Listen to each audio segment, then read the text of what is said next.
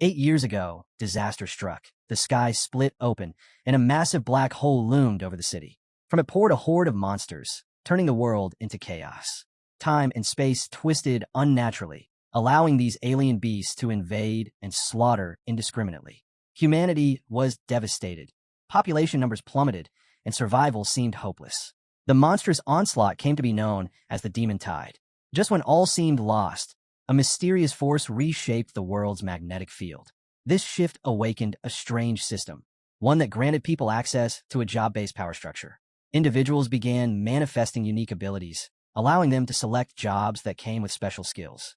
These newfound powers could be brought into the real world, and each person's awakened talent would determine the strength and future of their chosen path. Schools were established to nurture these fake professions, training students to harness their abilities in simulated environments. Society adapted quickly, developing systems, crafting difficulty levels, designing strategic dungeons. All of it to train the next generation of warriors. At Jiang City's #1 career academy, a major event was underway. On the large screen, the principal's stern face appeared. "Students, you've completed your foundational studies," he declared. "Today marks a pivotal moment. You will awaken your talents. Today, you step into the dungeons for the first time." At his signal, a brilliant magic circle illuminated the schoolyard, casting golden light all around. The principal's voice rang out again, filled with pride and hope. "You've worked hard for this moment. The years of preparation have not been in vain. From this day forward, you are professionals. Protect humanity, even if it costs you everything." A large screen displayed a countdown, and the atmosphere buzzed with anticipation as names were called one by one. In the crowd stood a young man, unwavering in his belief. Everything he had done since arriving in this world had led to this day. A student of Jiang City's top academy, he knew how vital talent awakening was. Talents were ranked: common, rare, legendary, courtier, and myth. No human had ever awakened a myth-tier talent. At least, not yet. Top-tier professions like swordsman and mage were the most sought after, followed by assassins, summoners, soldiers, and priests. Priests were considered the weakest, lacking offensive abilities, low mobility, and poor combat influence. In typical dungeons, other jobs could solo clear enemies, but priests struggled. Even experienced players rarely saw priests making an impact, reduced to background support, healing, and tanking damage. At high levels, a smart magician or summoner could easily replace a priest altogether. With no real role in battle, priests had become the butt of many jokes. Just then, a girl tugged gently at his sleeve and asked with a smile, "So, have you decided? Mage, soldier, or assassin?" He grinned and gave a playful wink. "There's no point thinking about that now. You only find out what suits you after your natural talent awakens." She frowned slightly, clearly annoyed. "I was just asking for fun." That girl, she was no ordinary student. She attended Jiang City's #1 academy, and her name was Mumu. The boys nearby couldn't hide their admiration. Clutching their chests dramatically, they sighed, "The goddess Mumu is stunning today." He, however, didn't make a fuss. Calmly, he reached out and patted her on the head. The simple gesture sent shockwaves through the male students around them, each one itching to rip his hand away in envy. Among them stood a silver-haired young man, his face dark with anger, jaw clenched tight. This parasite, always acting so high and mighty. Let's see what kind of talent he awakens. Suddenly, a shout cut through the noise. Number 1001, awakening rare and powerful natural talents. A screen lit up, displaying the result. Rare and powerful natural talents, with skills boosted by 50%. The crowd gasped. "Whoa, that's insane," someone blurted out. "He's a perfect match for the soldier class. This guy's going to top the whole academy." The boy with purple hair, number 1001, watched the attention shift. His expression soured as his eyes landed on the girl. He muttered coldly, "Let's see what an orphan like him has that can catch Mumu's attention." He was just about to say more when someone placed a hand gently on her shoulder, trying to lead her away. But she spun around and snapped, "Why do you always act like you don't care about anyone's opinion?"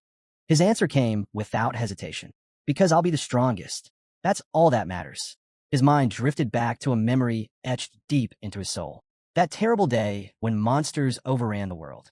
He was still a child when his parents led him through the chaos, fleeing for their lives.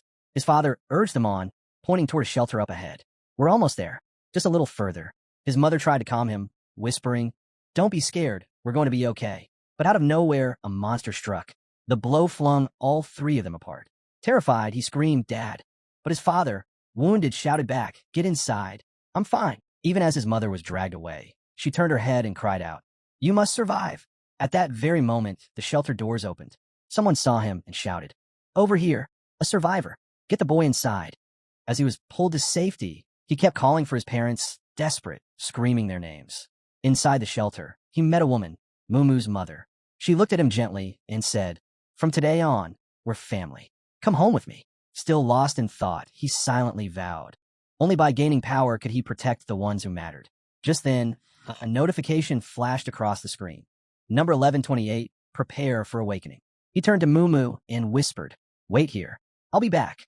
Though she looked annoyed at first, a flicker of concern crossed her face as she watched him walk away. He stepped into the glowing circle. In an instant, the world around him shifted, like being pulled into the heart of space itself. Dazzled, he looked around. This was the place where his natural talent would awaken. As he reached out and touched a glimmering light, a surge of overwhelming energy burst forth.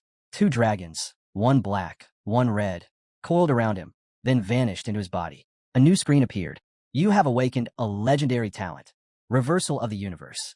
Do you wish to hide this talent? His heart skipped a beat. Mythical level.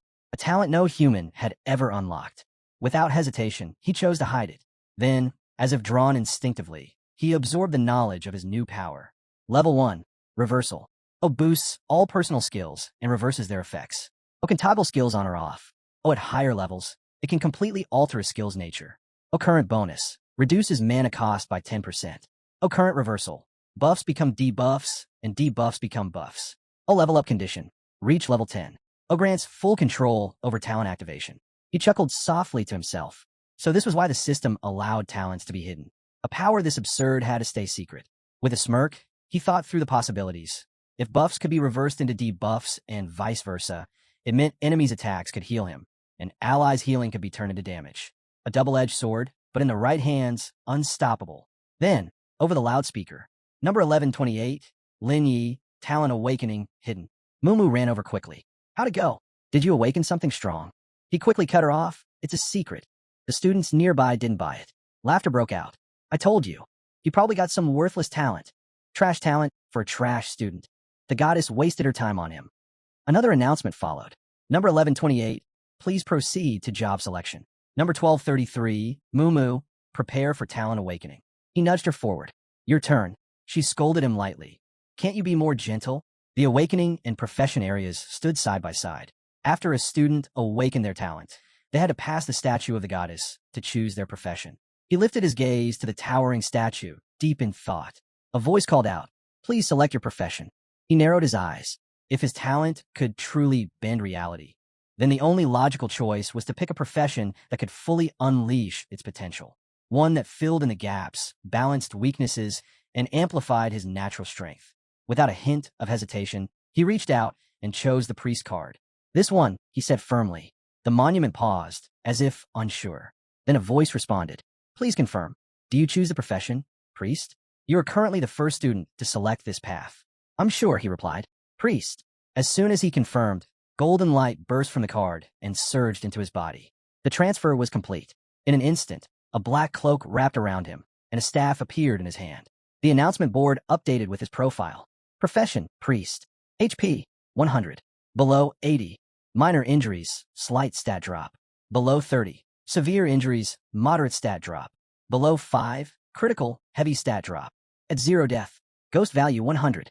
Talent, mythical level. Reversal of the universe. Attributes. Strength, 4. Constitution, 4. Mentality, 5. Spirit, 5. Agility, 4. Skills unlocked. 1. Healing magic. Cast on a target to restore 50 HP. O cooldown, 5 seconds. O mana cost, 10.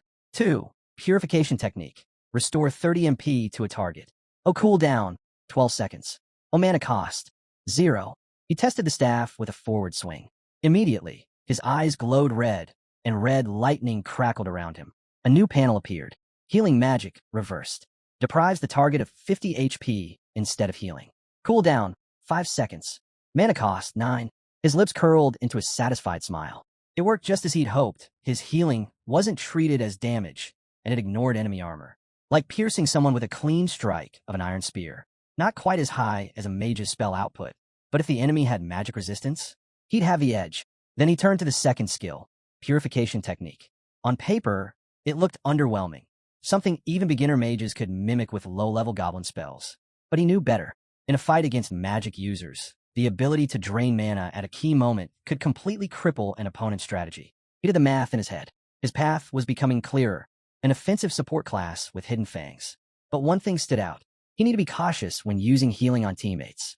In a reverse state, support skills turned deadly.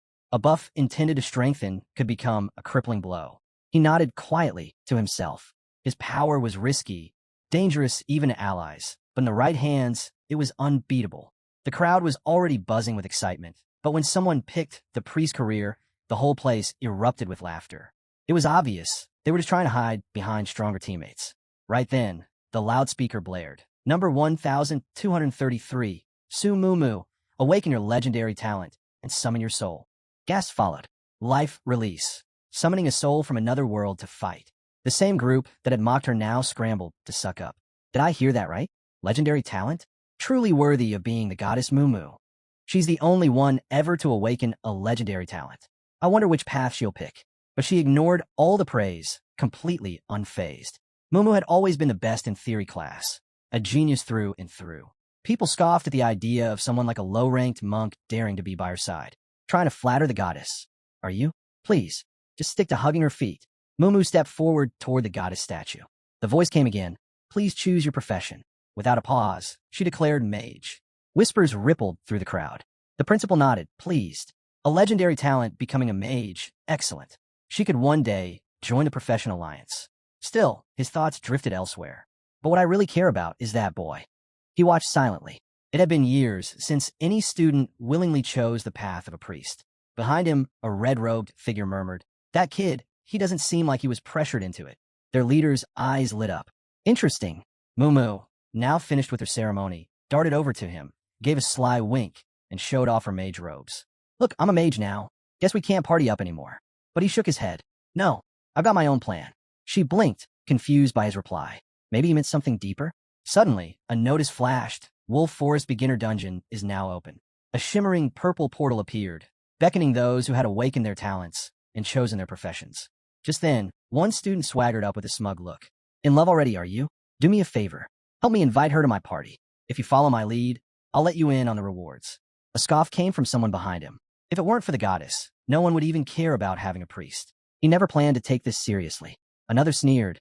He's just pretending. Watch, he'll back out. But he simply replied, I refuse. That same critic flared up in anger. You'll regret this. The principal finally stepped in. Whether he has talent or not, the deputy must cooperate. Fighting monsters alone is nearly impossible. The angry student, who was just shouting moments ago, suddenly did a 180, grinning and calling out principal. But the principal didn't budge. No matter the grudge, once you're facing a monster, you must let it go. Calmly, the boy said, I don't hate anyone. I just believe clearing dungeons solo gives more experience and better rewards. The principal paused, surprised. A priest going solo? He tried to reason with him. Even if it doesn't work out, you can always switch teams. Don't risk your life for pride. The consequences are real. Injuries and death in the copy are real. But Lin remained unfazed. Thank you, principal, but I've already made up my mind. I'll clear the dungeon alone. In truth, he had already calculated everything. To level up fast, solo runs were the way. And more importantly, until he grew strong enough, he had to keep his god-level talent hidden. The principal watched him go, still wondering, what gives him that much confidence? He stepped toward the dungeon gate when another notice popped up. New player trial dungeon. Highly dangerous. Team entry recommended. Without hesitation, he answered, yes. The moonlight shone faintly, the wind drifting through the empty woods. Alone, he moved forward.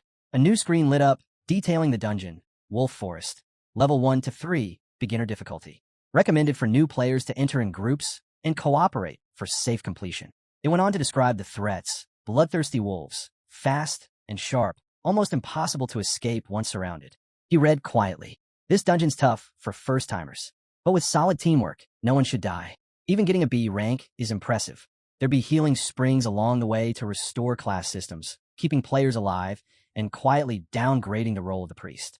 Still, if someone wandered off or failed to take out all the wolves in time, they'd gather, swarm, and wipe out everything. Worse, if anyone strayed too far into the forest and triggered the forbidden zone, it'd be instant death. But none of that made him hesitate. His eyes gleamed, filled with ambition. If I have god-level talent, why should I settle for mediocrity? I'm aiming for the forbidden zone. With that, he bolted straight into the forest. Deep within the forest, fierce howls and savage roars echoed. It was the den of wild wolves. Each of these beasts had distinct traits. Level 1, Strength 3, Physique 3, Intelligence 1, Spirit 2, Agility 2. Their special ability? A nasty bite that causes bleeding, along with group coordination that made them lethal in packs. But Lin didn't hesitate.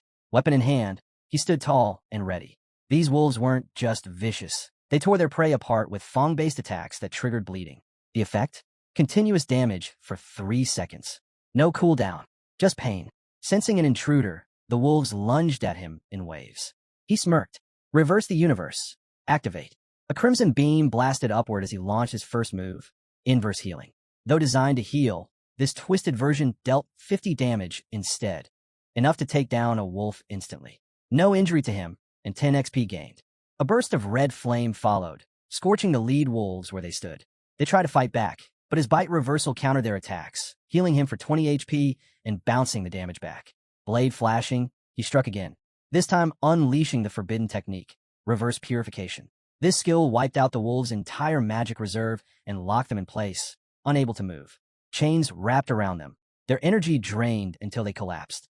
One by one, the wolves dropped, then another, and another. None could match his onslaught.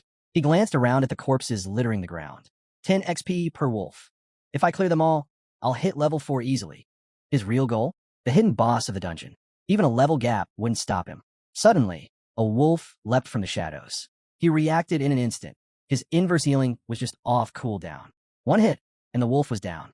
He brushed off the scratch and thought, I prepared for this moment in every detail. Level doesn't matter once the enemy's dead. Combat mode ended. He deactivated Reverse Universe, then used Purification one last time to cap it all off. Level up, level 2 achieved. All attributes increased. Combat power boosted. Skills upgraded. 2 free attribute points earned. Without a second thought, he poured both attribute points into intelligence. His reasoning was simple. His ability didn't rely on taking damage. His mana regenerated continuously. So boosting intelligence meant more power, more damage, and faster kills when using Reverse the Universe. Outside the dungeon, the principal's eyes narrowed as a red warning flared on the map. That zone, the forbidden area, was strictly off-limits during training. He clenched his jaw. No way. Is he actually going after the hidden boss? The 5-star Wolf King. His thoughts raced. Unless that student's hidden talent is beyond mythical? Stroking his white beard, he closed his eyes with a sigh. Regret washed over him. Too bad he chose not to reveal it. I can only hope he makes it out alive. His concern didn't go unnoticed. Someone beside him chuckled. Worried much, old man? Why not make a bet? I'll bet he breaks the record. They turned their attention to the screen showing the dungeon feed. But isn't the top-seeded player that girl? The other one frowned. She's talented, but her execution's a little shaky. The scene inside the dungeon shifted. Moo, accompanied by 2 friends, was making her way through the forest when a wild wolf charged them at lightning speed. Without flinching, she cast ice condensation, freezing the beast in its tracks. Wow, she's incredible, her teammates exclaimed, clearly in awe. The wolf dropped, but Moo suddenly froze, sensing something was wrong. No, this isn't over. 2 more wolves appeared, drawn by the noise. Panic hit her like a wave. Her flustered movements alerted other monsters nearby, forcing them to flee the scene. Screaming, she grabbed her 2 friends and dashed off in retreat. It's over. I've ruined everything. The image of the goddess is shattered, but she quickly realized they couldn't run forever.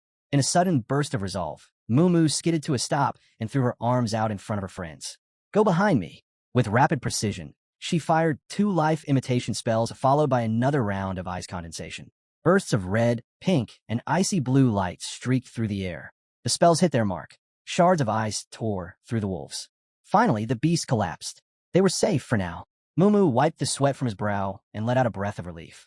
Looks like it's clear, he muttered, stepping back into the outer zone. The principal, gently stroking his beard, gave a calm smile. Still holding up well, he remarked. The figure beside him responded softly. Without combat drive, talent alone won't carry her. Meanwhile, deep within the replica world, a rabbit strolled aimlessly until it jolted in fear. A wolf's body had suddenly come crashing down nearby. It had been asleep moments ago, now defeated. The status board flickered, level 3. He grinned. Just a bit more. This pace is perfect. Let's wipe out the rest and hit level 4. But then a low growl echoed. Lin turned toward the sound, alert. It's here, he whispered. Brushing aside the grass, he spotted it, the pack leader. the Dark Wolf King. Level 5. Power 10. Endurance 9. Intelligence 3. Spirit 7. Speed 5. Abilities Bite, Bleed, Howl, and Slash. Larger than any of its kin, with a massive tail and burning eyes, its presence radiated raw power. It prowled the depths of the forest, notorious for its rage and relentless pursuit of anything that crossed its path. The forest's wild wolves bowed to its command, ripping apart enemies without hesitation. This creature wasn't just strong, it was a hidden boss, a nightmare from the Academy's archives. Many prodigies had fallen attempting to challenge it, some scarred for life, others never returning. That side of the forest was now forbidden. Lin stayed hidden, crouched behind a thick tree, silently watching. They still seemed to be circling him, he noted. Like regular beasts, they'd sometimes wander for better spots, not always heading back to the den. Their patterns had gaps. That's when he moved. He reappeared behind an unsuspecting wolf, locking it down instantly. The notification popped up. 50 reverse damage dealt. Target eliminated. Plus 10 XP. Lin looked down at the carcass, eyes cold and unfeeling. Annoying mutts, but perfect for grinding. His voice was flat. Once I'm strong enough, I'll take on the king head on. And so it continued. One by one, the Dark Wolf King's pack fell. Lin's level crept higher, the forest echoing with clash after clash, each strike of his blood-red blade slicing the silence. Lin's level ticked up, now level 4. But something shifted. The Dark Wolf King's eyes lit up, sharp and dangerously curious. He'd sensed something. So, you finally caught on, Lin murmured. All right then, let's change the game. The beast before him wasn't just powerful, it was monstrous. HP 2,000 plus. Mana 1,000 plus. Attack 500. Defense 200. Its stats dwarf the average wild wolf by 50-fold. Any novice would be torn apart without mercy, if not killed outright, then toyed with until death came slow. With a thunderous snarl, the Dark Wolf King charged. But Lin stood his ground and met the attack head-on. A crimson flash burst out, the hit landed, and the beast snarled furiously. But Lin just smiled. Thanks. That loosened up my muscles a bit. A faint blue glow wrapped around his body. The damage didn't hurt. It revitalized him. He stayed still, letting the healing waves soothe him, his mind at ease. As expected from a divine tier talent, he thought. Its attacks just refuel me. If it keeps this up, finishing it off will be easy. Even as the night dragged on, the Dark Wolf King showed no sign of fatigue. It growled low, preparing to strike again. Lin taunted it with a smirk. You done yet? That did it. The beast snapped. A surge of blue energy lit up its eyes as it activated its standard assault. Its claw swiped, but Lin dodged at the last moment. The strike smashed into the earth, leaving a gaping crack. The wolf bared its jagged fangs, standing tall once more, ready to pounce again. Too late, Lin sneered. The Dark Wolf King launched itself forward, blue sparks dancing in its eyes. If your pack were still here, I'd have to work a bit harder, Lin thought. But now, you're all alone. His blade lifted. His eyes sharpened. The healing skill was ready again. A crimson beam blasted into the sky. The wolf was struck and slammed to the ground. A notice flashed. Dark Wolf King defeated. Plus 1,000 XP. Level up, level 5. Instance complete, Wolf Forest. Summary began displaying. Lower tier bronze, treasure, chest obtained. All hidden objectives completed. Final boss eliminated without using damaging skills. 30 wild wolves slain. Evaluation, SSS rank. Bonus reward, extra large high tier silver treasure chest. Lin grinned with satisfaction. If the reverse healing technique hadn't slipped under the radar as non-damage, he mused, there's no way I'd have hit SSS rank anywhere else. Right on cue, the notice board lit up. Player has cleared the Wolf Forest instance. All hidden achievements completed. Rating, SSS. The crowd outside erupted in shock. What? Who pulled that off? No way, we just witnessed history. Quick, snap a picture. Even the principal couldn't hide his amazement. Unprecedented, completely unique. An SSS rating in that instance means every hidden objective was cleared. From what I recall, only Lin ventured into the Forbidden Zone. The person beside him raised an eyebrow. How's that even possible? An SSS score includes a no damage clear condition. Beating that solo, it's almost unthinkable. Everyone around started buzzing, voices overlapping in disbelief. No one had ever heard of a seeded player showing this kind of performance. Could it be a transfer student? Even Mumu looked stunned. She had barely scraped an A rating and had nearly paid the price. I don't even know how to feel anymore, she murmured. Back in the instance, Lin was all smiles, relaxed, almost joyful. That went better than expected.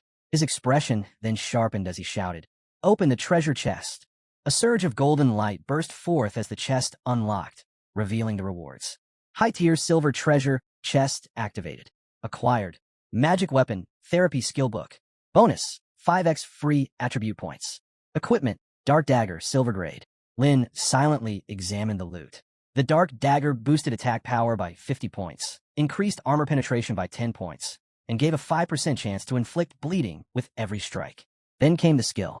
Divine Aura Therapy. Active skill. Bless allies within a 10-meter radius. Instantly restores 100 HP. Additional healing of 10 HP/SEC for 10 seconds. Mana cost, 50. Cooldown, 20 seconds. Lin's excitement showed. Then, Reverse Divine Weapon Therapy. Disaster. Learned. Level 1 active skill. Unleashes evil aura within 10 meters. Curses all enemies. Instantly reduces their HP by 100. He was ready for the next stage. The skill came with a nasty follow-up. Blood loss effect. Lasts 10 seconds. Minus 20 HP per second. Mana cost, 45. Cooldown, 20 seconds. Lin observed the crimson aura encircling him, visibly pleased. Sure, the cooldown was a bit long and the mana cost wasn't light, but those were just early game limitations. Pillars of red light erupted upward, piercing the sky, an overwhelming burst of damage for this stage. He grinned. With this plus the energy recovery trick, I've basically unlocked infinite cooldown loops. Even top-tier mage classes can't match this. As for the dagger, I'll flip it to some rich second-gen kid. Consider it my down payment for the future. My uncle and aunt have done enough. I won't rely on their wallets anymore. After double-checking the loot, he turned to the still-glowing notice board. 5 free attribute points lit up. He smiled wider. Jackpot. Free attribute points were rare. Aside from the 2 granted per level, they were only found through elite missions, hidden treasure chests, or clearing a dungeon with top-tier performance. And unless you're rating hit S or higher, you'd get nothing. But for SSS, an extra 5, no questions asked. He wasted no time. All 5 points into intelligence. From now on, I'll max out my magic system, he declared. The most ruthless, most twisted priest this world's ever seen. His eyes sparkled with certainty as he stepped out of the dungeon. A powerful purple light burst forth, causing a stir among those waiting. There it is, someone shouted. That has to be an SSS-level party. But when they saw only Lin emerge, confusion and curiosity filled the air. Wait, why is he alone? Where's the rest of the team? Lin scanned the crowd, eyes sharp, taking in every face. Voices buzzed around him. Maybe his team's still counting the rewards. They've got to be loaded after a clear like that. Mumu spotted him and rushed over, calling out excitedly. It's you, isn't it? Tell me it was you. But the crowd scoffed. Him? No way. That loser. He went in alone. Probably got smacked and ran back out. Laughter rippled through the onlookers. In response, Lin casually pulled out his dagger. Anyone here switch classes to assassin? He asked calmly. About a weapon up for grabs. Silver quality. Who's interested? As soon as the dagger gleamed in his hand, the mocking turned into gasps. Students leaned in, whispering. Beep. Did he just say silver equipment? The murmurs turned into a frenzy. People pushed in from all sides, eyes locked on the weapon. I want it. Me too. Over here. Call my dad, hold on. 10,000. 20,000. I need high-tier gear. 50,000. The bidding war erupted. Lin just watched calmly. Lin flashed a satisfied grin. 50,000 was a solid bid for such a remarkable weapon. He continued with the flair of a seasoned auctioneer. 50,000 once, 50,000 twice. Just as the deal was about to be sealed, a voice rang out from the crowd, doubling the price. 100,000. Gasps echoed all around. That kind of money? Unthinkable. In most families, 10,000 alliance coins would be a year's income. Dropping 100,000 meant giving up life's basics for an entire decade. The crowd was stunned. Lin raised a brow slightly. Sure, 100,000 was a steep price, especially for a dagger, even one this rare. Still, he nodded. Deal, he said, producing the weapon. Instantly, people swarmed him with questions. Lin, can I ask, what level are you now? Level 5, he answered calmly. What team are you with? You didn't clear the dungeon alone, did you? The one rated 5 stars? SSS rank? That was you, right? Help us out, man. How'd you pull that off? High above, the principal was watching closely. For what he could see, Lin wasn't part of any team, which should have made it impossible. Someone nearby whispered. He definitely had help. No way a new kid could solo an SSS-rated dungeon. But the record shows he did it solo and didn't take a single hit, another argued. At this stage, not even the highest-ranking classes in the top-tier professions could achieve that. For a rookie? Unreal. The crowd surrounding Lin grew even thicker. Some of the same people who mocked him earlier were now second-guessing themselves. He's kind of good-looking, Maybe we shouldn't mess with him. Probably just luck, someone muttered bitterly. Or he cheated. How far can a priest class even go anyway? Nearby, someone forced a smile. Yeah, look at him acting all superior. One student scowled, teeth clenched. We'll get our shot. Next time, we'll teach him a lesson. Then, the principal stepped forward, his voice calm but commanding. Students, your test ends here. From this moment on, you're no longer ordinary. You've stepped into the world of pseudo-professionals, with power that sets you apart. A quiet hush fell over the crowd as the weight of his words sank in. In 30 days, he continued, you'll face the most critical moment of your journey, the career test, that will decide your true path, whether you return to a normal life or rise to become humanity's shield against the coming demon tide. He looked over the sea of students. Use this next month wisely. The school has prepared beginner-level realms for you. Reach level 10 or beyond if you want to have a chance. Lin furrowed his brow in quiet thought. The career test wasn't just a formality. It was key to completing the team diploma. One of the major scoring metrics was team coordination. His gaze shifted to Mumu. She would be his partner in this. Despite her cold and distant demeanor, he knew better. Beneath that cool exterior was someone vulnerable, clumsy, genuine, too easily swayed, and too kind to hide her true self. She had awakened a powerful gift, but that alone wasn't enough. I'll keep her safe, he thought, resolve tightening in his chest. A flash of memory crossed his mind. A woman protecting 2 children, shielding them with both arms. His aunt. That day's tragedy still haunted him. This time, he'd keep his promise. He gently rested his hand on Mumu's head. Not going home tonight, he said warmly. We're running a dungeon. Okay, Mumu replied in a soft voice. The scene shifts. A stone cave looms. Its name, Mysterious Stone Cave. Dungeon level, ranges from 3 to 6. Difficulty, selectable. Recommended party size, 5 to 10 members. Intro, the cave swarms with venomous scorpions. Their sting isn't deadly, but the poison they inject is a serious hassle. Avoid getting hit. There are 2 difficulty settings. Normal, defeat the poisonous Scorpion King with full effort. Hard, same objective, but with one catch, don't get poisoned. If the Scorpion King isn't taken down fast enough, it will go berserk. Lin immediately opted for the hard mode. His mind was already working through battle strategies and loot possibilities. He understood how copy challenges worked. The harder the difficulty, the stronger the monsters, the stricter the rules, the greater the need for teamwork, and the bigger the rewards. Standard copies came in 3 tiers: normal, hard, and nightmare. But this cave only had 2 for now: normal and hard. Seeing Lin select hard, Mumu hesitated. Her concern was obvious. This is a newbie dungeon, and you're making us all tackle it on hard mode? She asked nervously. And you're aiming for an SSS rating too? Lin quickly stepped in to reassure her. Trust me, it's not about doubting you, he said gently. It's just, I'm worried I might end up dragging you down if I get hurt. Mumu lowered her eyes, clearly troubled. But before she could say more, Lin's expression shifted, eyes glinting with an idea. There's a way around it, he said. This dungeon has a skip route. Mumu blinked, startled. Skip? You mean bypass the monsters completely and go straight to the boss? The monsters and terrain are fixed, Lin explained. I found old data left by an upperclassman and used it to rebuild the entire layout. Based on the calculations, there's a path that works. He sounded absolutely sure of himself. Mumu stared at him in amazement. So confident, so calm. It was like he'd already run through the entire dungeon in his mind. She'd always known he was hiding his real power. While others dismissed him, he quietly mastered the theory behind dungeons, monsters, and terrain types. He scored top marks on every written test. People called him a slacker, a bully, but they were wrong. Her thoughts were interrupted by his voice, sharp and direct. Why are you zoning out? Let's move. Yeah, coming. She snapped out of it, hurrying after him. In her heart, she never doubted. He was destined to be a hero. They stepped into the dungeon. Inside, glowing blue crystals lit the cave in a cold, otherworldly light. Wow, Mumu whispered, eyes wide. It's beautiful. But Lin stayed focused. Don't let the view distract you. This dungeon is way more dangerous than the last. Suddenly, a system alert popped up. Team size insufficient.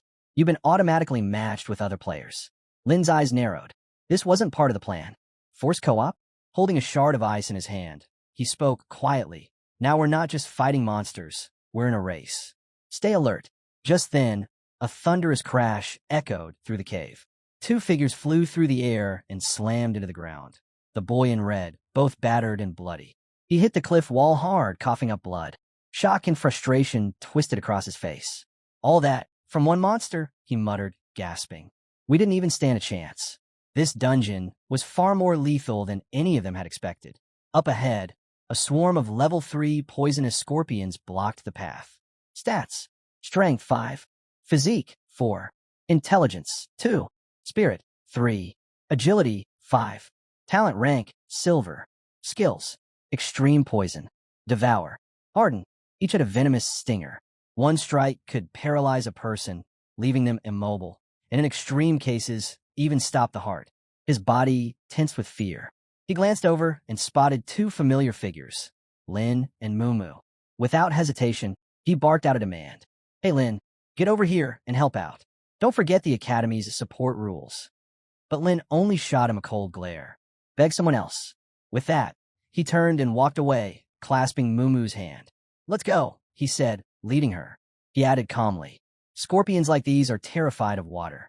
They're melee only, no ranged attacks. Stick with me and follow my lead. I'll make sure you stay poison-free. Mumu nodded confidently. Got it. Lin gave a small smile. One more thing. They're extremely sensitive to sound. A giant scorpion suddenly blocked their way. Without hesitation, Lin slashed forward, his weapon glowing red. A single strike took the monster down. Mumu stared, stunned. Was that your talent? No wonder you got an SSS score. Before she could finish, Lin raised his hand. Chill. He wasn't just showing off, he had a plan. The real goal was to take a hidden route, bypassing every monster's sight and hearing to reach the copy's bug, its exploitable weak spot. He guided her toward a stream inside the cave, located in a zone where water-fearing scorpions gathered. The stream was harmless to humans and even drinkable. Without hesitation, Lin dove in. Jump in, he called. Mumu hesitated for just a moment, but trusting him, she followed with determined eyes and splashed into the water after him. They waited silently until Mumu climbed out. Lin, meanwhile, examined a small stone. Then, without a word, he slammed it against the ground. A green glow burst forth, spreading along the cliff walls like a signal. In an instant, the scorpions throughout the cave froze. Their eyes glowed blood red, as if responding to an unseen command. Every last one of them dropped what they were doing, including attacks on other players, and turned toward the signal source. They were all converging on Lin and Mumu. Leading them was the poisonous Scorpion King. Level 6, Strength 10, Physique 9, Intelligence 5, Spirit 6, Agility 6, Talent rank Silver, Skills: Extreme Poison, Devour, Ardent. A massive, lethal predator known for ambushes and killing. Its body was covered in grotesque, vibrant patterns, markings that warned of its insanely potent venom. One sting could mean certain death. Lin flashed a teasing smile, gesturing for them to come closer. But the scorpion was too furious to move forward. It just stood there, letting out heavy, rasping breaths. Seeing this, Lin smirked confidently. Too scared to step forward? Then it's our turn now.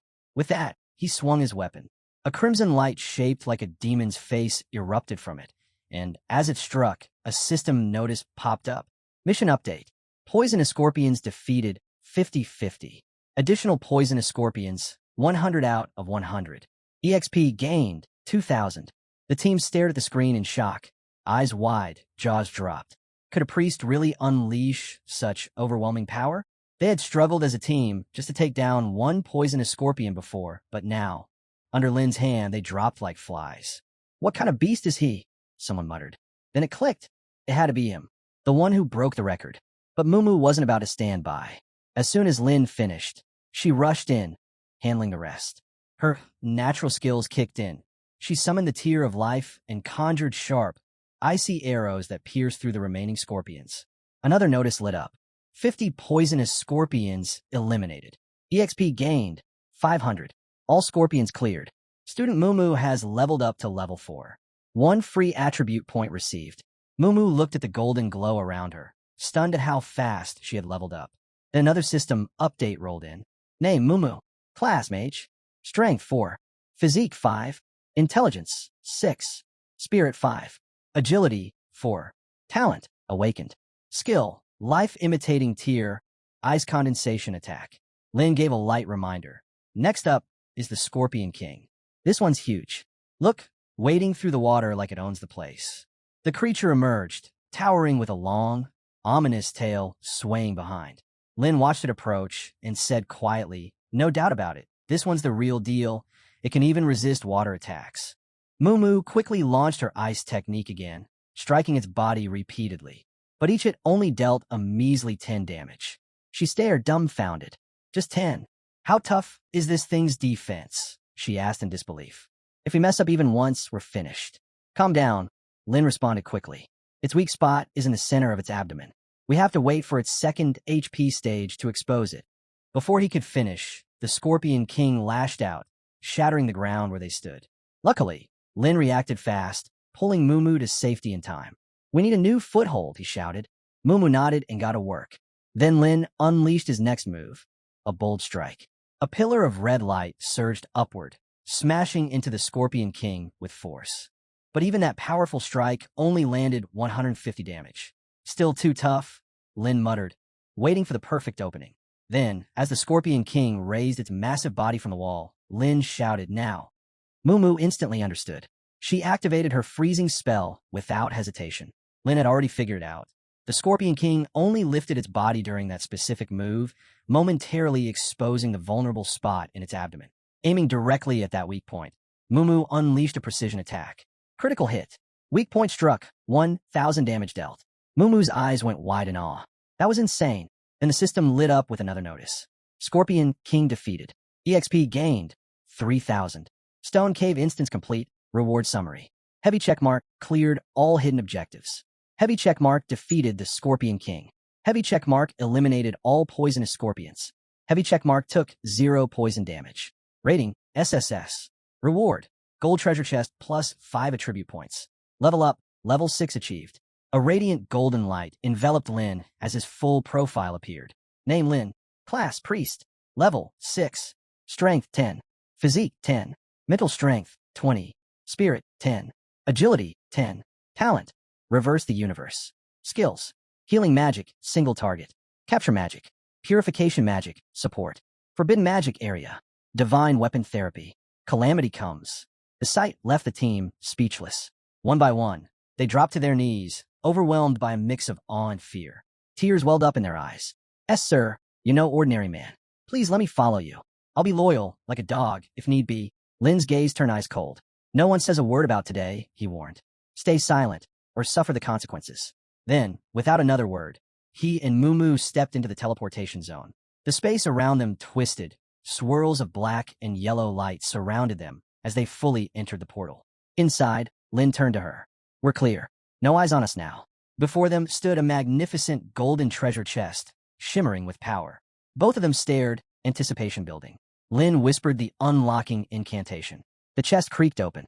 Treasure, chest rewards. Unique growth skill, class mage.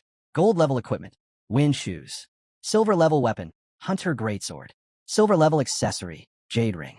Bonus, free attribute points times 5. Mumu stared in disbelief. 5 attribute points? No wonder your stats are insane. The weapons from the chest were nothing short of exceptional. The hunter's greatsword, a silver grade item forged at blacksmith level 1, was made specifically for greatsword users. Its stats were impressive. Plus 200 to attack power, plus 5 to strength, and a passive effect that shattered shields. Next were the wind-shielded boots, gold quality gear with blacksmithing level 1. They added plus 10 to agility, increased movement speed by 30%, and had a passive called Ghost Foot that significantly boosted evasion. Then came the Poison Skill Book, a golden grade spell tailored for mages. Once learned, it allowed the user to cast magical poison bubbles. On contact, these bubbles would burst, spreading toxic damage in a wide area. Enemies hit would suffer a poison state lasting 5 seconds. Finally, there was the Jade Ring, a silver accessory maxed out at forging level 1. Though it had no class requirement, its effect was massive, a 10% reduction in all skill cooldowns. The only caveat, it couldn't stack with other cooldown reduction items. Still, its utility was unmatched. Mumu stared at the loot, barely able to contain her excitement. "These drops, they're unbelievable." Lin nodded, eyes gleaming. "The gold tier items are top-notch for this stage. But the real gem," he glanced at the Jade Ring. "That cooldown reduction is priceless.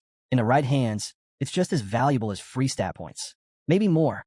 On the auction market, this could fetch hundreds of thousands of Alliance coins." Then, Turning to Mumu, he handed over the skill book. This one's for you. The poison spell is mage exclusive. Mumu hesitated, eyes flickering with uncertainty. She was an ice-type mage. Would it even work for her? Still, she accepted it with a shy smile, grateful nonetheless. But as she hovered over the book to learn it, a system warning flashed. Notice, after selecting your elemental path, only ice-type spells can be learned. Other elemental skills will not be compatible. Just as she was processing that, another system message popped up. Talent triggered. 5 elements. Hidden path unlocked. Progress 2 of 5. Her entire body lit up in a brilliant golden blaze. What's this? Master of the 5 elements? I've never even heard of this talent before. Even Lin looked surprised. Interesting. Looks like that poison spell activated something rare. He smiled knowingly. Seems you got a unique edge. If you gather more elemental skills, this talent might fully awaken. And when it does, he paused, his tone turning thoughtful. You'll have something no other mage can match. It might just be your trump card. Mumu beamed. My trump card, huh? I guess it's time to head out. Lin nodded. She jogged after him, then asked curiously, by the way, how do you allocate your 5 attribute points? Maybe I could learn from it. Lin replied calmly, my method won't work for you. It's tailored to my path. Oh, I see, Mumu said, not pushing further. As the two stepped out of the dungeon, they were met with a crowd gathered near the entrance. Curious whispers filled the air. Wait, did beginners really clear that dungeon? That's insane. I've heard the scorpions in there are terrifying. I thought that was an outer instance dungeon. Are they serious? Then, all eyes turned toward Mumu as she exited. Murmurs quickly turned into gasps. Is that the goddess Mumu? She's even cuter in person. And then, someone pointed at Lin. Wait, isn't that the guy who usually hides in the back? Kind of plain looking. No way, that can't be him. Didn't someone say he soloed a dungeon and scored an SSS rating? He even sold a dagger for 100,000 alliance coins. No beginner should have that kind of power. Amid the buzzing crowd, Lin and Mumu stood still, unbothered by the attention. Suddenly, the sound of screeching tires tore through the air. A bright yellow supercar skidded to a halt in front of the dungeon, kicking up dust and drawing everyone's attention. Out stepped Huang Xiaofang, the sole heir of the Huang group. His expression was smug, eyes sweeping the crowd with arrogance. Lao Zhao, he said, addressing the man beside him. I saw that girl you mentioned from a distance. You weren't lying. She's way hotter than anything in that dungeon. Lao Zhao chuckled but said, cut it out. Sensing trouble, Mumu tugged on Lin's sleeve. Let's go. Now. He gave her a confused look. Why? What's wrong? She frowned. That guy? I can't stand him. He's known for using his family's wealth to snatch resources, hire teams to clear dungeons, and his favorite pastime is targeting poor female students. It's disgusting. Before they could slip away, Huang Xiaofang stepped forward with that same smug grin. He walked straight up to Mumu and raised his voice loud enough for everyone to hear. Hey there, beautiful. Think we could get to know each other a little better? He asked, extending his hand toward her. Name's Huang Xiaofang. Whispers rippled through the crowd again. That's the prince of the Huang family, right? I heard he skipped school for an entire semester. Idiot. He's waiting for the awakening exam. Once he awakens, he'll get fully customized silver tier gear. Buffed. Even if his gear is maxed out, everyone knows he's scum. Sea King type, always chasing girls. Shut up. That's all gossip. No one's proved anything. Despite the comments, Huang Xiaofang didn't seem embarrassed. If anything, he looked more pleased with himself. After all, no matter where he went, this young master always managed to steal the spotlight. Sensing something off, Mumu swiftly ducked behind Lin, or rather, dragged him in front like a human shield, and coolly replied, sorry, I've already got a boyfriend. Lin turned to her, clearly puzzled, unsure how to react. Lin turned to Mumu, his tone a mix of mockery and flirtation. Young lady, are you seriously using me as a meat shield? I thought you knew this guy. But as he noticed the other man's wandering hands, Lin didn't hesitate. He cursed, shoved him aside, and snapped, back off. The young man flinched, caught off guard for a moment. But then his usual arrogance returned. With a sneer, he glared at Lin and swung his fist. You think a loser like you can hit me? He had no idea what was coming. With calm precision, Lin triggered a reversal move, a subtle yet powerful counter, guided by instinct more than strength. The blow redirected instantly, landing squarely on Huang's body. Caught completely off guard, Huang let out a strangled cry before crashing to the floor. Ugh, damn it. That hurts, he groaned, clutching himself and glaring. What the hell did you do? While Huang fumed, Lin just blinked innocently, pretending to be clueless. Huh? I didn't do anything, he said sweetly. Everyone saw that.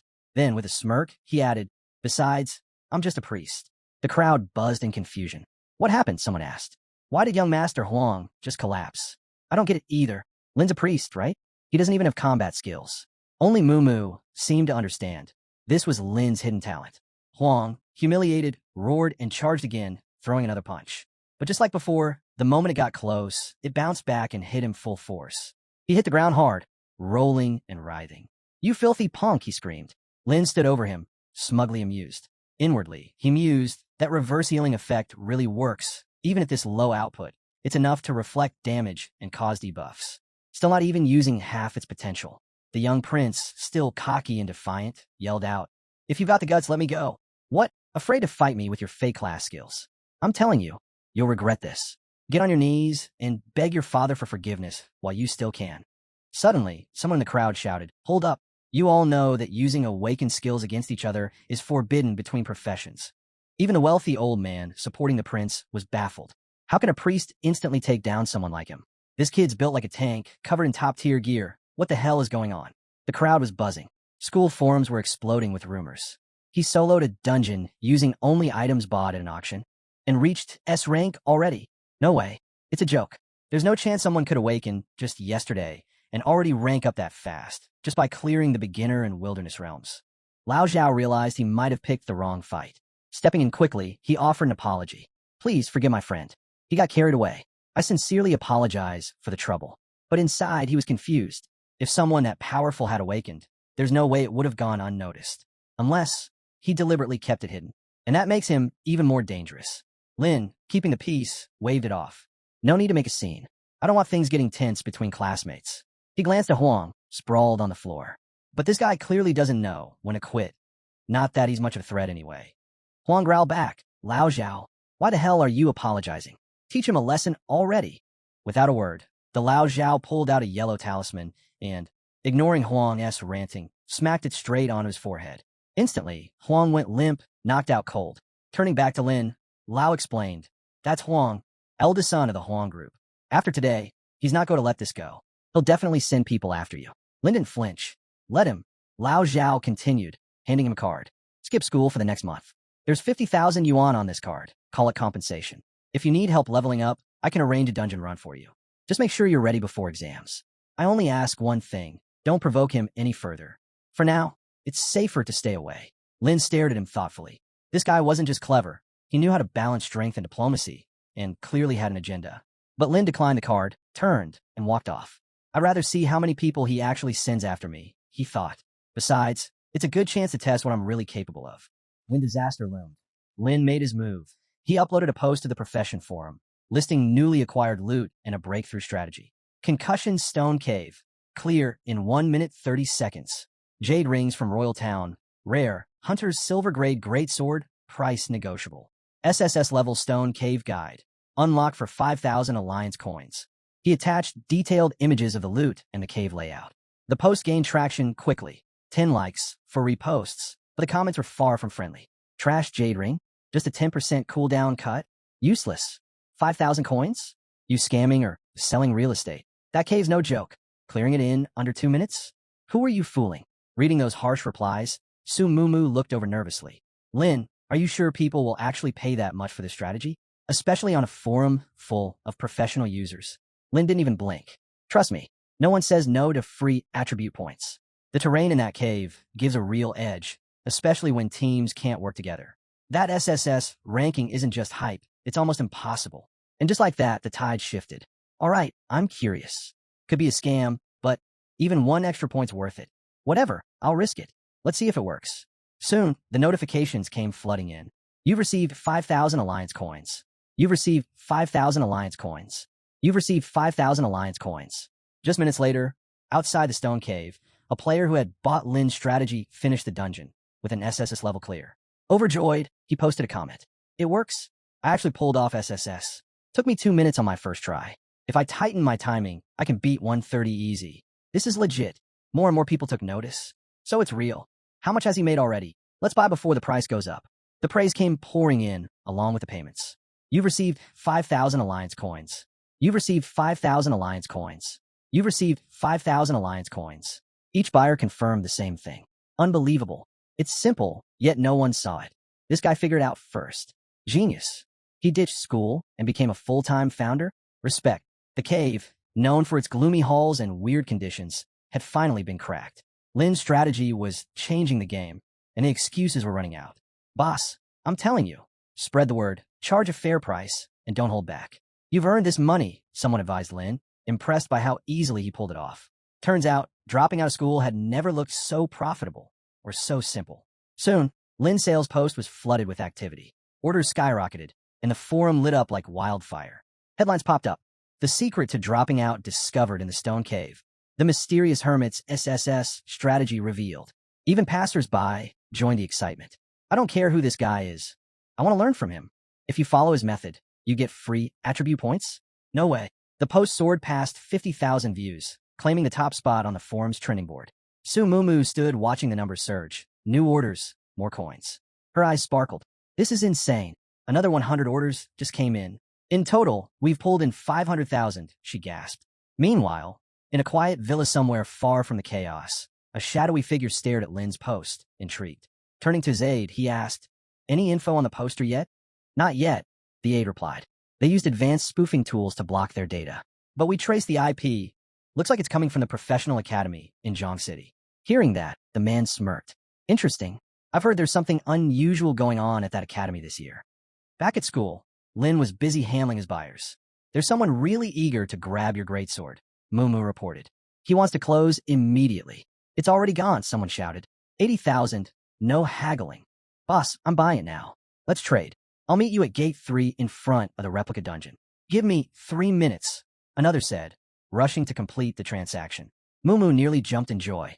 "We're loaded. With the greatsword sale alone, we've made almost 300,000. Lin, unfazed, simply nodded. "It's all within expectations. The price is fair, and the guide is valuable. That's why people are spreading it on their own." Then he added, calmly but seriously, "But we'll need more dungeon clears. Silver-grade weapons are great for beginners, but they'll be replaced sooner or later. No matter how good your gear is, if you lack battle instincts, all you're doing is dragging your team down." Back when they were just practicing, Mumu couldn't understand why Lin was so focused on tweaking his strategy for money, especially with the important test coming up. Every second was precious. Why waste it on earning cash instead of getting stronger? Lin just gave a soft smile. "Because this money, it's to protect the ones who matter most to me," he said. "All these years, they've always had my back." Suddenly, the past came flooding in, nights falling asleep mid-game, 18-hour marathons in arcades where men laughed and played. His voice faltered. "In my past life, I never appreciated my mom. Never really felt what love was," he admitted. "Coming here was a blessing. I had parents who gave everything to protect and care for me. But that peace didn't last. 10 years before the demon tide hit, a greedy relative set their sights on him.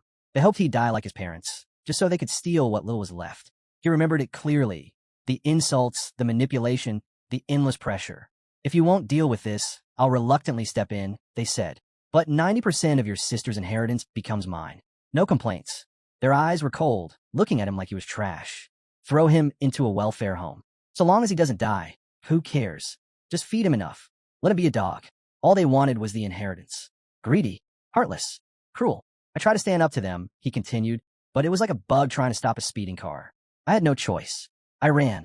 All he wanted back then was to survive, to eat, stay alive, and one day make them pay." But then his uncle and aunt stepped in, took him in, treated him like their own. He became part of their family, his uncle, aunt, Mumu, and his brother. For the first time, he felt safe. Bit by bit, he started trusting again. They helped him win back everything his parents left. Not out of revenge, but because they genuinely cared. Those greedy relatives? They ended up in court. Justice was served. He still remembered seeing them now, pushing and shoving to grab discounted goods at street markets. If not for his new family, he wouldn't even have been able to go to school like everyone else. Who knows how much pain he'd have swallowed alone. Now his eyes were clear, focused. "To be real," he said, "I want money so I can give back. To grow stronger. To protect the 3 people I care about most so I never have to relive that nightmare again." A voice suddenly piped up. Hello?" Looking down, Lin spotted a young girl with wide, curious eyes. She introduced herself shyly. "I'm Baiji, a student at Jiang City No. 1 Professional Academy. Are you a big sword hunter?" Lin answered casually. "You a student from that school? Muscle brother, huh?" "I don't do proxy trades. Only with the actual owner." Baiji turned red, flustered. "That's me. I'm really the owner. My phone just died, so I use another account. Please believe me." Lin squinted. That buff-looking avatar didn't match the kid standing in front of him. Could she really be the one playing a big sword build? Maybe she was just born strong, or dumped all her points into strength. Once he confirmed she was legit, he pulled out the sword. Here it is. Hunter's great sword. Check it thoroughly. Once it's sold, no takebacks. He tossed it her way. Bai Ji reacted fast and caught it cleanly. Holding it tightly, she thought, yup, with this much strength, he had to be right about me. She grinned and asked again, Sir, is this really only worth 80,000? It's silver-level graduation gear. Best in our class. I even checked the market. Swords like this go for over 2 million. Lin scratched his head. Didn't your teachers go over market prices? Bai Ji admitted sheepishly. I've always been terrible at math. I don't really get money stuff. Rich kid problems, Lin muttered. Next time, ask the price first. Don't let yourself get ripped off. He handed her his phone for payment and showed her how to complete the transfer. Thanks, boss. Really? A notification from the Alliance Wealth Bank popped up. You have received 80,000 Alliance coins. Total balance exceeds 1 million Alliance coins. Congratulations. Gold card privileges unlocked. Bai Ji looked up beaming. Thanks again for letting me buy it at that price. No need to thank me, Lin replied. It's just a trade. If you need more gear, just come by. They waved goodbye. Suddenly, a brilliant yellow beam shot down and pierced through his body, glowing intensely.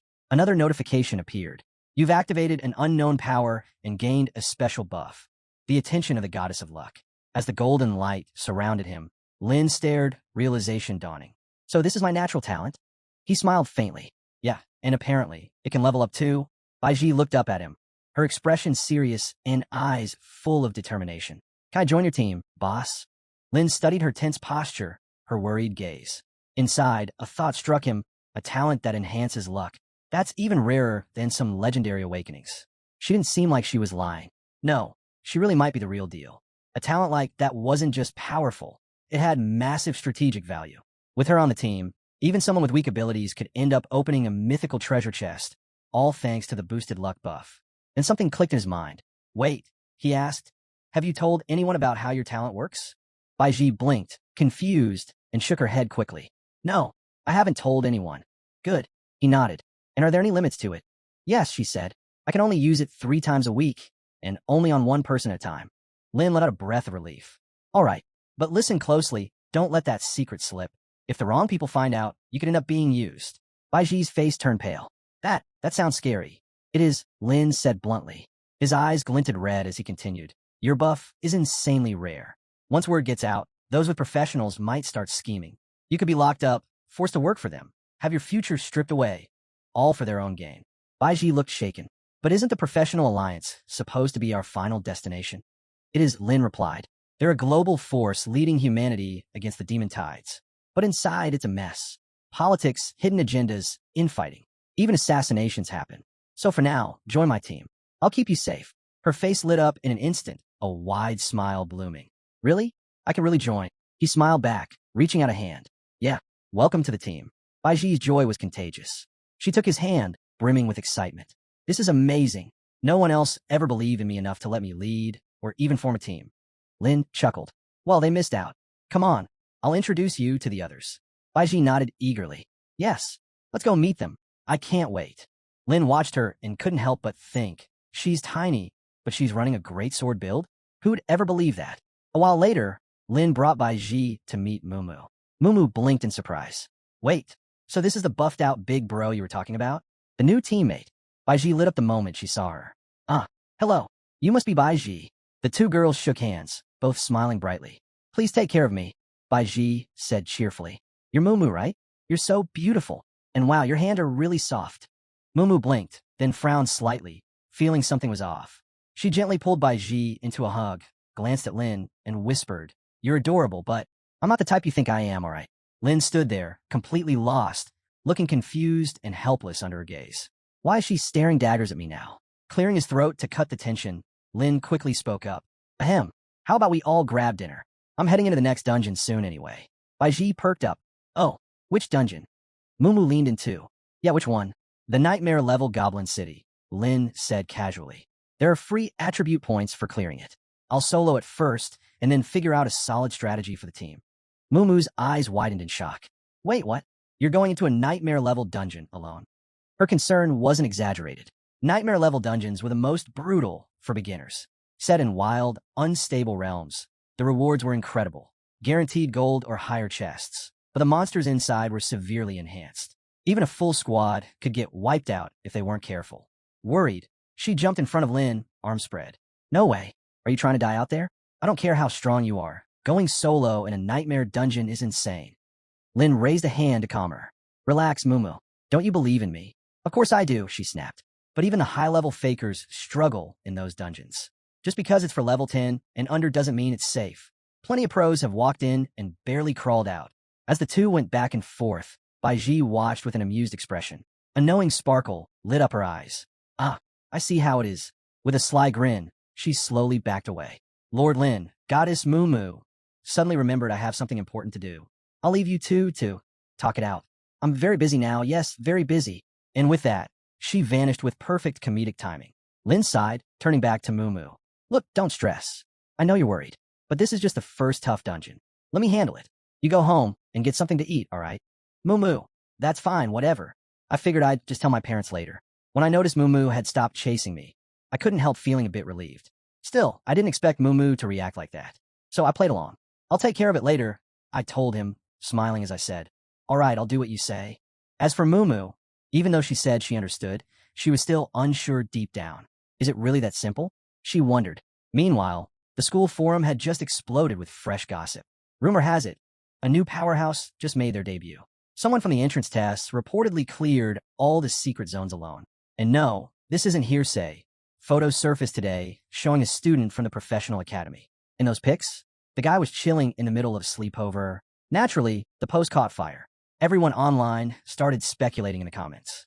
Is this real or staged? He looks like a regular guy. No way he did that solo. Experts have weighed in. Clearing a whole Vice scene solo is practically impossible. Then the gender wars started. Why does everyone think it's a guy? What if it's a girl? If it is, she's got to be a goddess. Mumu's insanely gifted. Plus, she's crazy strong. And a magician, too. Some comments made solid points. No way a newbie's that powerful. But then one person dropped a bomb. I've got a student ID. I'm in that class. Someone did clear the zones alone. I just don't remember his name. People kept guessing. If he really pulled that off, he must have had elite gear, right? Probably some rich kid. Second gen or something. Maybe a young master or a miss from a top family. Speculation flew wild. My bet's on young master Huang Xiaofang from the Huang group. Come on, be realistic. The real deal's gotta be someone from Jiang City's #1 pro academy. The truth? With a country this big, there's bound to be more elite students who can solo those dungeons. But whoever this person is, if they really cleared everything solo, found a hidden treasure chest in the rookie version, and walked out without a scratch, that's this year's top newcomer. No contest. Raw talent, power, brains, and a total grasp of the dungeon's mechanics. The admin had just posted even more pictures. And this time, people noticed something big. They're trading with a greatsword hunter. He's the same legendary figure who shares walkthroughs on the forum. A top student from Jiang City's #1 professional academy. Lin glanced at Mumu, who was staring at her screen without blinking. What are you looking at? He asked. Come eat. She didn't move. So he walked over, grabbed the phone from her hand, and held it up over his head. Hey, he teased with a grin. Mumu flared up in annoyance, and maybe something more. Eventually, both of them sat down for dinner with Mumu's parents, who were also Lin's aunts and uncles.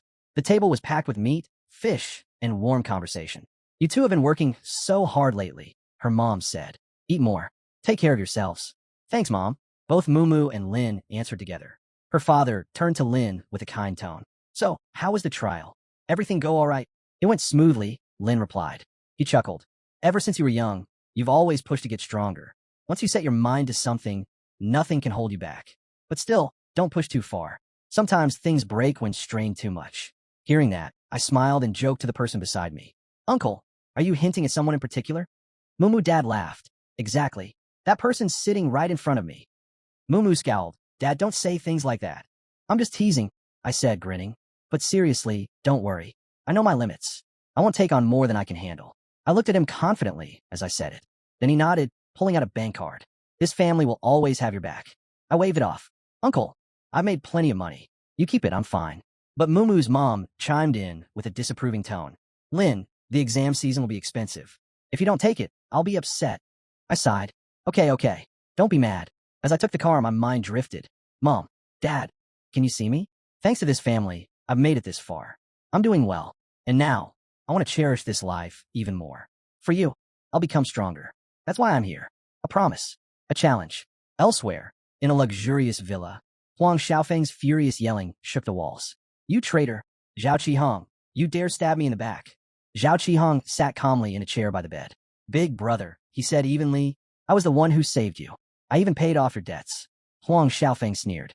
Huh, without you, I'd probably be lying in a hospital right now. Huang Xiaofang was still sprawled on the bed, pointing at Zhao Qihong and shouting, Save me already. You're useless trash. Damn it, if I'd had my gear on, none of this would have happened. He kept ranting until a sudden pain cut him off. The Zhao turned away without a word, only tossing back, get some rest. But the moment his back was turned, Huang Xiaofang grabbed a porcelain cup of water and hurled it. You're the reason I lost face. Get out. What kind of brother are you? The cup smashed near the restaurant area, just missing Zhao Qihong's head. That made him pause. His sharp gaze swept back toward Huang Xiaofang. So this spoiled brat thought being the heir of the Huang group meant he could do anything? Zhao Qihong scoffed. Uncle Huang asked me to help, and I said yes. Shouldn't have. You got beat so badly you pissed yourself. Your own mother wouldn't have recognized you. Then, with a twisted grin, he added coldly, all right, you don't have a mother. Those words hit like a dagger. Huang Xiaofang's face twisted with fury. Get out. Don't ever come back. You're no brother of mine. You worthless trash. But despite what he said out loud, inside, Huang Xiaofang was rattled. Huang, who the hell did you piss off this time? Someone new had shown up. Rumors said this mystery player could fight solo without using active skills, and still nearly destroy Xiaofang. Whispers even claimed he'd cleared an entire dungeon alone. No proof yet, but the hype was spreading fast. Thanks to his guidebooks and rare gear drops, students were forming fan clubs around him. Huang Xiaofang thought back. 2 top-tier rookies coming out of Jiang City? The odds were basically 0. Still, even after the beating, he wasn't backing down. Huang Xiaofang grabbed his phone and barked into it. Get everyone. Gear up. Bring whatever weapons you have. If it's not enough, I'll pay. Just move. Even as sleep pulled at him, he clenched his jaw. Don't worry. I'll take care of this. That brat's about to learn a hard lesson. At Jiang City Academy, I'm the one in charge. The scene shifted, now inside the Goblin Dungeon. The first floor of the forest was cloaked in mist, the air cold enough to make me sneeze as I walked. This is the Goblin Underground City, I thought. Level range, 5 to 8. Difficulty, nightmare. A dark, maze-like dungeon packed with goblins. It spanned 5 floors, with more enemies, and stronger ones, lurking deeper in. If you couldn't clear the final floor, you'd leave empty-handed. No loot. No rewards, just a wasted effort. Lin knew this dungeon well. One of the toughest around at this point. Clearing it takes forever, and the entry conditions are harsh. Even powerful classes with great talent usually avoid it. But it wasn't all bad. There were hidden chests here, some gold tier, sometimes even platinum if you got lucky. That meant an easy boost of 10 to 15 free attribute points. If the buffs kicked in, jackpot. Just as he was lost in thought, the ground trembled beneath a heavy step. In front of him stood terrifying green goblins, tall, muscular, armed to the teeth. Goblin soldiers. Level 5. Strength 10. Physical 10. Intelligence 4. Spirit 5. Speed 4. Armed with blades and basic shields. These were the first floor guards. They spotted him. He just grinned. Showtime. 5 seconds later, monsters flooded in from the entrance, their swords cutting through the forest mist. Lin moved instantly, his body flashing through the trees like a streak of light, avoiding every slash. This run is for testing my new monster gathering route, he reminded himself. To get the SSS score in Goblin Dungeon, it wasn't enough to kill the secret boss. You had to clear every monster without using any consumables and beat each floor in under 10 minutes. The final goal? Reach the 5th floor and take down the hidden boss, the Goblin King. 30 seconds in, he was already slicing through goblin soldiers with ease. His speed was blinding. They couldn't even follow his movement. 2 minutes and 5 seconds later, he'd made it to the first basement. Ahead, the goblin captain waited. Lin gave a faint, satisfied smile. 3 minutes and 59 seconds, right on schedule. Then he charged. Blades clashed. Magic flared. Red streaks of energy exploded outward, launching the goblins back in every direction. Exactly as he'd planned. 3 minutes and 59 seconds. First floor, cleared. A notice board flickered into view. Spirit therapy skill has leveled up to level 2. Class, priest. Level 6. Stats, strength, 10 constitution, 10 intelligence, 25 spirit, 10 speed, 10. Awaken talent, reverse the universe. Main skills, healing technique, capture technique, purification technique. Support skills, forbidden technique, wide area technique. Divine weapon, therapy calamity, level 2. Behind him, the corpses of fallen goblins piled high like mountains. Lin rose to his feet. clearing the first floor in under 5 minutes. That proved his monster-pulling tactic worked. Even if his damage output wasn't top tier, that 5-minute margin left enough room to boost the score. Confident in the plan, he dove deeper into the dungeon. System alerts popped up one after another. All monsters on floor 2 have been eliminated. All monsters on floor 3 have been eliminated. All monsters on floor 4 have been eliminated. After clearing the 4th level, he stepped onto the 5th and final one, Goblin Palace.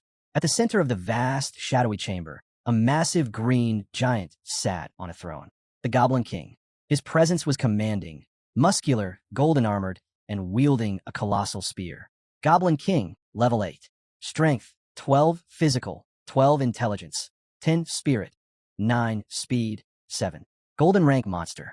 Skills, Dragon Spear, Ferocious Leap, Legion Summon. The king's voice echoed through the hall. Human, how dare you storm my domain? Lin eyed him warily. Weird, the boss showed up right away. No mobs at all? The Goblin King didn't wait. He roared and lunged, spear blazing with energy. This dungeon lord wasn't just strong. His attacks were brutal. While his speed lagged, his defense and strike range made up for it. His golden armor was like a wall, and his spear swung wide and heavy. Lin remained focused, reading every move. Too slow, he calculated. Dodge sideways. Hit the ground face first to reduce the shockwave impact. He rolled under the leap, then countered. Reverse, he shouted. The system lit up. HP plus 1,521. Earthquake airwave damage reversed. HP plus 479. The Goblin King stumbled, losing 200 HP. Lin kept pressing forward, reversing damage, casting capture spells. But then the monster exploded in fury, charging with full force. A piercing green beam tore through the room, striking straight where Lin stood. He didn't run. He opened his arms and took the blow head on. The power surged through him, and he smiled. The notice board popped up once more. King Goblin unleashed the Dragon Spear technique. But instead of taking damage, the effect flipped. His HP shot up by 200, and his attack power spiked by 40 points. Then came a flying skill. Again, the effect reversed. He regained 140 HP, and the airborne status was cleared in an instant. King Goblin froze in shock. You didn't take any damage? Realization dawned on me, and I couldn't hide the sudden fear creeping across my face. The notice board flashed again. The Goblin King has entered Berserk mode. The Goblin King has entered Berserk mode. With eyes glowing crimson, he raised his weapon high. I've figured out your weakness. All of you, hear my command. Come forth and crush my enemies. In an instant, green giants surged out of the ground. The force of his voice even pushed Lin back. As expected from a nightmare difficulty secret realm boss, this wasn't going to be easy. But now wasn't the moment for all-out power. Suddenly, Lin halted, eyes locked on the Goblin King. The king's gaze turned dark and sharp. Focus your attacks on that ant. Don't waste skills. Just kill him with raw power. Let him feel every blow. If skills don't work, then let's see how many hits he can take. The army obeyed. A sea of merciless eyes fixed on Lin. The green giants charged all at once. Faced with this wave, I had no choice but to fall back. When the wind-based skills hit, followed by ghostly strikes and cutting blades, Lin dodged everything, refusing to fight back. Archers loosed arrows. 2 struck his back. His HP kept dropping, 200, then another 200. Still, he stayed motionless, drifting into sleep, his expression calm. No pain, no fear. Then a smirk. He glanced sideways at the monsters, eyes full of scorn. So what if you land a hit? He activated a spell, Magical Recovery. The lost HP returned in full. The arrow wounds vanished. The Goblin King exploded in fury. Why? Why won't he die? Damn humanity. Even if he falls, he won't stay down. But enough was enough. The time for dodging had passed. Now, it was his turn to strike back. His eyes burned with a hatred so intense, it radiated danger. So much so that even the Demon King was at a loss. What is that look in your eyes? He muttered, shaken. Lin's weapon glowed deep crimson, like it had been soaked in blood. He unleashed a barrage of reverse healing and capture spells, draining the HP of every monster, big or small. Even the Goblin King couldn't resist the constant bleed. The monsters didn't go down without a fight. They kept launching waves of attacks, Typhon's ghost blades, elemental skills, everything they had. Seeing Lin turn his back, the Goblin King screamed, clutching his head in frustration. You coward. Stop running. Fight me one-on-one if you dare. Lin chuckled. So this is your idea of courage? He suddenly spun around, slamming his weapon into the ground with both hands.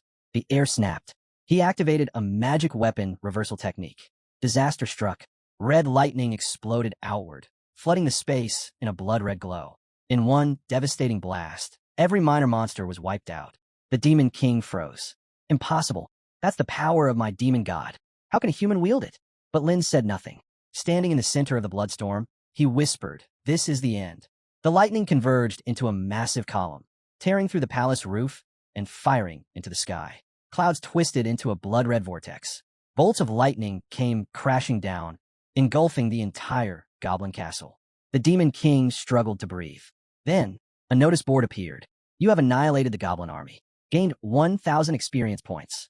The Goblin King's HP has dropped to 1%. He is now in a near-death state. All attributes have severely weakened. Attack intent has drastically dropped." The Demon King collapsed to his knees, mumbling, "It's over, my life is over." Lin just stood there, silent, eyes cold. He lifted his hand. Reverse healing. Capture. Final strike. The Goblin King was finished. Another notice board flashed. "You have defeated the Goblin King. Gained 5,000 experience points. Level up. Now, level 6. Nightmare level Goblin Dungeon cleared. Reward summary loading. All hidden conditions met. Rated SSS. You've attracted the attention of the Goddess of Luck. Gold level reward chest upgraded to platinum level chest." He stared at the two gleaming platinum chests in front of him. A carp turning into a dragon. "Bai Ji's blessing really came through," he murmured. There was still time, 20 hours left. More than enough to run the dungeon again. He didn't hesitate. When a notice board asked if he wanted to open the treasure chest, he pressed yes. The notice board popped up once more. "You've received the platinum tier skill Holy Light. You've obtained a fire extinguisher tool. You've been granted 15x the usual amount of free attribute points. You've picked up the sparkling stone, a piece of platinum grade gear. You've gained a magical stars, another platinum level skill. And finally, you've earned the sandstorm, a gold tier weapon." Let's break it down. Holy Light, platinum skill book. Basic requirement, consumes mana. Effect, inflicts magical damage with divine properties. Especially effective against undead and demon types. Flame Flask, gold item. Throwable item. Deals 300 damage to enemies. Sparkling Stone, platinum equipment. Type, pre-forged equipment. A level 1. Cannot be reforged. Passive, boosts all attributes by +20. Active skill, Sparkling Meaning. O regenerates 1 magic charge every 5 minutes. Max of 3 charges. O spend 1 charge to instantly teleport up to 10 meters in any direction. Magical Stars, platinum skill book. Prerequisites. O class advancement. O minimum level 5. O at least 20 intelligence. Effect. O uses mana to summon radiant stars across a 20-meter radius. O heals teammates for 300 HP. O applies a 5-second damage reduction buff, minus 10% damage taken. Sandstorm Bow, gold equipment. Exclusive to archers. Has a chance to trigger a sandstorm on impact. Adds earth elemental magic damage to attacks. After skimming the equipment pile, Lin gave a satisfied nod. 2 platinum skills. 1 platinum grade item. Holy Light brings bonus effectiveness, but that part's under wraps for now. The Sparkling Stone includes teleportation and boosts all stats. And Magical Stars doesn't just heal, it shields too. Now combine that with the air reversal talent. Suddenly the burst potential skyrockets. The skill area expands, impact intensifies, and even tanky monsters won't last long. This is a new level of group strategy. First things first, learn Magical Stars. As for Holy Light, it might not be worth using right now, unless it can't be sold. Skills aren't exactly plentiful, after all. Then came the big question. Should all 15 bonus points go into intelligence? Lin didn't hesitate. All 15 points, straight to intelligence. The notice board flashed once more. Sparkling Stars has been learned. All attributes increased by 20. Lin stepped out of the dungeon, clearly satisfied. The upgrade had brought a huge boost in quality. The information board lit up with his details. Full name, Priest. Class, Priest. Level, 7. Strength, 10 plus 20. Physical, 10 plus 20. Mental power, 42 plus 20. Spirit, 10 plus 20. Speed, 10 plus 20. Equipped. Wind Response, Sparkling Stone, Jade Ring. Awakened Talent, Universe Reversal. Skills, Healing, Capture, Support, Purification Magic, Forbidden Magic, Wide Area Spells, Divine Weapon Therapy, Calamity Descent. And used Magical Stars, too. Just then, a familiar voice echoed nearby. Caught you red-handed. Lin turned. There stood Mumu, arms crossed, staring at him. He grinned in return, a little sheepish. What a coincidence. You're here too. Mumu didn't buy it. Are you serious? Stop acting like that. She exhaled sharply, then gave him a worried look. What about the nightmare-level Goblin Dungeon? Did you clear it? Proudly, she showed off, yep. Mumu didn't press further. I had a sudden idea, so I thought I'd give this one a try too. Lin explained. As they talked, she pointed toward the dungeon's entrance. That one. Yeah, come on, he said cheerfully. Moo could only shake her head. She was out of words. While they chatted, a strange car came to a quiet stop nearby. Inside were two people, Huang Xiaofang and his accomplice. They had trailed Lin and Moo through several teleport points before catching up. Peering through binoculars, Huang Xiaofang muttered, "It's that punk again. Just looking at him makes me want to punch something." He turned to his partner. "Take care of him." When there was no response, Xiaofang's face darkened. He smacked the other guy's head. "Hey, I'm talking to you, idiot." The man flinched, his face pale. "I can't. Not that one." Xiaofang glared at him, disgusted. Hands on his hips, he sneered. "Useless. I knew I couldn't count on you clowns."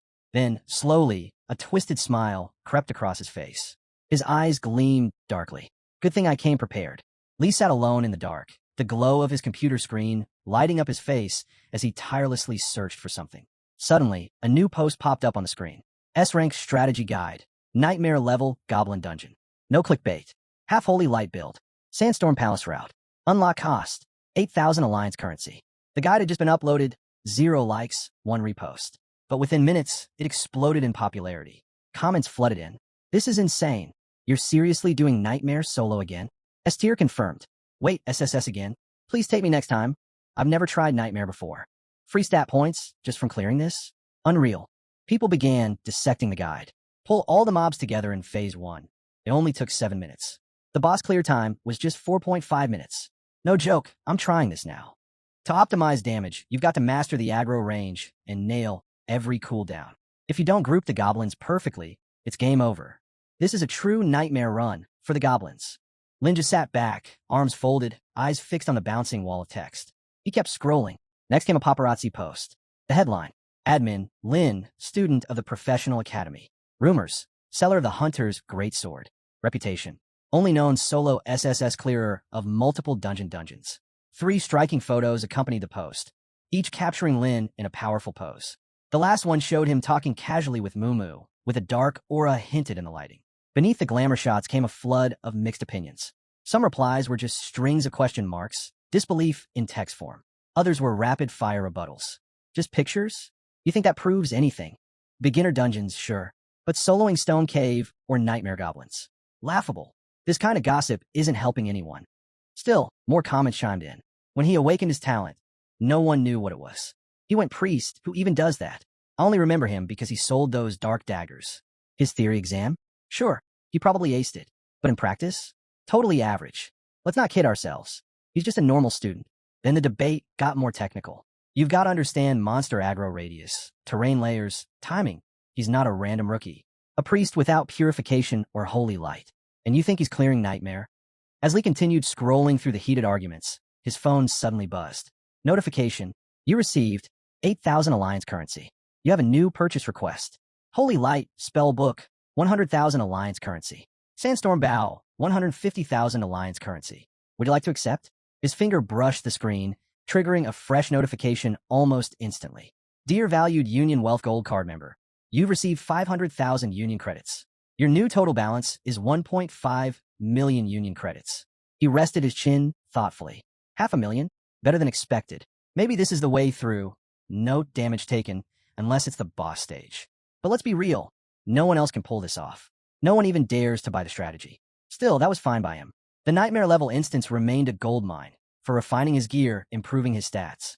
The cash? Just a bonus. Another notification popped up. Cart buff active. 15 hours remaining. He stood slowly. The buff had 15 hours left. Enough time to breathe, clear his head, and prep for the next battle. Cracking his knuckles, he grinned. Let's jog. Rest the body through motion. The scene shifted outside. The moon hung bright in a clear sky, and the cool breeze made for perfect jogging weather. He ran along the sidewalk, weaving past scattered pedestrians. Then, from behind, an engine roared. He turned, startled. A sleek car sped up beside him, screeching to a dramatic stop. Smoke curled from the tires. He blinked. Huh, Huang Xiaofang. The driver grinned. What a coincidence. Hop in. I've got a place in mind. His face darkened. Zhao Qihong told you to stay out of this. I'm not into drama, but don't think that means I'm scared of it. Huang stepped out, casually leaning against the car. At the mention of that name, his expression twisted in rage. Don't bring up that traitor again. Suddenly, one of his lackeys chimed in. Enough talk. Young master wants to challenge you. Huang smirked. Why pretend? None of us are here to talk peace. Lin's face shifted, uncertainty flashing in his eyes. You found where I live, didn't you? But the doubt vanished. He shot a cold smile back. So that's your move. Then, with a mocking tone, he added, just don't start bawling when you lose. Be a man about it. That jab stung. It hit hard. Damn it, he shouted. Don't you dare bleed, just to prove you're the gentleman here. Huang grabbed the junior by the collar and yanked him close, pointing to the stone hanging from his neck. Don't even think about jumping in. This is between me and him. The junior flinched, clearly shaken. Be but young prince, what if you can't? Huang Xiaofang scoffed. This outfit alone is worth more than that loser will ever see in his life. You think I'd lose to him? Step aside. Lin's eyes narrowed as he watched Huang Xiaofang's overly dramatic posturing. So he's not just here to act tough. Huang Xiaofang suddenly dropped the polite facade and whispered behind his hand to the junior, stick to the original plan. Yes, young master, the junior responded instantly. They were so caught up in their scheming, they didn't even realize he was still standing right there, hearing every word. Fed up, he climbed into the car himself, slamming the door. Enough nonsense. Get moving. Don't care how many of you there are. Just stop wasting time. Huang Xiaofang's face twitched in irritation. Then he turned back and sneered, full of confidence. Just wait. You'll regret this. Sooner or later, I'll make you crawl like a mutt. The moment he said it, his eyes flared red. The air thickened with a grim presence. Death itself seemed to breathe through it. I won't kill you, but you'll wish I had. The drive continued in silence, the path leading them deeper into the wilderness. Desolate mountains surrounded them, and under the pale moonlight, the forest grew thicker. Finally, the car came to a stop in a remote clearing. Trees loomed in all directions. Ahead of them, about 50 armed men stood waiting, weapons glinting under the moon as they shouted, Boss! Boss Huang Xiaofang! Without hesitation, Huang Xiaofang stepped out, totally unfazed. Then Lin asked why so many. Come on, solo or group? Huang answered, a cruel smirk on his face. All of us. Just you. With that, he drew his diamond tier weapon, Hot Wind Shadow Sword. The others behind him looked starved for blood, ready to pounce. But he stayed calm. Doesn't feel any different to me. That casual remark sent Huang Xiaofang into a fury. Die, you bastard. At his order, the whole crowd surged forward like a swarm of ants. He gripped his staff tight, sidestepped the first flashing blade, and leapt back, eyes sharp and steady. One of the men watching couldn't hold back his shock. His speed stats insane. Lin darted through their formation, leaping smoothly to dodge the ambush and retreating to a better spot. But one attacker wasn't letting up. He launched himself into the air, slashing with a blade of yellow energy that sliced through the air toward Lin like lightning. Lin glanced back mid-run and clicked his tongue. Looks like these guys aren't weak. Time to pull out the real tools. An explosion went off behind him, loud, blinding. The attacker grinned, thinking he'd landed a solid hit. You little brat, that's all you've got. But as the smoke cleared, they all froze. Lin stood firm, his staff glowing red, absorbing the energy from the blast. A strange pressure surged around him. Some enemies suddenly coughed up blood without warning. One clutched his gut, blood dribbling from his mouth, his face contorted. What kind of move was that? He looked back, confused. Lin hadn't even launched an attack. It was like the energy hit bounced back on them. He didn't know this was a reverse healing technique, a special absorption skill. A few men staggered up, rushing to their leader. Big bro should we. But the leader, trembling and raising a shaky hand, said, I'm fine. Don't fall for that brat's tricks. He's just some support class. We've got the numbers in gold gear. Another henchman nodded fast. Right, let's smash him. But that thought didn't last. They charged. He answered with a flawless combo. Lightning fists, flying kicks, explosive blasts, and deep surge strikes. And still, he stood tall and calm, barely moving. He grinned quietly and began a chant. Star reversal. Power erupted from his staff. A fierce, magical wave blasted out, making every enemy's eyes go wide with horror. Chains surged out. Massive, metallic, glowing red with demonic eyes etched into the links. He continued casting. Fall between heaven and hell. From the staff, bone-white skulls emerged, gnashing, twisted demon heads with mouths open wide like they were hungry for souls. The iron chains shot forward, skewering stomachs and throwing men to the ground screaming. In one single move, more than a dozen were writhing on the forest floor, groaning in agony. Their leader, who had been acting tough seconds ago, now curled up on the dirt, bloodied, hands clutching his head in disbelief. This can't be. We were wiped out, just like that. A voice sighed in the distance. Guess it's better to trust money than people. Lin turned his head. There stood Huang Xiaofang, now decked out in gaudy, absurd-looking armor, grinning proudly. This beauty came straight from Safubi's auction. he boasted. Top-tier gear, diamond level, unlimited growth. Cost me tens of millions. This suit's appraisal interface lit up. Diamond tier equipment set. Flexible attributes. Infinite level growth. Plus 100 to all stats.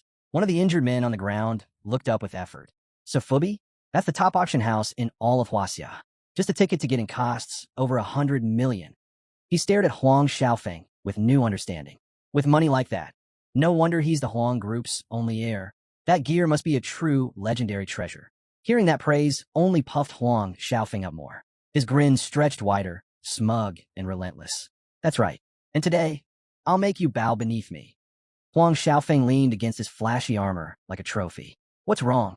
You scared now? But he hadn't noticed. No one was standing with him anymore. He stepped forward, carelessly treading over fallen bodies, his smirk turning darker. Go ahead, beg for forgiveness. But in response, Lin simply raised his staff, shaking his head. All that glitter and still empty inside. You can't hide the rot in your heart, no matter how shiny the gear. You won't win. That line struck a nerve. Huang Xiaofang's eyes burned with rage. You're dead. With a flash, he lunged. Lightning coiled around his body as he activated Wind Shadow. His whole form surged forward in a violent strike. But Lin blinked upward in an instant, dodging cleanly. Huang Xiaofang ground his teeth, stunned. How did he avoid that? Undeterred, he kept up the assault, blow after blow, chasing him with furious precision. But Lin just danced around them, leaping, dodging, gliding away like he was taunting an impatient teen. Even the battered big brother managed to lift his head and mutter like a dazed commentator. This doesn't make sense. That one move wiped out all of us, even with our gold gear. He shivered. What was that technique? The damage shouldn't be that high. He tried to remember the scene and shuddered again. For a second, it didn't feel human. It felt like the demon tide from before. Meanwhile, Huang Xiaofang was losing it. None of his attacks connected. His face twisted in disbelief. No way, did you put all your stat points into speed? But I've got massive attribute boosts from this armor. He unleashed Wind Shadow again, striking with fatal intent.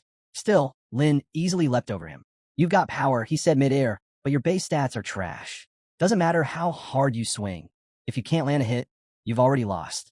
He clenched his teeth in frustration, unable to argue, because every word just now had struck a nerve.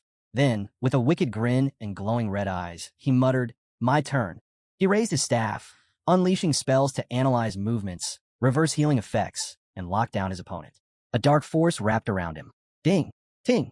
The system panel flashed. 1,000 damage dealt. Target armor compromised. All diamond tier equipment effects boosted. Huang staggered back, clutching his chest. Pain and fury twisted in him. My diamond gear. He was furious. The energy he released this time felt even more destructive. With a roar, he charged forward, slashing with everything he had. Tam! Tuck! Steel rang. Swish!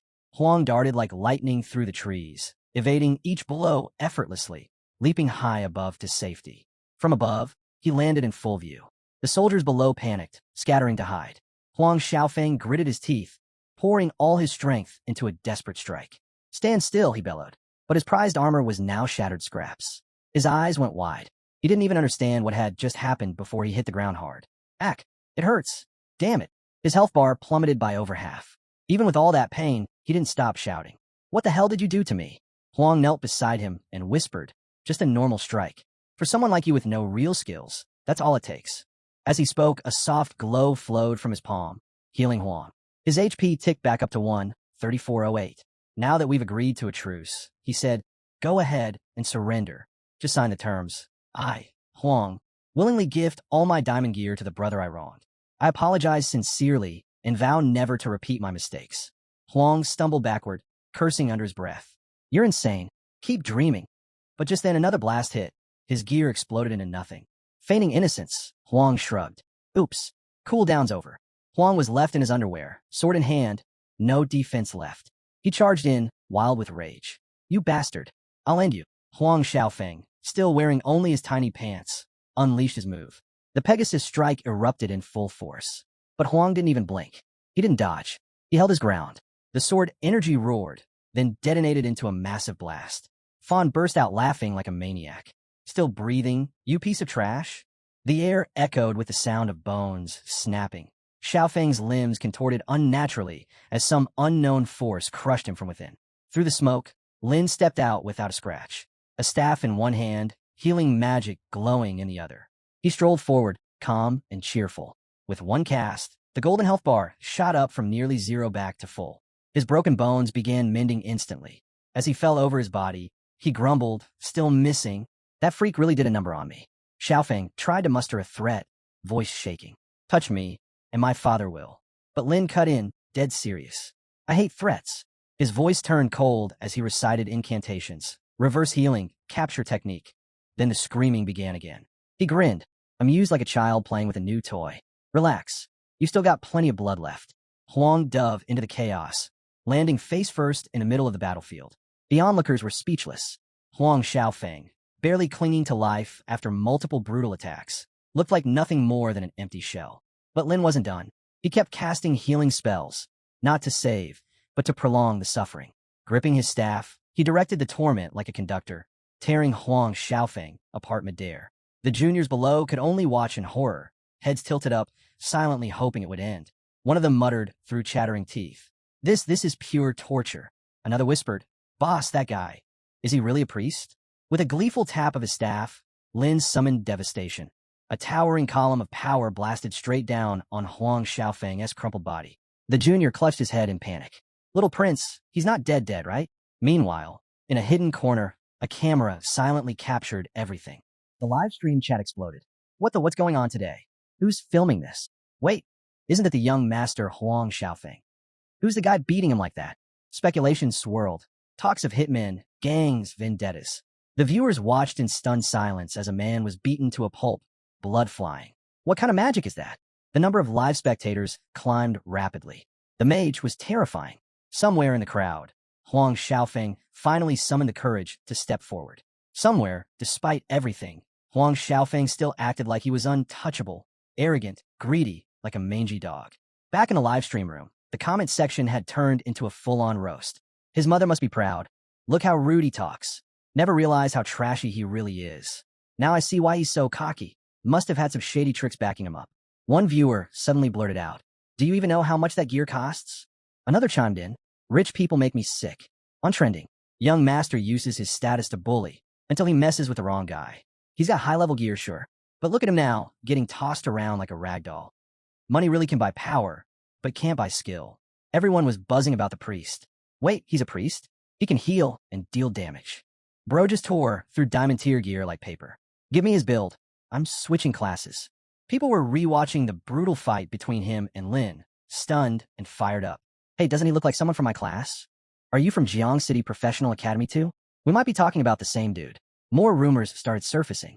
Didn't Huang Xiaofang try to hit on Goddess Su recently and got rejected hard?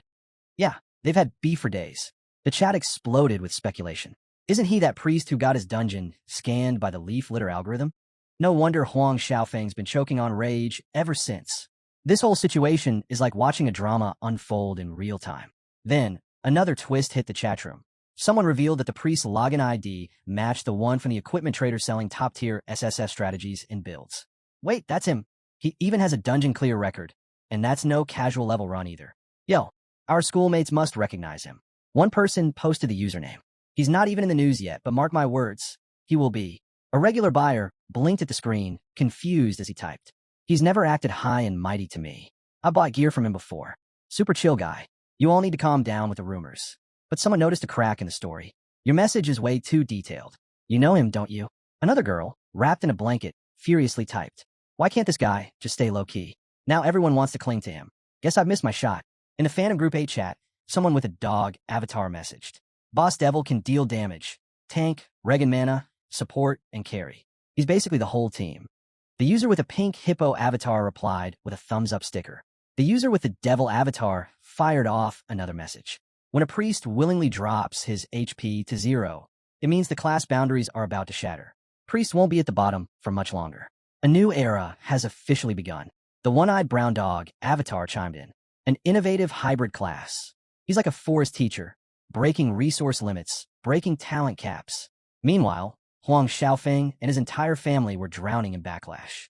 People like him are revolting. Acts like a saint in front of his daughter, but only knows how to abuse connections. Calling in the student council to punish other students? All because some rich brats dared to challenge him. Viewers were furious. Look at how arrogant he walks around. But deep down, he's nothing without daddy's money. His father, Huang Tianqi, is some big shot in the professional alliance. Figures.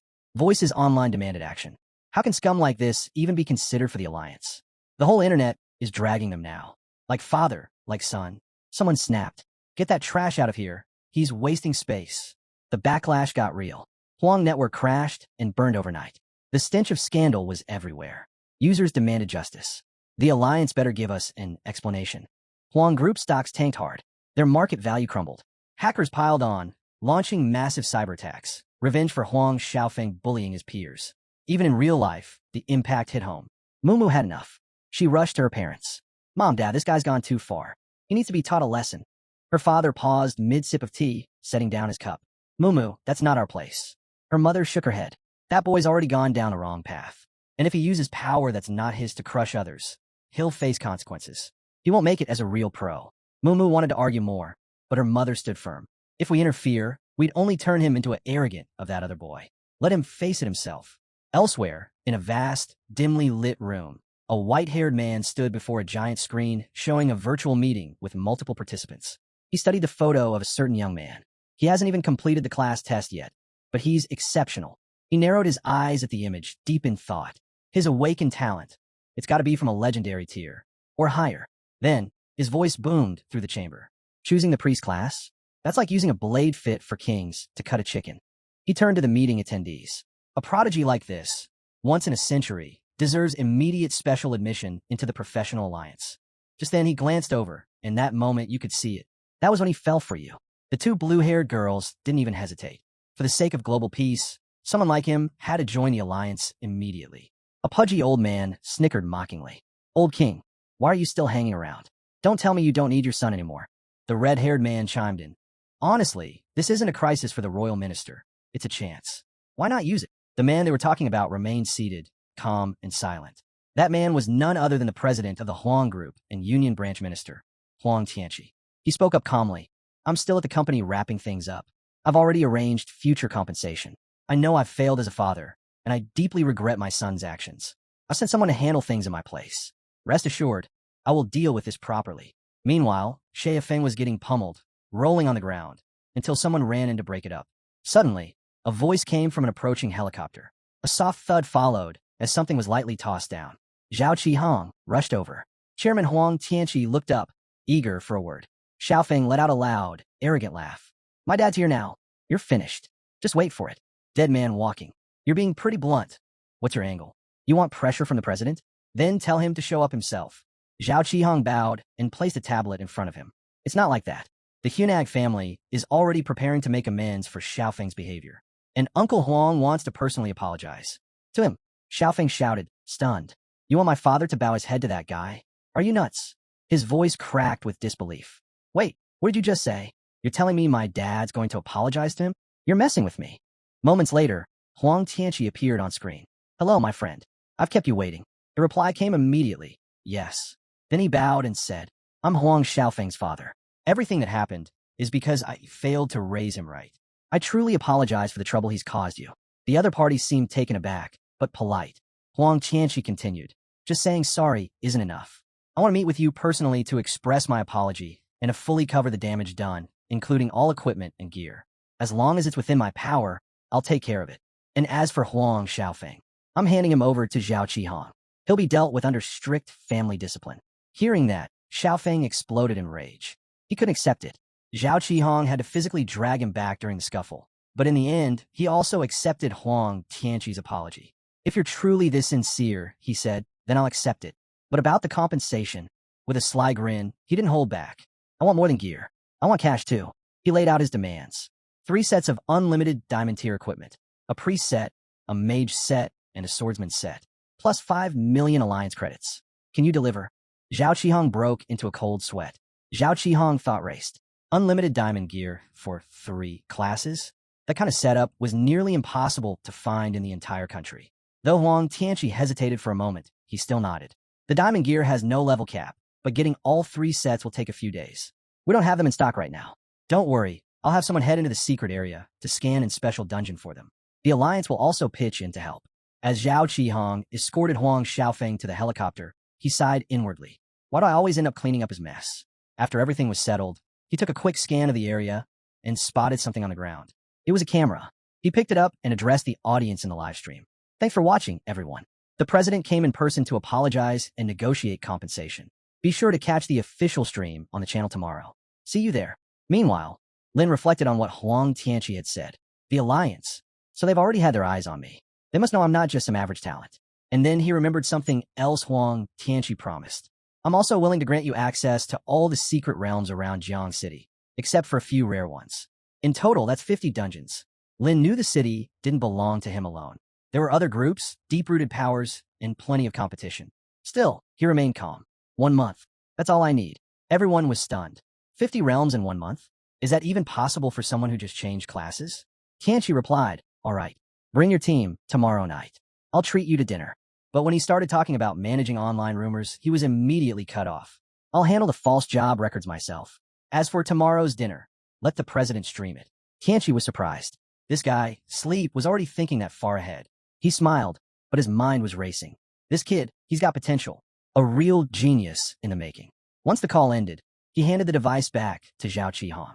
In honor of both your efforts and Huang Tianqi's sincerity, I'll let it slide this time. But I've got family business to deal with, so don't push your luck. Zhao Qihong nodded. Understood. Uncle Huang's family has a lot going on. In extreme situations, people can act extreme. But Lin didn't want to hear anymore. He waved them off and sent them on their way. I'm not interested in getting involved in the royal uncle's private affairs. We barely know each other, so there's no need to talk too much. You understand the situation, right? Thanks for getting it. The next day, at 5-star restaurant Yezalin, reputedly the very first place in Jiang City to earn an official 5-star rating. It's always had great reviews. The chefs here, culinary ambassadors from all corners. What really sets it apart, though, is the attention to customer experience. Whether you're dining solo or with a group, everyone gets a private room. From the moment he walked in, he noticed something. Each room comes with its own service team, always on standby to ensure guests enjoy their meals at the perfect moment. And here's the kicker. Status doesn't matter. Even if you roll up in a luxury car and only order their most basic golden egg fried rice, you'll still be treated like a top-tier VIP. Mumu quietly advised him to be cautious. Even though Huang Tianqi publicly apologized during the stream, he still needed to tread carefully at this gathering. Of course, he understood.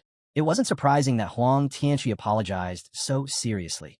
He was probably trying to make connections early, sensing his potential. When they arrived, a staff member greeted them. Mr. Lin, this is room 888, reserved by Mr. Huang. Please come in.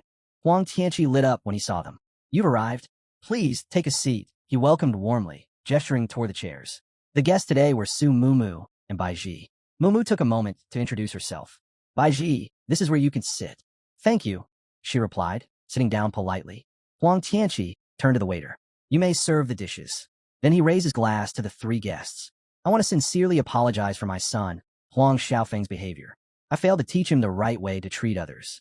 What he did was unacceptable. Mumu and Bai Ji were stunned. They hadn't expected this. Instead of acting high and mighty, the man was calm, respectful, and genuine.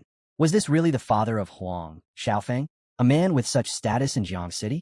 His brother didn't seem concerned at all, but here was a parent thinking about his child's future. The powerful chairman of Huang Group, unafraid to lower himself and offer an apology that earned their respect. Chairman Huang, I appreciate your honesty, Lin replied. If Huang Xiaofang can recognize his mistakes and learn from them, I'm willing to let the past go. They stood and shook hands. Just then, a staff member came in to report. Boss, the items have arrived. Should we bring them in and show them? He nodded. Yes, let them see. The staff quickly followed the order. Understood. A display lit up with detailed information. Name, Devil's Equipment, 4-piece set. Type, Cleric Gear. Current grade, Diamond. Level restriction, none. Quality, Diamond. Requirements, Physical Equipment.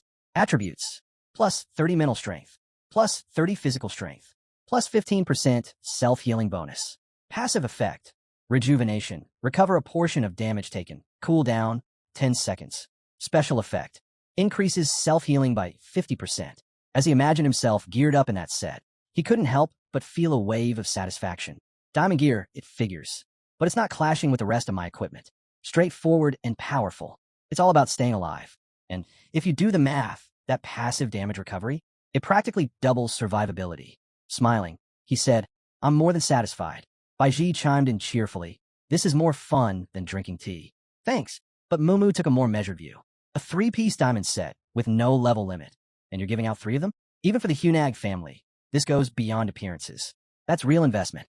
She looked at him with appreciation. This gear is incredible. Thank you, uncle. We'll accept it. Meanwhile, the live stream chat exploded with reactions. That's the top guy in the city, the real power behind the Huang group. Why would he treat a newcomer like this with so much respect? It's not like his son's just a brat. He messed with someone who wouldn't back down. Yeah, if that apology wasn't genuine, or he didn't make up for it, people would be furious. If the minister hadn't stepped in, the Hunag family would have been buried in spit by now. Back in the private room, the mood had lightened. Everyone sat and chatted while enjoying the meal. Bai Ji, especially, was happily digging in. He leaned over to him. That's all for today. All right, he agreed.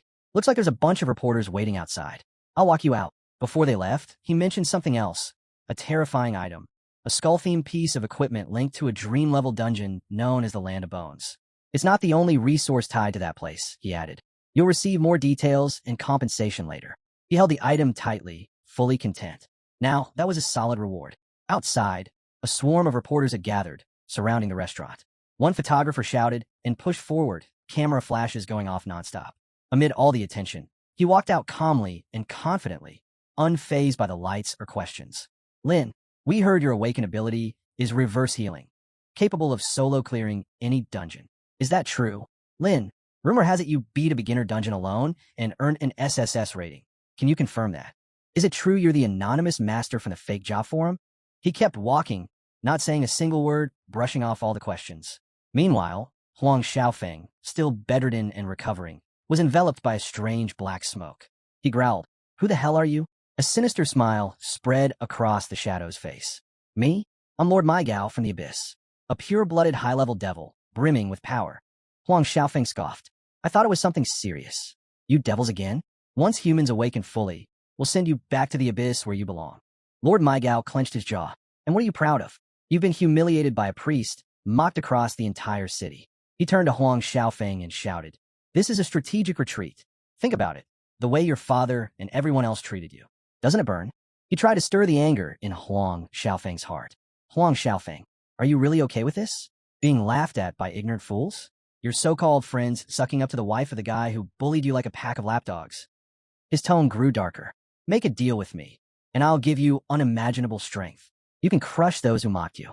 You'll make your father see you were the one who deserved respect all along. But Huang Xiaofang was already furious.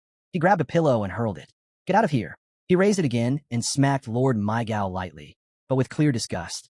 I'm Huang Xiaofang, a genius among geniuses. I don't need sympathy from some bug like you. Take your powers and give them to someone who's desperate for scraps. Lord Mythical narrowed his eyes, watching the outburst. This one's completely unhinged. Should I just kill him and get it over with? But then he restrained himself. No patience. It's all for the KPI. Suppressing his rage, he put on a menacing look and turned to leave. In any case, if you ever change your mind, call me. I'll return right away. I'll give you abyssal power, lead you down a path where you fear nothing, and become the monster no one dares to challenge. Then, in a blink, he vanished. Meanwhile, deep inside the secret realm known as the Land of Bones, levels 6 to 10, difficulty, dream, and nightmare, the three of them had dozed off. As they approached the entrance, Mumu and Baiji drew closer to the dungeon. Lin turned to her. Baiji, how many times have you awakened your innate talent this week? According to reports, the Land of Bones, once a desolate wasteland, was now crawling with the undead. Step inside, and the moment they sense life, they'll come hunting, thinking it's a fresh feast. Baiji raised a finger. Once, right? You already used it once across 2 dungeons, he muttered, looking a bit disappointed. In that case, don't use it just yet. We might run into better resources. Every dungeon has a different kind of loot. Even though this is a dream-level resource dungeon, it mostly drops diamond gear and high-tier platinum, but that's not super useful to us right now. He paused, thinking. I remember this place has some serious monsters too. The Hunag family said they'd provide us better dungeons this week, especially ones that are tough to crack open. Lin thought it through carefully. At this point, the only thing we're missing is a post-transition weapon. Even if we don't find anything great, we can always sell the drops for a decent price. Then he turned to the girls. This time we've got 3 clear goals. First, free attribute points. Second, unlock platinum level weapons. Third, create SSS-rated strategies for every dream tier enchantment dungeon.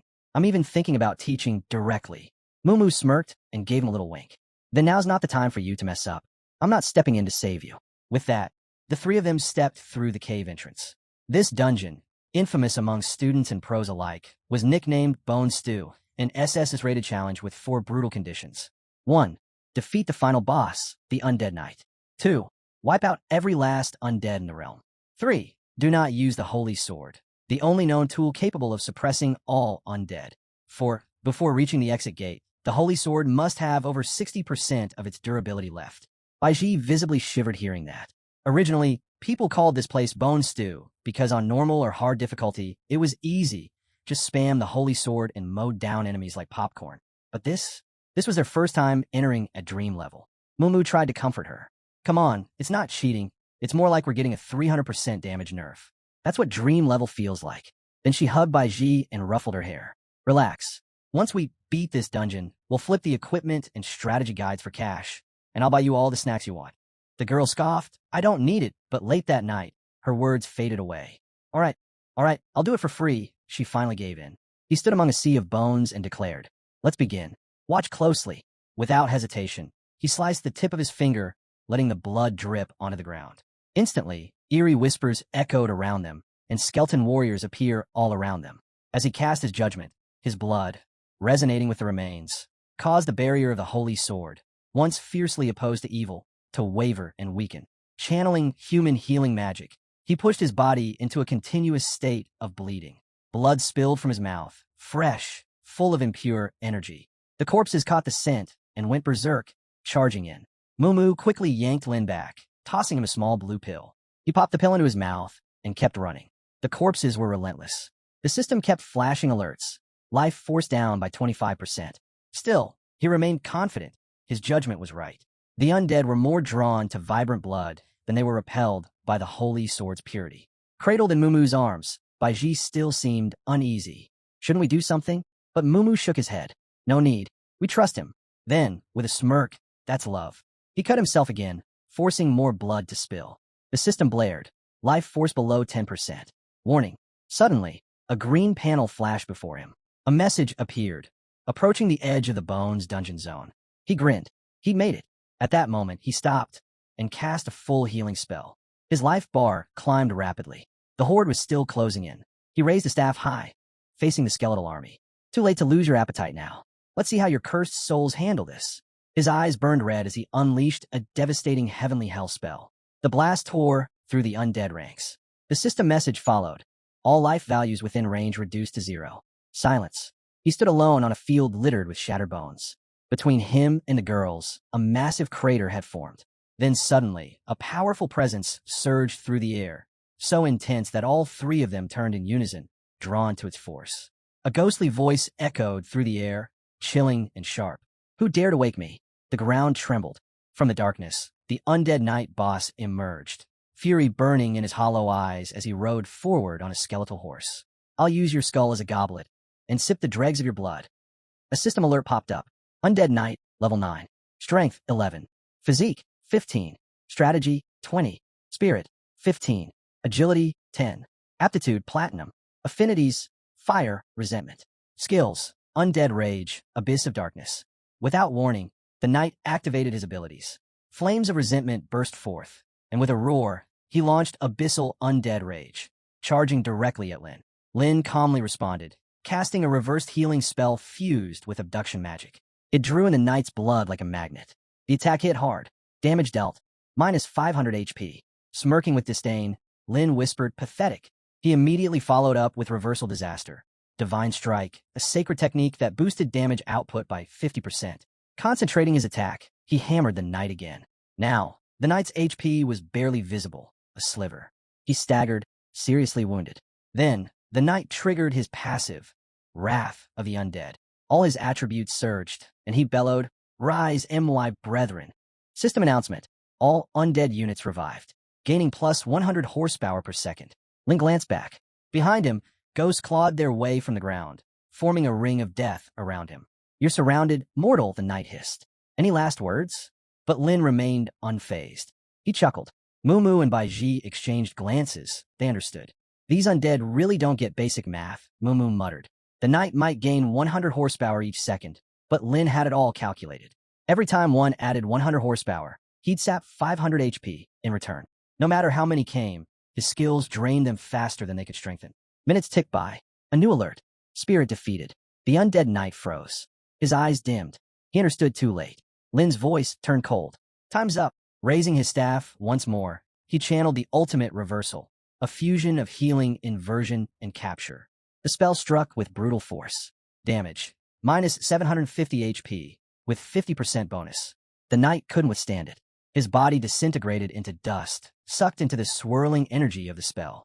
System notification. Boss defeated, Undead Knight of the Divine Realm.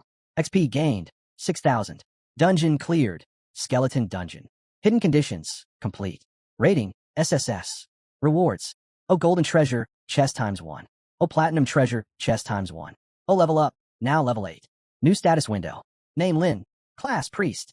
Level 8. Energy, 10 plus 20. Physique, 10 plus 20 plus 30. Strategy, 42 plus 20 plus 30. Spirit, 10 plus 20. Agility, 10 plus 20 plus 20. As the dust settled, Mumu and Baiji came running over, ready to celebrate what they thought was a clean victory. But system alerts continued to roll in. Notice, participants Su Mumu and Baiji did not contribute directly and received no XP rewards. Just then, a shimmering key materialized in front of them. Final mission activated. Complete the Divine Realm Skeleton Dungeon. Protect the Holy Sword and avoid undead attacks to earn the unique reward. The Stone Sword Key. Item acquired. Stone Sword Key. This key unlocks the gate to a replica of the long-lost Undead Kingdom. It requires special conditions to activate. Difficulty rating, natural disaster level. Baiji's eyes widened. This is the key to the natural disaster level dungeon? I wasn't seeing things. He took the key in hand, and another alert popped up. Final quest in the Land of Bones has ended. Activate treasure chest reward now. Mumu chimed in. At the top of the ladder in the skeleton dungeon, there's a secret one-time use key. Never been accessed before. Lin nodded. It's different from normal instance keys. Once you use it, both the key and the dungeon vanish. But the rewards are unlike anything else. True strategic resources. Baiji lit up. So, it's like the same difficulty level, but the special dungeons give way better loot than normal ones. Mumu grinned. Exactly. The reward from secret dungeons are leagues above anything from regular ones. They're built for players who go beyond the limits. Lin paused, then raised a thought. Wait, if your class isn't genuine, even with an SSS rank, doesn't that mean your shield HP won't stay at 100%? Before Lin could reply, Mumu and Baiji grabbed his arms. Enough thinking. Open the chest already. Mumu laughed. Let's see if the Knight's divine luck is on your side. With a flourish, the platinum chest clicked open. A new message followed. Platinum treasure chest opened. Free attribute points ×10. Platinum grade equipment. Dog Hunter's stone staff. He looked at the item, then let out a dry chuckle. Not exactly made for a priest. Seems like even the chest knows I need a new weapon. She immediately replied, unsure, but Shilly chimed in confidently. 10 free attribute points is more than enough. She pulled up her system panel, displaying her stats. Intelligence plus 10, current intelligence. 52 plus 20 plus 30. But despite that, Lin insisted on handing her the stone staff. It's probably aligned with Earth Element Masters, he muttered as he passed it to her. They regrouped. So what now, he asked. Honestly, Lin said, with our gear and stats, we're ahead of the curve for the class advancement trials. Let's keep grinding XP until we hit level 10. The team of 3 activated a teleport and vanished to their next destination. As they arrived, Lin turned to Mumu and Baiji. From here on, try running the Land of Bones dungeon yourselves. You probably won't reach SSS rank, but an S. Rating should be manageable for the two of you. It's good experience. Baiji nodded. Got it. Suddenly, 2 figures dashed in at high speed. Startled, Lin instinctively stepped in front of Mumu. Hold on, something's not right. Across from them stood 2 unfamiliar players. One had a blade pressed close to Baiji's throat. The larger one stepped forward. Hey kid, you holding the stone sword key. These 2 weren't random players. They were a high-level party, fully classed, and clearly above level 10. The bald man narrowed his eyes at Lin. Be smart. Hand it over, or your little teammate here. He never finished the sentence. Baiji broke free in a flash, slashing her captor and launching him backward several meters. Don't wait on anyone. Fight with what you've got. The enemy magician grinned and unleashed a fire spell. Baiji wasn't fast enough this time. Flames blasted her off her feet. Clerics on their team rushed in to patch him up. The magician grinned arrogantly. Too bad, he said. You've got skill, but not enough to matter. Lin's expression turned cold. Let her go, or you'll regret it. Instead, the magician sent another blast toward Baiji, this time deliberately harsher. No need to be so serious. Honestly, I like strong ones. Then suddenly, a flash of blood-red light ripped through the air. The magician barely dodged it. What the hell was that? Baiji used the moment to bolt from his grasp. The bald guy, fuming, shouted, "What the hell are you idiots doing?" I said back off. Meanwhile, another opponent was writhing on the ground in pain. You're not even level 10. How is this possible? On the other side of the fight, Mumu activated lifelike scales, pinning a female enemy in place. Blood hung heavy in the air. Lin stepped forward, voice sharp. Get lost. Who told you it was okay to try robbing us? The magician burst into wild laughter. Ha ha ha. Just wait till you're burning in hell. Then you'll regret acting so cocky today. Once the second elder steps in, none of you are walking away alive. Before his voice even faded, he unleashed a deadly curse, aiming to kill the boy first. He figured the two girls left wouldn't be a threat. Mumu stood there, stunned. This guy didn't even care if his own teammates lived or died. Lin narrowed his eyes. Mumu pointed at the two girls, stepping back. There's something off about them. They reek of demon-tied energy. They're corrupted, totally fallen. They've made pacts with abyssal demons, trading away their humanity. In exchange, they've gotten powers way beyond their limits, powers meant to destroy humans. Just then, Lin activated a divine weapon. With a single strike, the spell reversed, turning the enemy's own force against them. A violent explosion erupted. The magician laughed louder. Huh, what a waste. He can't even use his abilities. Old man, take their gear. Doesn't look too shabby. As the smoke settled, Lin emerged completely unharmed. In a flash, he shattered the bald man's arms with brute force.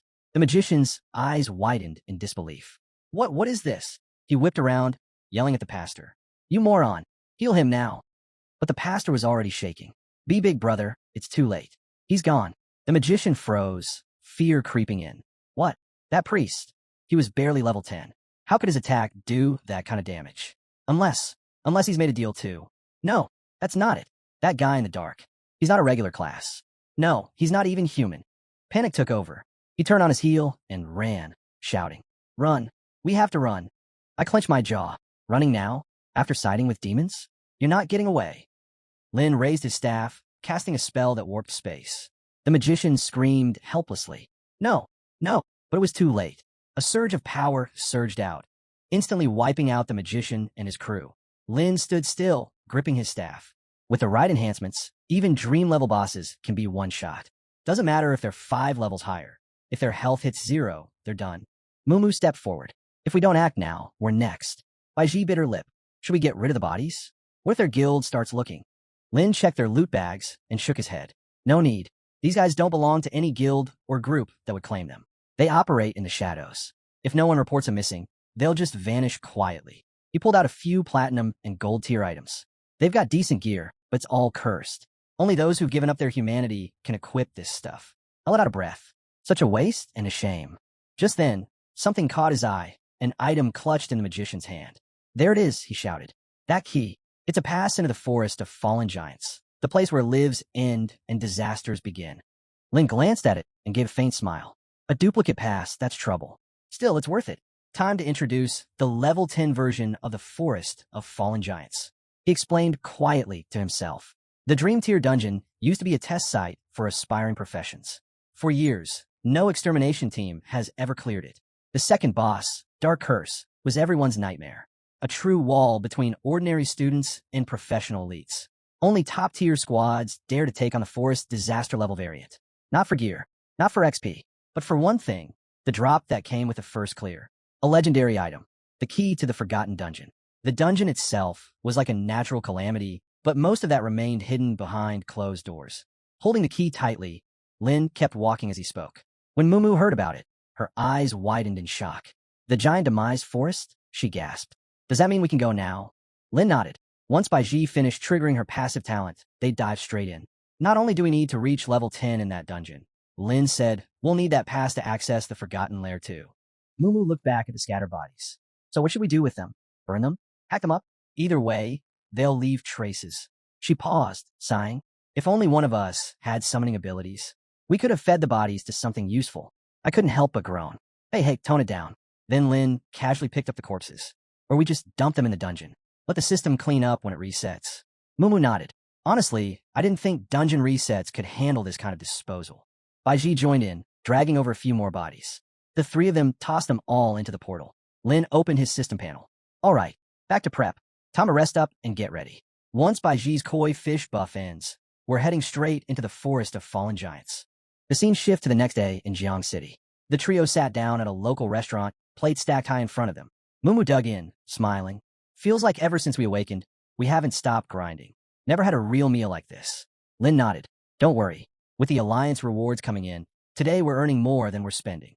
Baiji, happily spooning ice cream into her mouth, looked perfectly content. Lin glanced at the others. If we get some downtime, we should come here more often.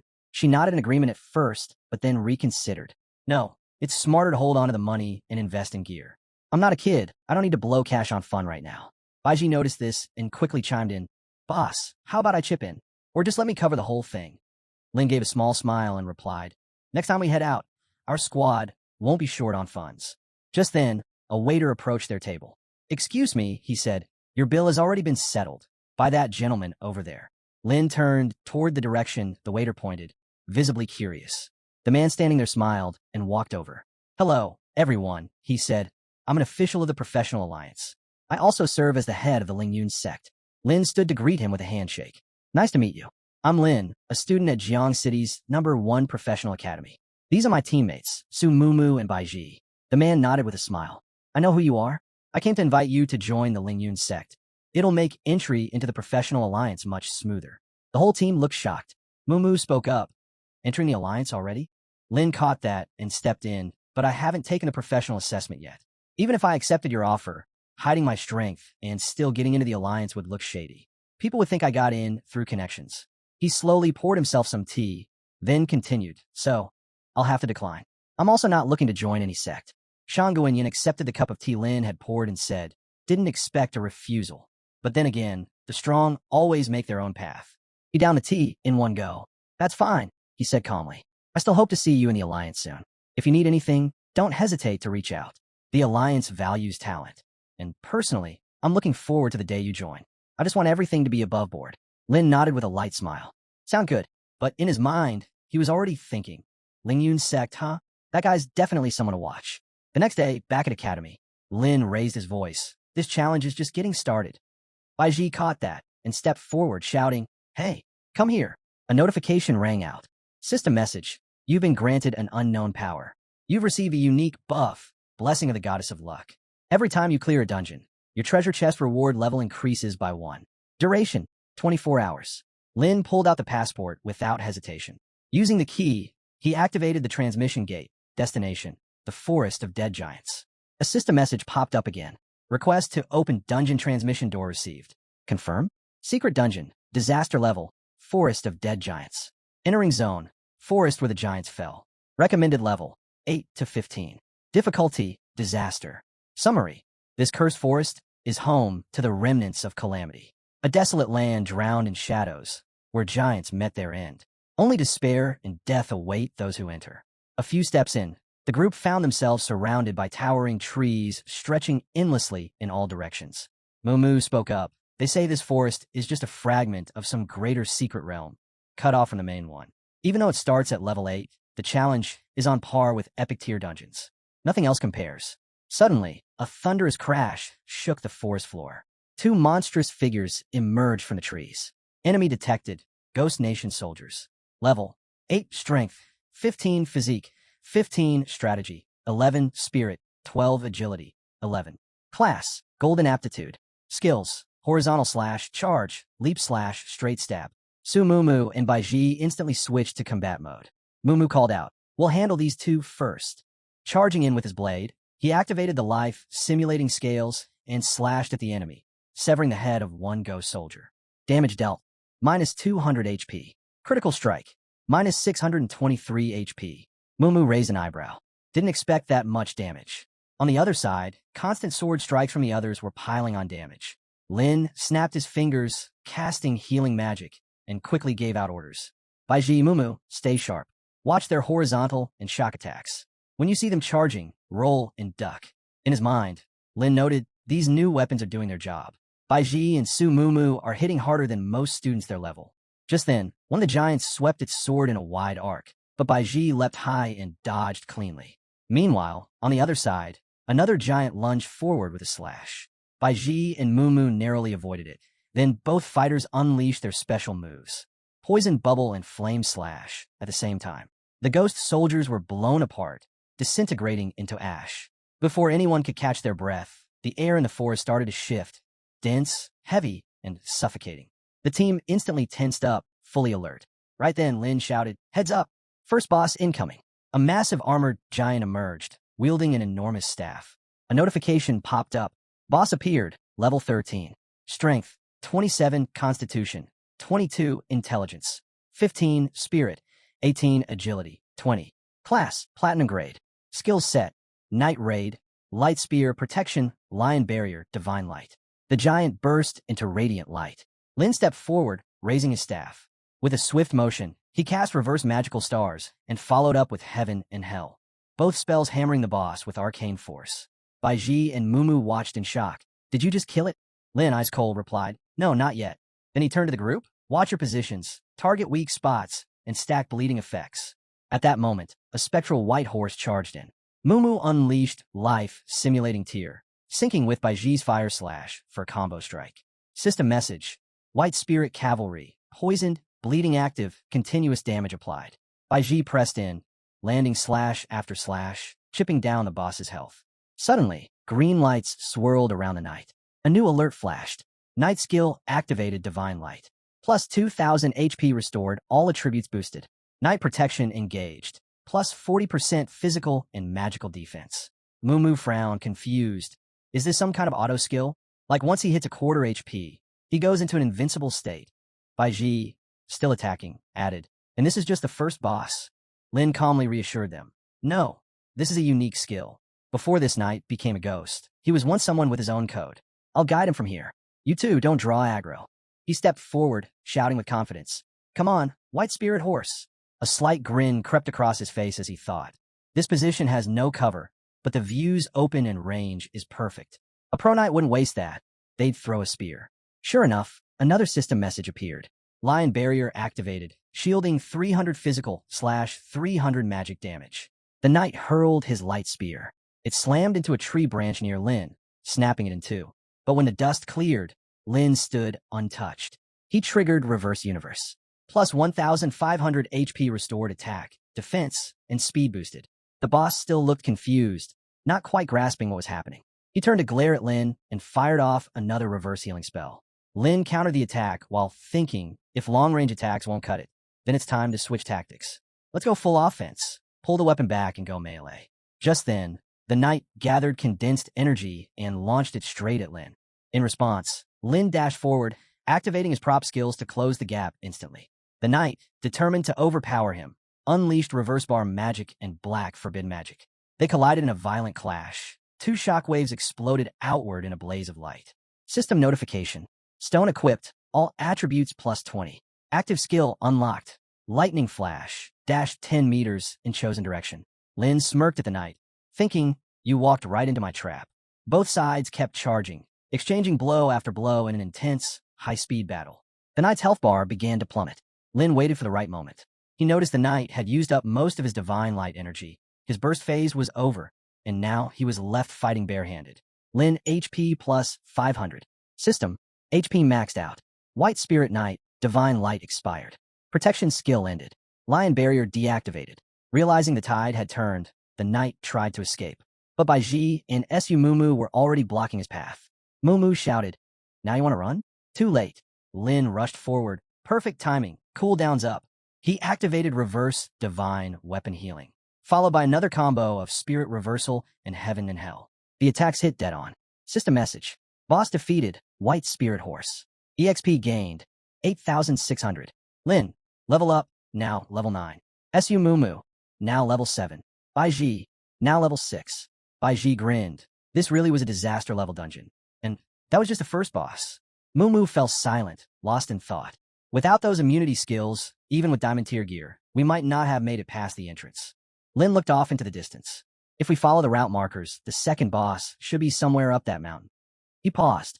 Strange. Why didn't I see any signs guiding me when we entered? Suddenly, vines shot out and wrapped tightly around the three of them, hoisting them into the air. So that's it. Must be some kind of traditional challenge mechanism. An ear-level dungeon event? The vines dropped them. As they fell, Lin called out, "Roll when you hit the ground.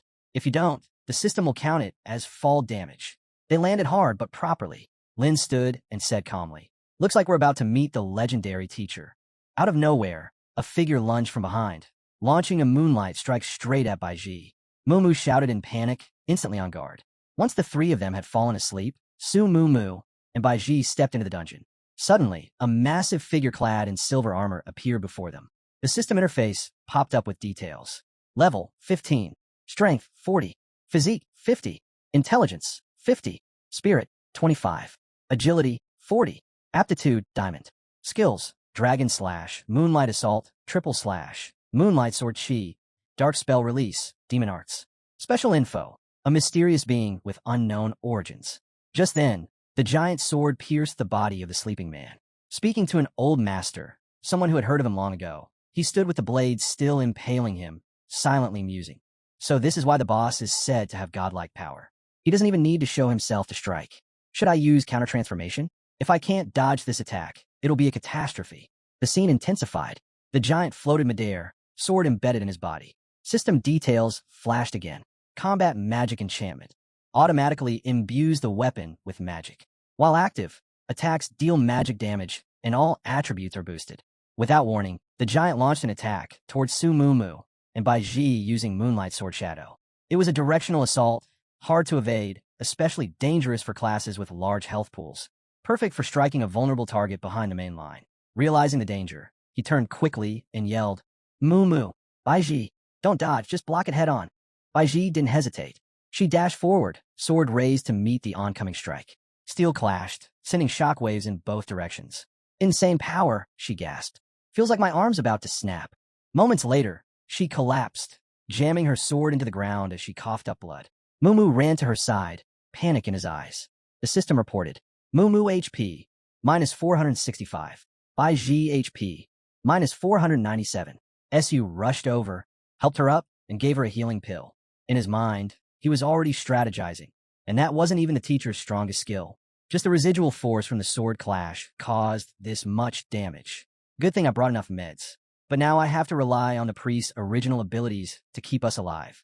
At that moment, he collapsed into a slumbering stance, then suddenly shouted, "The divine magic of heaven and hell descend." A massive surge of energy blasted toward the giant. To amplify the impact, he stacked his magic weapon with healing spells, forming a powerful stream of force that engulfed the enemy. But even with all that, the giant's HP barely budged. Mumu was stunned. Even Lin's triple strike could only shave off a third of his health. And we're using top-tier gear.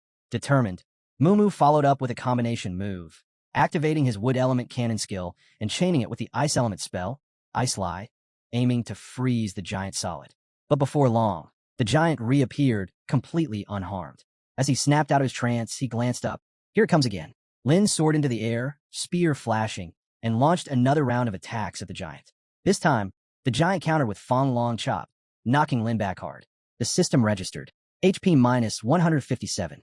Not stopping there, he unleashed Tam Lean Chop, again striking Lin, but this time, Lin's health surged back. Plus 789, plus 521, plus 378. Then, the giant caught on. Lin's weak spot was his neck. Without hesitation, he swung his sword in a brutal arc, landing a critical hit right on target. Blood burst into the air. Su, Mumu, and Baiji froze in horror. But Lin wasn't finished. He reappeared, HP instantly recovering by plus 888. Breathing heavily, he smirked and said coldly, "The teacher's strength is no joke. I need to stay sharp," he thought. Thinking Lin was done for, the giant turned his attention to Su Mumu and Baiji. But behind him, Lin struck again, using his special technique to launch 3 piercing beams of light straight at the boss's back. The system sent out a notification. Hatred and taboo points with the priest have reached 100%. Raising his hand, Lin signaled the others, stick to the plan. He charged at the giant once more, drawing all the aggro toward himself to protect Su and Baiji. Even the toughest tank can wear down an enemy's HP. It's just a matter of time. Together, Lin, Su Mumu, and Baiji unleashed wave after wave of attacks from different angles. The giant's health began to drop steadily. This coordinated pressure was the key. It turned the fight in their favor. Even against a disaster-level threat, with enhanced HP and defense, all they needed was time. After withstanding the relentless strikes, the giant's HP plummeted. Then his aggro suddenly shifted to Bai Ji. She was hidden behind a tree, but he locked on. Charging forward, he struck, but this time his HP dropped. Minus 937. As the giant's health steadily drained, it became clear he had already activated the counter-transformation technique. But just then, Lin reappeared and shouted, "Hey, teacher, don't forget, I'm your real opponent. As long as I'm here, your ranged attacks won't land on my team." He shot into the air, activated counter-transference, and summoned the miraculous spirits of heaven and hell for one final strike. "Accept your fate," he roared. The final blow landed. The boss's HP dropped to 0, and with a thunderous crash, he collapsed. An item dropped from his body, catching Lin's eye. The system alert flashed. Dark Cavalry destroyed. Dark Cavalry now surrendered. Gain 9,300 EXP. Dark Curse permanently lifted from the dungeon. Disaster level boss, Jinong defeated. Dungeon difficulty downgraded from dream level to difficult. Final mission complete. 0 damage taken during battle. Dark Curse summon reward earned. Summons a level 15 golden grade Dark Curse Cavalry for combat. Lasts 1 hour. Usable up to level 20, 24-hour cooldown. Baiji tugged on Lin's sleeve, eyes wide with excitement. Lin laughed and shouted, "Boss, you really took down the teacher, uncle. And now you can summon him to fight with us? That's insane." He turned and gently ruffled Baiji's hair. "Yep, this is the kind of win we'll remember."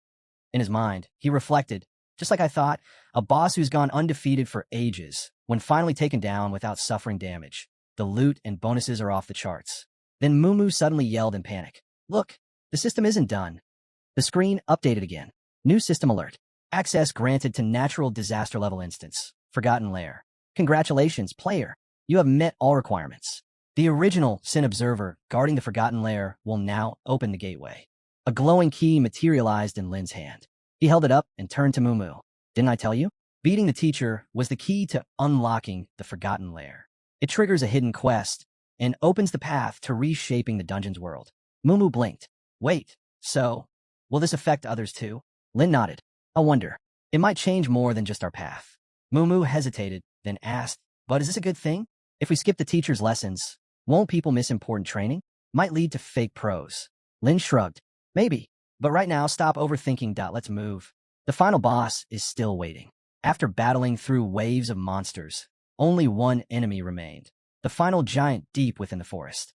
This last foe was no ordinary boss. The setup for the giant was uniquely magical. As a second dark boss, he held the highest raw strength in the entire dungeon.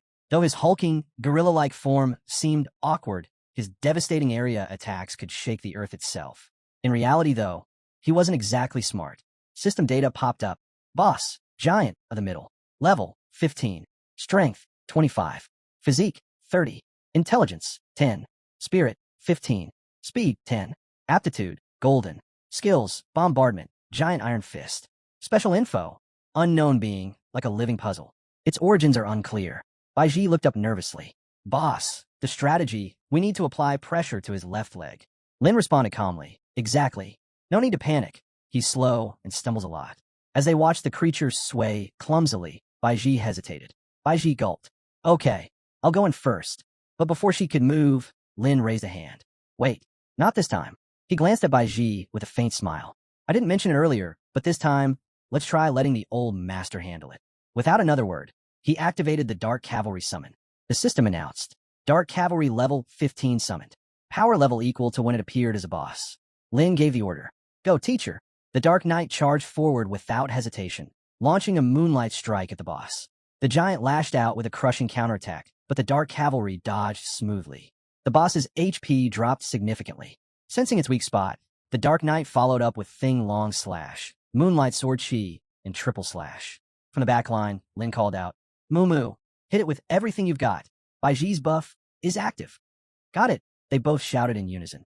Baiji activated Great Swordsman's Encouragement, boosting team attack and synergy. At the same time, Su Mumu split himself with Life Doc Knock, doubling their attack force. Baiji dashed forward and struck with Flame Sword Chi, slicing clean into the boss. The boss's health dropped drastically. Seeing the moment of opportunity, Lin shouted, "End it now." He unleashed Falling Heaven and Hell, a powerful final skill. The attack landed hard, completely annihilating the boss. The moment the giant boss of the Secret Realm fell, a system alert flashed. Boss eliminated. 8,000 EXP gained. Lin instantly leveled up to 10.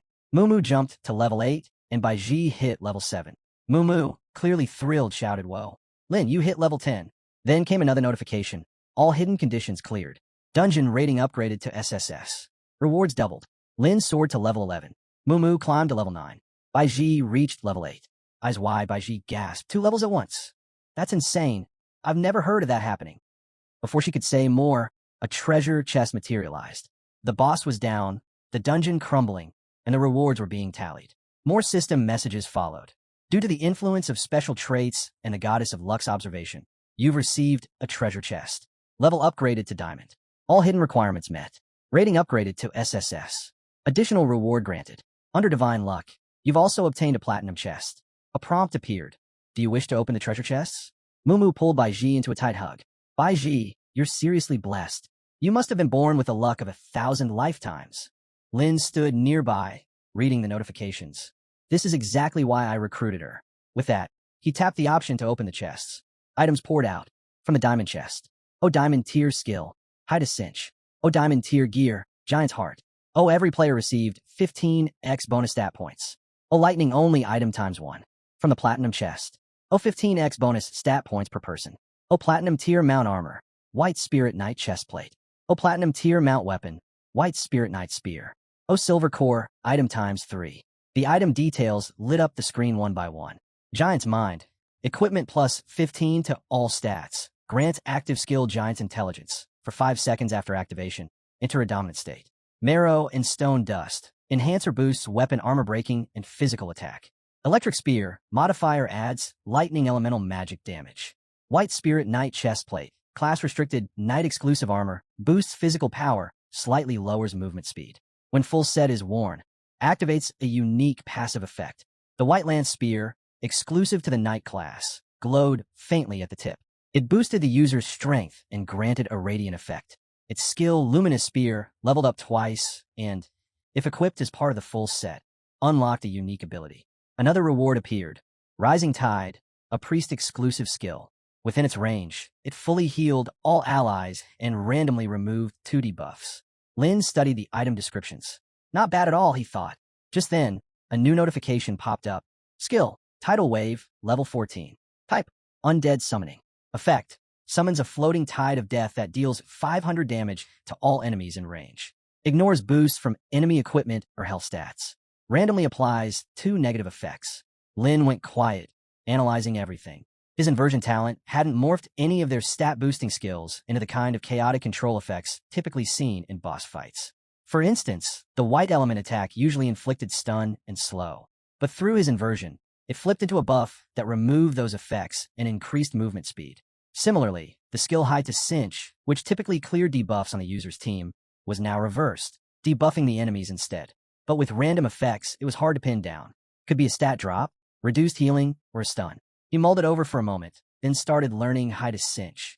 The process involved manipulating spiritual energy and controlling a specific stone. Looks like I'll need to prioritize Dispel-type skills in the future, he noted mentally. They now formed the foundation of powerful control attacks. Plus, according to the description of Reversal, when this talent evolved, it could even alter the very core of a skill. It all hinges on how strong the original trait is. The stronger it is, the bigger the transformation. He finally turned to Mumu and Baiji. We'll sort through the rest once we're out. The dungeon's fading. I've got to report this to the academy and those attending the high-level banquet. His gaze grew distant. This is definitely going to stir things up again. The very next day, in the principal's office, the headmaster shot up from his seat and slammed a hand on the desk. You took down the dark demon in the giant forest of destruction? Did I hear that right? He stared in disbelief. You mean the giants of the forest of destruction? Those things are disaster-level threats. And now that the dungeon's rated SSS, the system's lowered its difficulty. Shangguan Yin confirmed the news. Yeah, after we exited the dungeon, he contacted me. I verified everything through the Alliance. It's legit, he said. The principal nodded, then turned to Shangguan Yin. About the Forgotten Lair certificate. I understand, she replied. You have to realize, the principal continued, only 73 people have ever worked in the Forgotten Lair. Out of those, 24 died. The rest gave up before even getting halfway. No one made it through. Not one. And no one's attempted a second run, he added. It's not because they didn't want to, they couldn't. They either lacked the second qualification or leveled past the entry cap. Huang Xiao, stepped forward and patted Shangguan Yin on the shoulder. That's why we had to wait until he was locked at level 15. He couldn't afford to hit 16. For someone with his talent, the Alliance will always give full backing, but once inside, it's all on him. The principal let out a deep breath. This is great news. Really, all the Academy owes him a thank you. He exhaled again and added, we need to organize a recognition conference. I brought up sealing off this dungeon before, but everyone opposed me. Huang Xiao shook his head, frustrated. A lot of students simply can't face adversity. That's why they fail. The Alliance doesn't nurture fragile talent or professionals. The principal nodded solemnly. Just yesterday, the Dark Cavalry dismissed several of our students. Shangguan Yin gave a wry smile. It's not quite like that. Suddenly, the door slammed open. Mumu strode in, looking tense. Sorry to interrupt, principal, but this couldn't wait. She held up her phone. The screen displayed a feed of posts and data, all focused on Lin. After we submitted the dungeon report to the Alliance, she said, it didn't even take 24 hours for the forums to explode. The posts on screen accused Lin of manipulating his stat allocations, hoarding skill points, selling strategies. Some even labeled his gear as hacked. Worse still, anonymous users dissected his video footage, branding his talent as unnatural, some calling it demonic, others insisting he had sold his soul for power. Mumu lowered the phone and took a breath. If Lin's truly the pride of the Karma Academy, if he's the one we all believe in, then please, she said, voice steady, do something. Protect his name. After listening carefully, the principal finally spoke up. Classmate Mumu, we understand how you feel. Shangguan Yin also opened the news feed, only to find that the number of slanderous stories and toxic analysis had grown worse, each one casting more doubt on Lin's credibility. Please have Lin step forward to clear his name, someone had written. Otherwise, we'll have grounds to question him and potentially ban anyone suspected of harboring demonic powers from entering the profession testing process. Mumu responded firmly. Lin is still just a student. Accusing him like this is absurd. Since when did being powerful mean being evil? One moment you worship someone, the next you're tearing them down. It's disgusting. This stat chart is nonsense, she continued. People have been manipulated by hype and fear. Anyone with a brain should see through it. The principal nodded, then turned to Mumu. Please go verify this teacher's situation directly. Huang Xiao let out a hearty laugh. Assuming this teacher even exists. Shangguan Yin agreed. It's obviously a fabrication from people who don't understand how the Alliance actually works. He proposed a bold move. I suggest the Alliance, the school, and the Hunag family issue a joint public statement. But I'm not sure that would be enough, the principal said hesitantly. Just then, a voice called out from outside the room, cutting through the tension. Lin Yi stepped in with a proposal. I'd like to initiate a public inspection to test for demonic aura. And just like that, the Alliance released a press statement, holding a formal conference to address the rumors. The attacks were intense, but the response was stronger. All accusations were debunked. There was no such individual as the supposed source. The so-called leaks originated from within the school itself and were tied to exaggerated accounts of monster-related incidents. Scene change to the Alliance base. A swarm of reporters fired questions. Lin, why is there a need for a demonic aura test? Is your talent actually tied to the devil? Can the Alliance truly vouch for the authenticity of the test equipment? And what if the machines were tampered with? At the same time, voices of support rang out across the academy. You're the pride of professional academy. You can't let this bring you down. Suddenly, murmurs spread through the crowd. Lin had arrived. He's really here? I heard he volunteered for the test. The Alliance hall fell into an eerie hush as he walked past the reporters, his expression unreadable. The tension grew so thick it silenced even the most aggressive voices. Lin glanced back with a faint smile. For someone so loud, you sure don't act like a reporter. That was all it took. The crowd erupted, not in cheers, but in blame. Reporters started turning on each other. You were the one spouting nonsense earlier. Why aren't you asking questions now? Oh, now the world revolves around you, huh? It's live. Everyone's watching. Say something. The quiet shattered into chaos. The scene shifted inside the inspection chamber where demonic weapons were verified. A drone-like camera hovered in the air, capturing every moment as the crowd watched Lin enter. A voice called out, "Please step into the formation and wait for the scan." Without hesitation, Lin followed the instructions, taking off his coat calmly. A notification appeared, initiating demonic energy scan. Progress, 5%. One of the supervisors blinked in surprise. Honestly, this isn't even necessary. Some people just can't handle someone else being exceptional. Most of us believe in your strength. Lin gave a faint smile. I just find it amusing, really. None of what they say bothers me.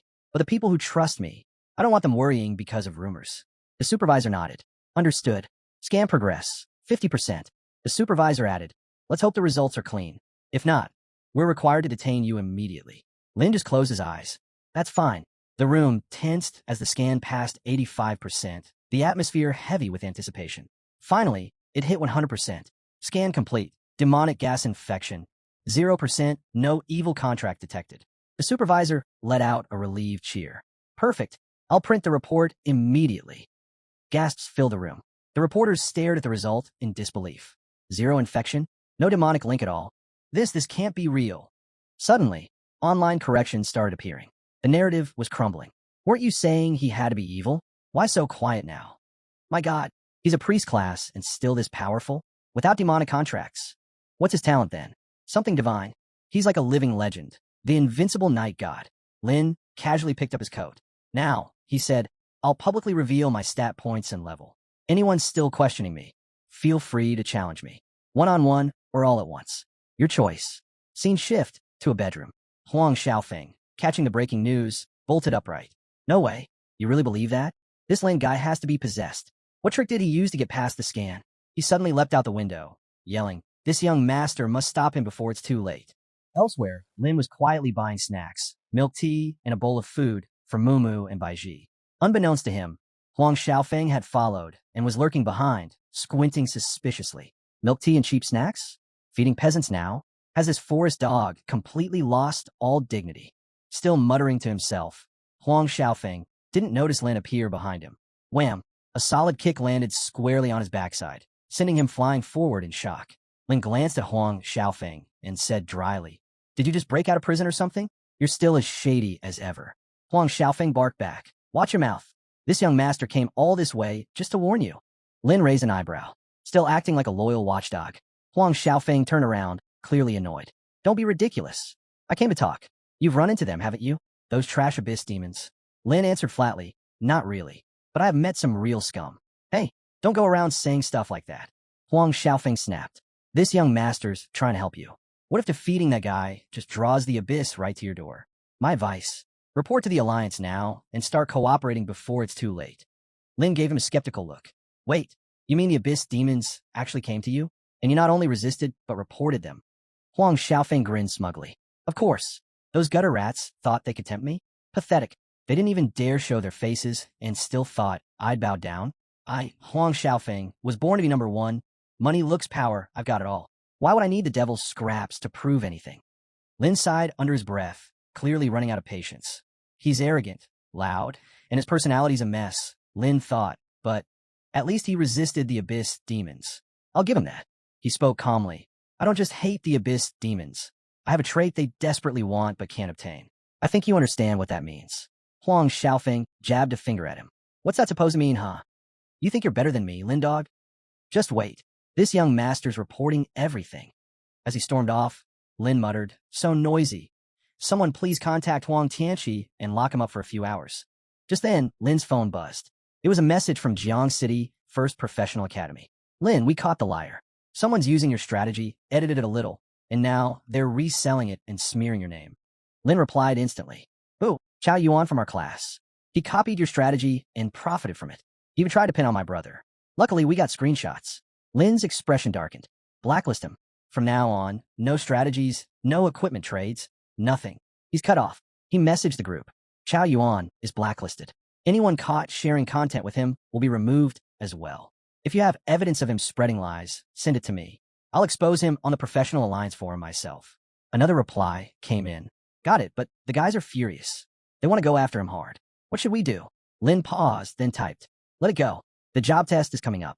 No point wrecking your future over one loser. For a faker like him, the best punishment is being banned from ever earning free attribute points again. Lin addressed the crowd with a firm but generous tone. Xiao Yuan's been dealt with. As thanks for supporting me, I'll share part of the strategy, an unreleased section that's never been sold anywhere.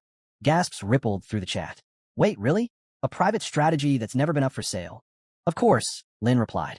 Any dungeon guide you want. And if any of you spot people like Xiao Yuan trying to profit off my work, report them. I've got even more exclusive strategies ready for those who help. Someone chimed in excited. Uh-oh. When will I ever reach your level? Just dropping strategies like it's nothing. Lin chuckled. All right then. Here's a preview of the Land of Skeletons Trini Guide. Everyone, check out the intro section. As soon as the strategy preview dropped, the chat exploded with energy again. Long live the Night God. Maintains 100% of the Holy Sword's blood through the gateway? That's insane. Brother Lin, you're forever my idol. Please don't hold back on us. Just flood us with your brilliance. Lin grinned, but stayed focused. Glad you're hyped, but listen up. I need your help spreading the word. Chao Yuan's pirated dungeons violate my creator rights. Starting now, anyone caught buying or sharing pirated guides will be permanently cut off from all future releases. Everyone in the group immediately rallied behind him. Got it, Night God. Fight the thieves. Crush the smugglers. Let's do this. Within moments, the forum caught fire. Posts spread across every corner of the platform. Effective immediately, all pirated versions of Lin's strategies are being purged. Repeat offenders will be blacklisted permanently. If you help a pirate, you'll be blocked too. No exceptions. Elsewhere, a blonde student saw the announcement and slammed his palm on the desk in frustration. This is ridiculous. Can't even save a little money now. Someone countered. What are you even saying? Chao Yuan's a smuggler. These strategies are Lin's original work. Exactly. You want an SSS tier strategy and expect it for dirt cheap? Do it yourself if it's so easy. Arguments broke out. This is just monopoly tactics. How many strategies does he even have? This is just publicity. Land of Skeletons keeping Holy Sword's blood at 100%. That's already worth it. Someone muttered, I've been dreaming of that guide. I needed to stay alive in there. Another added, even if you say not to watch it. I have to. I'm not risking my run. And just like that, the battlefield of opinions raged on, between those who wanted everything for free and those who knew exactly what Lin's strategies were worth. A system notification blinked on screen. User has exited the group chat. The remaining members didn't miss a beat. We're locking that account out for good. Already checking his profile info. Every linked account is getting blocked the same way. No problem, I blocked him too. Clean sweep. Then the topic shifted. Looking forward to your guidance. How do we join the Night God's private group? Same here. I'm ready to pay big. I'll delete every pirated file I have. Support the original. Long live the Night God. In the Night God's group, we've got Land of Skeletons and other exclusive guides. Updates come nonstop. You can try out strategies directly and even trade extras with the group. Count me in. I'll follow the boss anywhere, mountain or sea. Just give me that one game-changing guide. Let me join Lin's fan group. This isn't just hype. It's the real deal. We only share serious builds here. No nonsense. I don't even think anymore. If it's Lin's, it's gold. Meanwhile, Lin was watching it all unfold and quietly muttered, why are there so many people all of a sudden? He shook his head and chuckled. Still, when you're countering a villain, nothing works better than aiming straight at their weak spot. Hitting where it hurts does more than fists ever could. He entered his passcode and stepped inside. Now that he'd locked down his strategy ecosystem and blocked off piracy threats, his source of income was secure. No more worrying about malicious undercutting. He turned to his device. Please rearrange current data and activate personal information display. A holographic window popped open. Name Lin. Profession, priest. Level, 11. Attributes. Strength, 15 plus 20. Constitution, 15 plus 20 plus 30. Intelligence, 75 plus 20 plus 30. Spirit, 15 plus 20. Agility, 15 plus 20 plus 20. Equipment, 4-piece Devil's Costume set. Thick Wind Shaman Stone. Emerald Ring. Natural Talent. Awakening. Inversion, Heaven and Earth. Level 2. Skill set. Single skill. Healing and Plundering. Support skill. Mingu's Forbidden Technique. Group skill. Divine Weapons to Treat Disasters. Magical Spirits. Falling into Heaven and Hell.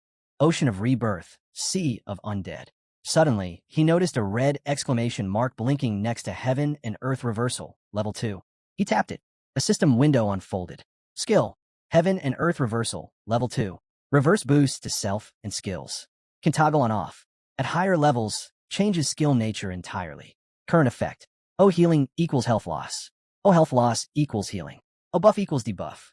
O debuff equals buff. O applies to both allies and enemies. O stamina cost minus 10%, cooldown minus 10%, except fixed 40% cooldown skills. Next level requirement. Reach level 20. Use reversal skill to kill 10,000 secret rel creatures. Unlocks potential for unlimited firepower. Lin nodded to himself.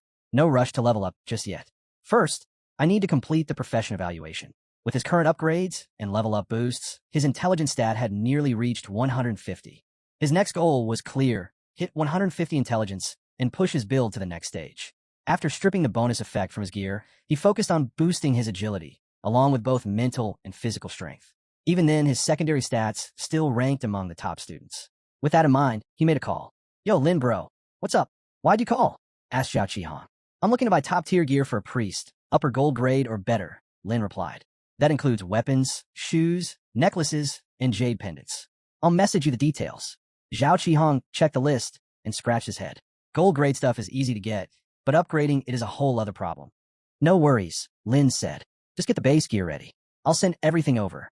10 minutes later, Xiao Qihong called back. Lin bro, I've attached the selected items and their pros, cons, and prices in a map file. Lin scanned through them, calculating the potential profit margin. The gold tier weapon looked like a solid investment, until he noticed the shoes weren't quite right. I'll take the priest staff, star healing staff, the bone necklace, and the white bird jade. Drop the shoes, he told Qihong. No problem, Lin replied. Also, I'll need some forging stones, planning to boost everything to level 10. Qihong hesitated. The price might be a little steep. Lin's face darkened slightly. Can't tell him I'm planning to raid the Deadland. Qihong picked up on the shift and quickly responded, Sorry, Lin bro. I'll get right on it. Final total, gear plus forging service, adds up to 2.4 million alliance coins. The system then displayed the stats. Bone necklace, current forge level, 1/10. Quality, gold. Type, physical equipment. Effects, plus 10 healing per second, plus 200 HP, plus 20% physical defense. White bird jade pendant, current forge level, 1/10. Quality, gold. Type, equipment. Effects, plus 10 intelligence, plus 10 spirit. Special, summons a white bird spirit that absorbs 30% of incoming magic damage. Auto resummons after combat. Elite healing staff, current forge level, 1/10. Quality, gold. Class requirement, priest only. Effects, plus 10 mental power, grants plus 100 attack to targets affected by healing skills. Lin began the refining process. In front of him, vibrant lights exploded in every direction, and phantom-like chimpanzees briefly flickered into view. As the forging completed, each piece of equipment transformed, adopting the dazzling appearance of the 4 demon kings, now all upgraded to level 10. The crystal healing staff, level 10. The bone necklace, level 10. The white bird jade pendant, level 10. Every item had reached max enhancement, and their stats were significantly boosted. Lin gave a faint smile. This should do for now. Full level SSS tier gear. More than enough for Deadland. After all, in a dungeon like Deadland, the loot was never disappointing. Just then, a noise came from outside the room. Turning quickly, Lin stepped out and spotted Mumu, dabbing her face with a cluster of makeup tissues. Mumu, he called, puzzled. She flinched at his voice, turned around shyly, and whispered, You didn't say anything when you came back. I was using your bathroom. I hope you don't mind. The hot water in my room is acting up. Lin scratched his head, a little embarrassed. Oh, it's fine. Wanting to take a look at it. Quickly waving her hands, she replied, No need. Actually, do you have a moment? I wanted to talk. Still a little awkward, Lin nodded. Sure, but maybe dry your hair and change first. You'll catch a cold like that. Mumu smiled. Okay, just give me a few minutes. She darted back into the room. About 5 minutes later, after things had settled down, Lin looked over at her and asked gently, So, what's up? You still seem kind of distant. Mumu hesitated, then said, I wanted to tell you, little Bai Ji told me she really doesn't like the greatsword class. She's tried to adjust, even updated her gear, but she still finds the dungeon runs tough. Lin thought for a second. Really? She's never brought it up to me. I always thought her greatsword build was pretty solid. A bit tricky, sure, but still effective. If she can prove she's qualified, she could switch classes. Maybe something more suited for her. I'll check with Huang Tianqi, see if he has a solution. But in the end, Bai Ji needs to decide that for herself. Mumu looked relieved. That's perfect. I feel better now. I'll head home then. Just then, something clicked in Lin's mind. He suddenly stopped and said aloud, There's more, isn't there? This isn't just about Bai Ji. Mumu froze. Me? Lin calmly crossed his arms and sat back on the sofa. I was asking about your story. Mumu scowled. Ugh, fine. You saw right through me, you smug jerk. But you better not laugh. Seeing her flustered reaction, Lin chuckled softly and quickly covered his mouth. Okay, I won't laugh. Don't laugh at me, she snapped, then her tone softened. I'm sorry. You're already level 11, right? Have you noticed? Ever since you awakened your talent, it feels like there's this growing gap between us. Lin blinked. Huh? What do you mean? Mumu hesitated, then continued quietly. We've always been together, growing up playing games, doing everything side by side. I thought even after awakening our talents, we'd be the perfect duo. That nothing would change. That we'd always have each other's backs. She looked down, voice trembling. But now you don't need me. You get hidden quest rewards, shine in every crowd, and solve every challenge by yourself.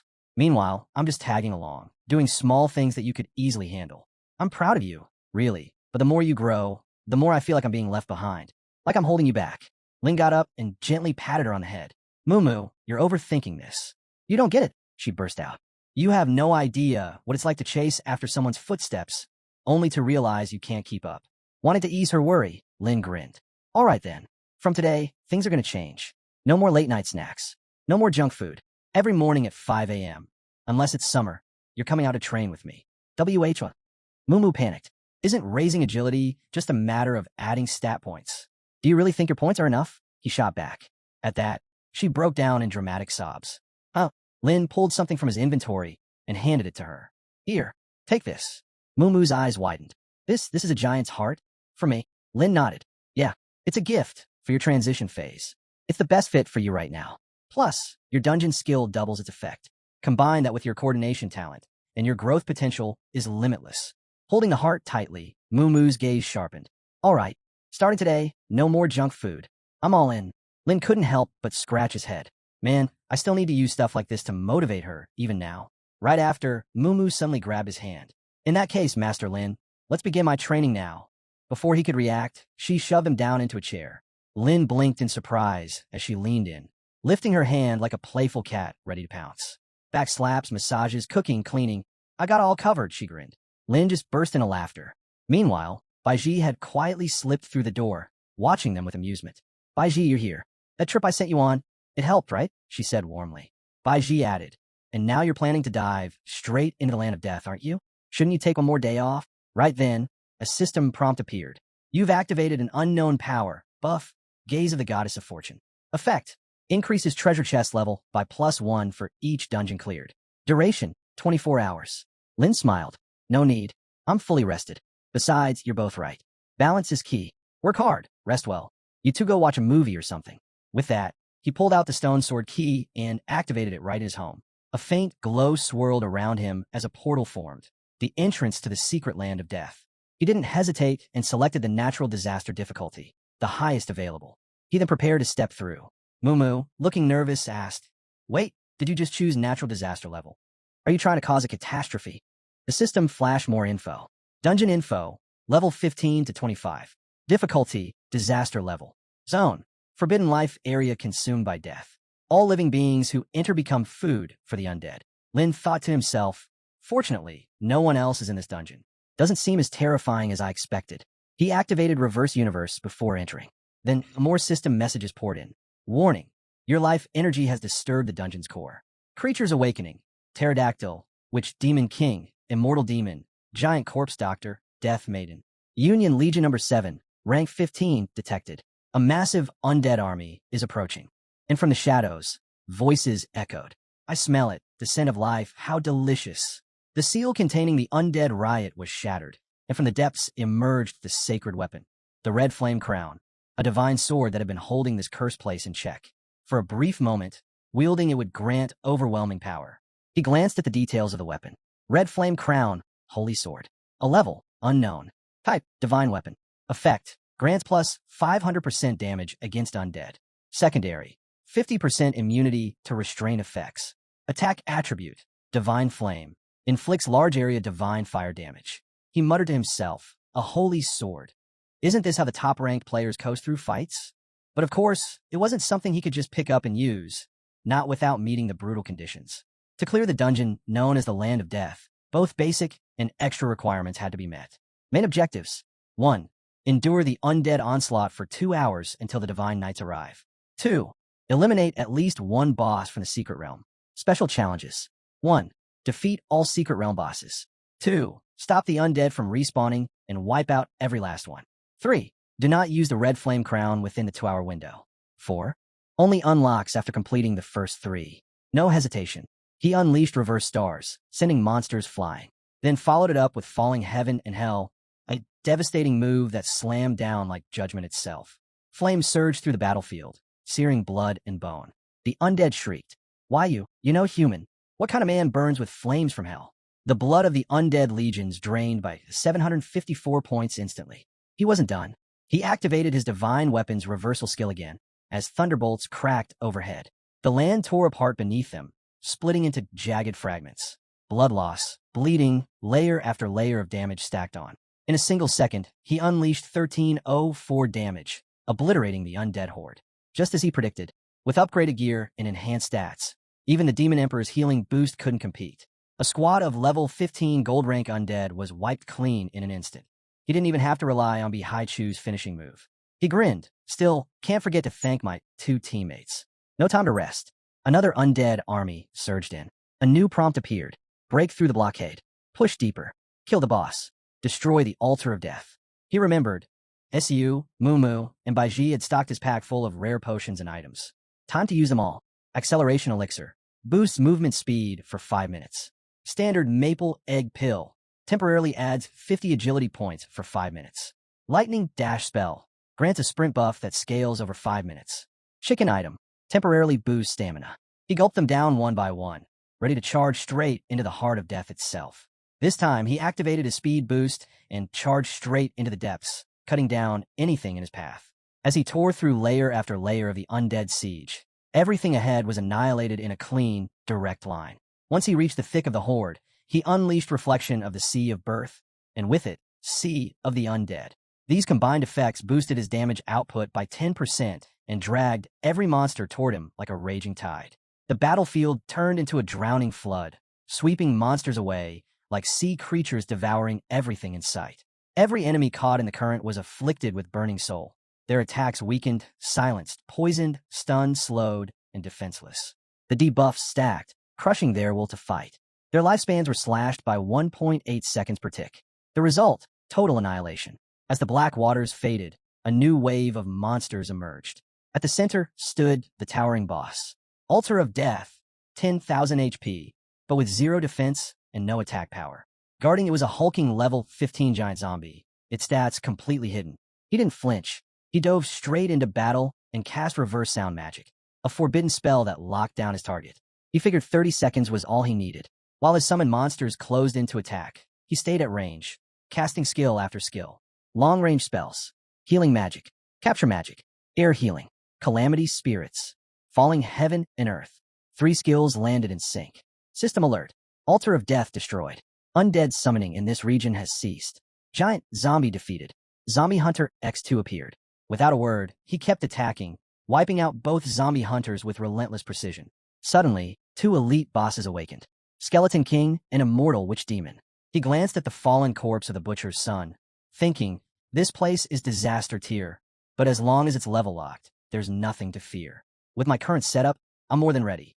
Then he called out, come out, priest. I need you now. In response, he summoned the Dark Gold Master, a golden level knight at level 15. Its combat duration, 1 hour. Climbing onto the knight's back, he soared toward the next target zone. He stopped. At the final point, a massive shadow loomed in the distance. Its stats blinked into view. Skeleton King, level 15, platinum grade. Legion Aura, Death Flag, Evil Halo, Resurrection of Flesh, Blood Shield of Renunciation. Beside him stood the Immortal Witch, also level 15, with a terrifying skill set. Death Fluctuation, Ice Mist Magic, Black Hole, Lunar Eclipse, Ice Wind, Blood Surge. The final battle was about to begin. But right then, he didn't feel a hint of fear. What ran through him was ice-cold focus. Standing beside him was the Dark Gold Knight. Oddly, the knight kept muttering something toward Lin, its words unintelligible. Lin could only tilt his head, awkwardly smiling as 3 ellipses floated over his head. Teacher, he said with a helpless look, but Lin had already made his decision. Raising his staff, he gave the order. Go! With a master's command, the Dark Gold Knight sprang into action. It lifted its massive sword onto its shoulder, stance low and ready to charge. Its immortal eyes began to burn with a fiery glow, and in a blink, it launched forward, targeting the first enemy it could reach. Seeing this sudden assault, the witch demon flared with rage, veins bulging. No hesitation, he was ready to strike back. But the knight was faster. Drawing on dark magic, it unleashed Moonlight Slash, a lightning-fast spell that landed squarely on the witch demon, dealing 1,441 damage instantly. Despite blood pouring from his mouth and wounds cracking open, the witch demon grinned wickedly. A sudden glow burst from his chest. He was summoning reinforcements. In moments, undead foot soldiers burst from the ground and charged in blindly. But the Dark Gold Knight was ready. He activated Spell Shield, a barrier that reflected all magical attacks for the next 3 seconds. The Witch Demon paid for it immediately. His own spells ricocheted back, striking him with full force. His body trembled from the backlash, unable to recover. He staggered, calling out desperately, "Skeleton King, help me!" But just as the Skeleton King lifted his foot to move, he felt a presence behind him. He turned his head. Lin was already there. "Huh? Since when?" Lin didn't answer with words. He raised his staff, slammed it into the ground, and activated Reversal, Sea of the Undead Tidal Collapse. Waves of dark energy surged beneath the Skeleton King. His health started dropping immediately. Status effects: Dry State, Weakened, Corroded, Direct HP Loss, -999. Meanwhile, the Dark Gold Knight was airborne, unleashing a brutal combo on the Witch Demon. Rising Dragon ///. Each strike hit like a hammer, piling on damage. The Witch Demon's body couldn't hold. It cracked apart, bursting into scattered pieces as an explosion triggered additional hits. In a desperate attempt to retaliate, the Witch Demon activated Black Hole, targeting the Dark Gold Knight. But it was too late. The Knight's speed was unmatched. With one swift movement, it dodged to the side, and the spell hit nothing but air. Once again, the Dark Gold Master turned his gaze toward the Witch Demon, eyes sharp, filled with lethal intent. The Witch Demon panicked, hastily casting one final spell. A massive sphere of icy energy began to form. "Ha! Ice missed." He started to laugh, but never got to finish. The Dark Gold Master struck first, vanishing in a blur and reappearing mid-swing with Moonlight Slash. One clean cut. The Witch Demon was split in half, his body dropping with a shriek. But even in pieces, the demon wasn't done.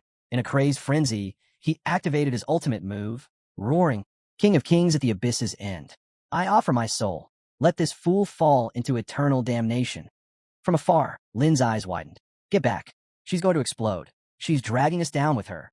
The Witch Demon activated her forbidden spell, Blood of Ice Wind, sacrificing her entire soul and draining every last bit of health. It triggered a massive burst of ice magic across the entire battlefield, freezing everything in its radius. But the moment the spell activated, there was no one left in the area. The Witch Demon screamed in rage. "What? Where did you all go?" Meanwhile, behind the Skeleton King, the Dark Gold Master silently appeared. His sword plunged deep through bone and marrow. Target eliminated. "Well done, teacher. And, uncle," the knight said with pride. As for the Witch Demon, casting that ultimate move had shattered her completely. Her body disintegrated into the air, gone without a trace. The Skeleton King, with his final breath, roared in fury. "Humanity is foolish, but true despair is yet to come." Then he vanished. System notification. Skeleton King and Undead Witch defeated. Basic dungeon clear conditions met.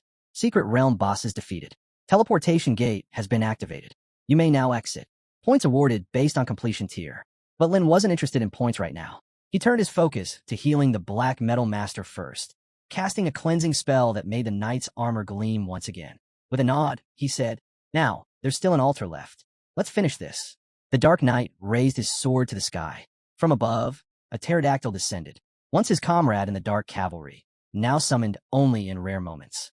The dragon's silhouette appeared overhead, wings casting shadows over the ruined land. Lin climbed onto its back. The altar was gone. The undead were no longer a threat. Just cleanup remained. "Let's move to the next area," he said. The two of them took to the skies, soaring toward their next target. "Those were the last 2 bosses," he added, giving a thumbs up. "Thanks to you, I saved a Huang of time on the battlefield." That praise caught his ally off guard. Did I just blush? But before they could enjoy the flight, a sudden ambush struck from below. Ice spells bombarded the skies. Icy blasts fired relentlessly upward from below. Another giant dragon had entered the battlefield. "Sir, the enemies spotted us. Be careful." Before they could react, an ice arrow streaked through the air. Its impact didn't injure, it knocked them unconscious. Both fell from the sky. The Black Gold Knight landed first, immediately rising and preparing for combat. At that moment, the system displayed new threat intel. Enemy, Evil Dragon of Death. A level, 15. Class, Diamond Aptitude. Attributes, Strength, Physical, Intelligence, Spirit, Agility, Unknown. Skills, Ice Breath, Wind Breath, Dragon Power, Ice Wind Aura, Absolute Mobility, Dragon Claw. Description, once revered as a great guardian dragon, now corrupted and revived by the King of Immortals.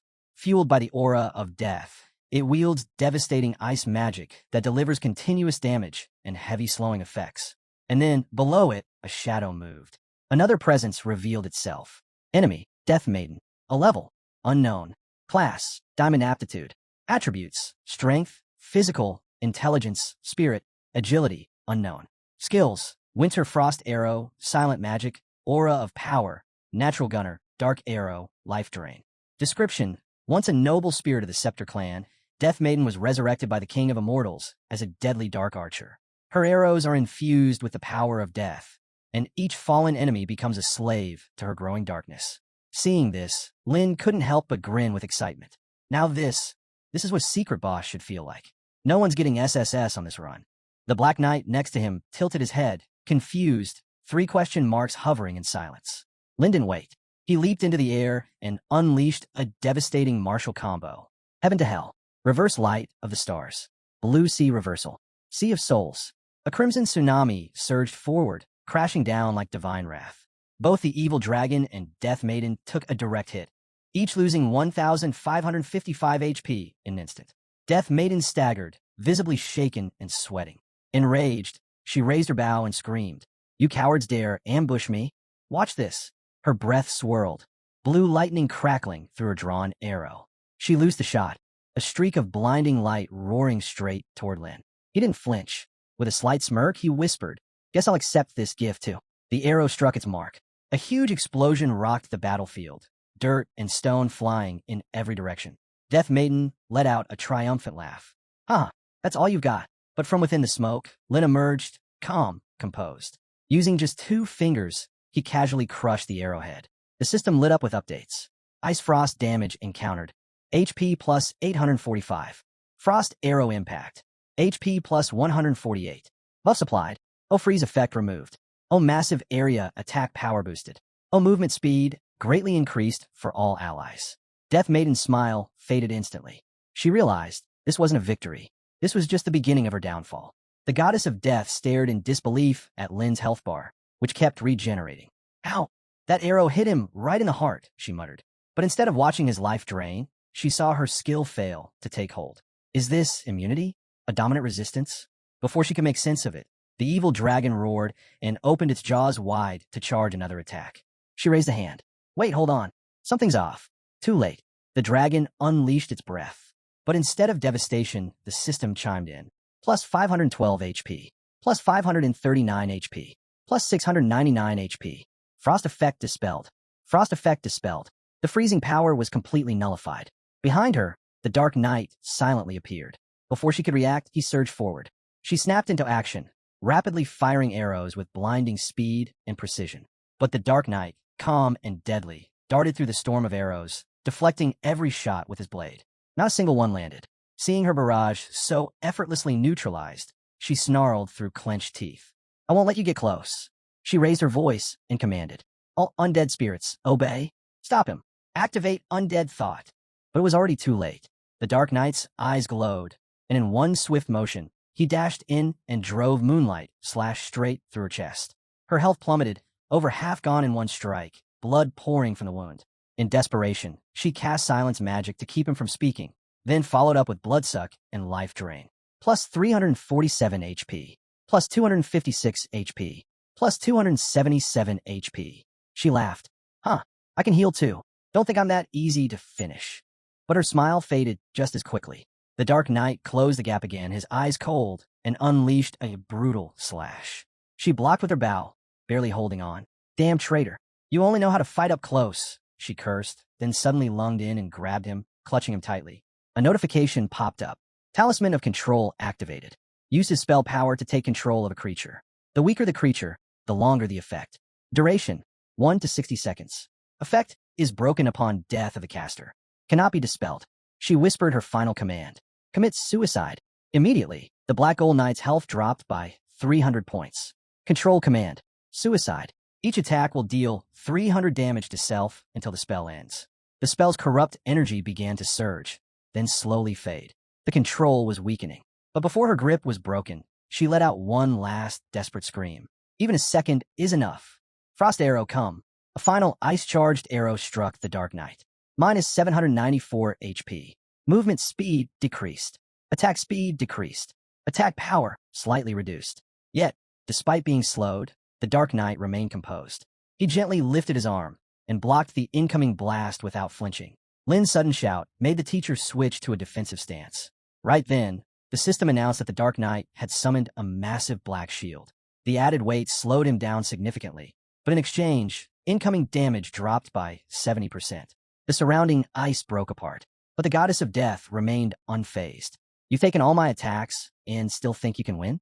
Once I break through that shield, your head is mine, she declared before charging in, landing a hit that visibly dropped the Dark Knight's health bar.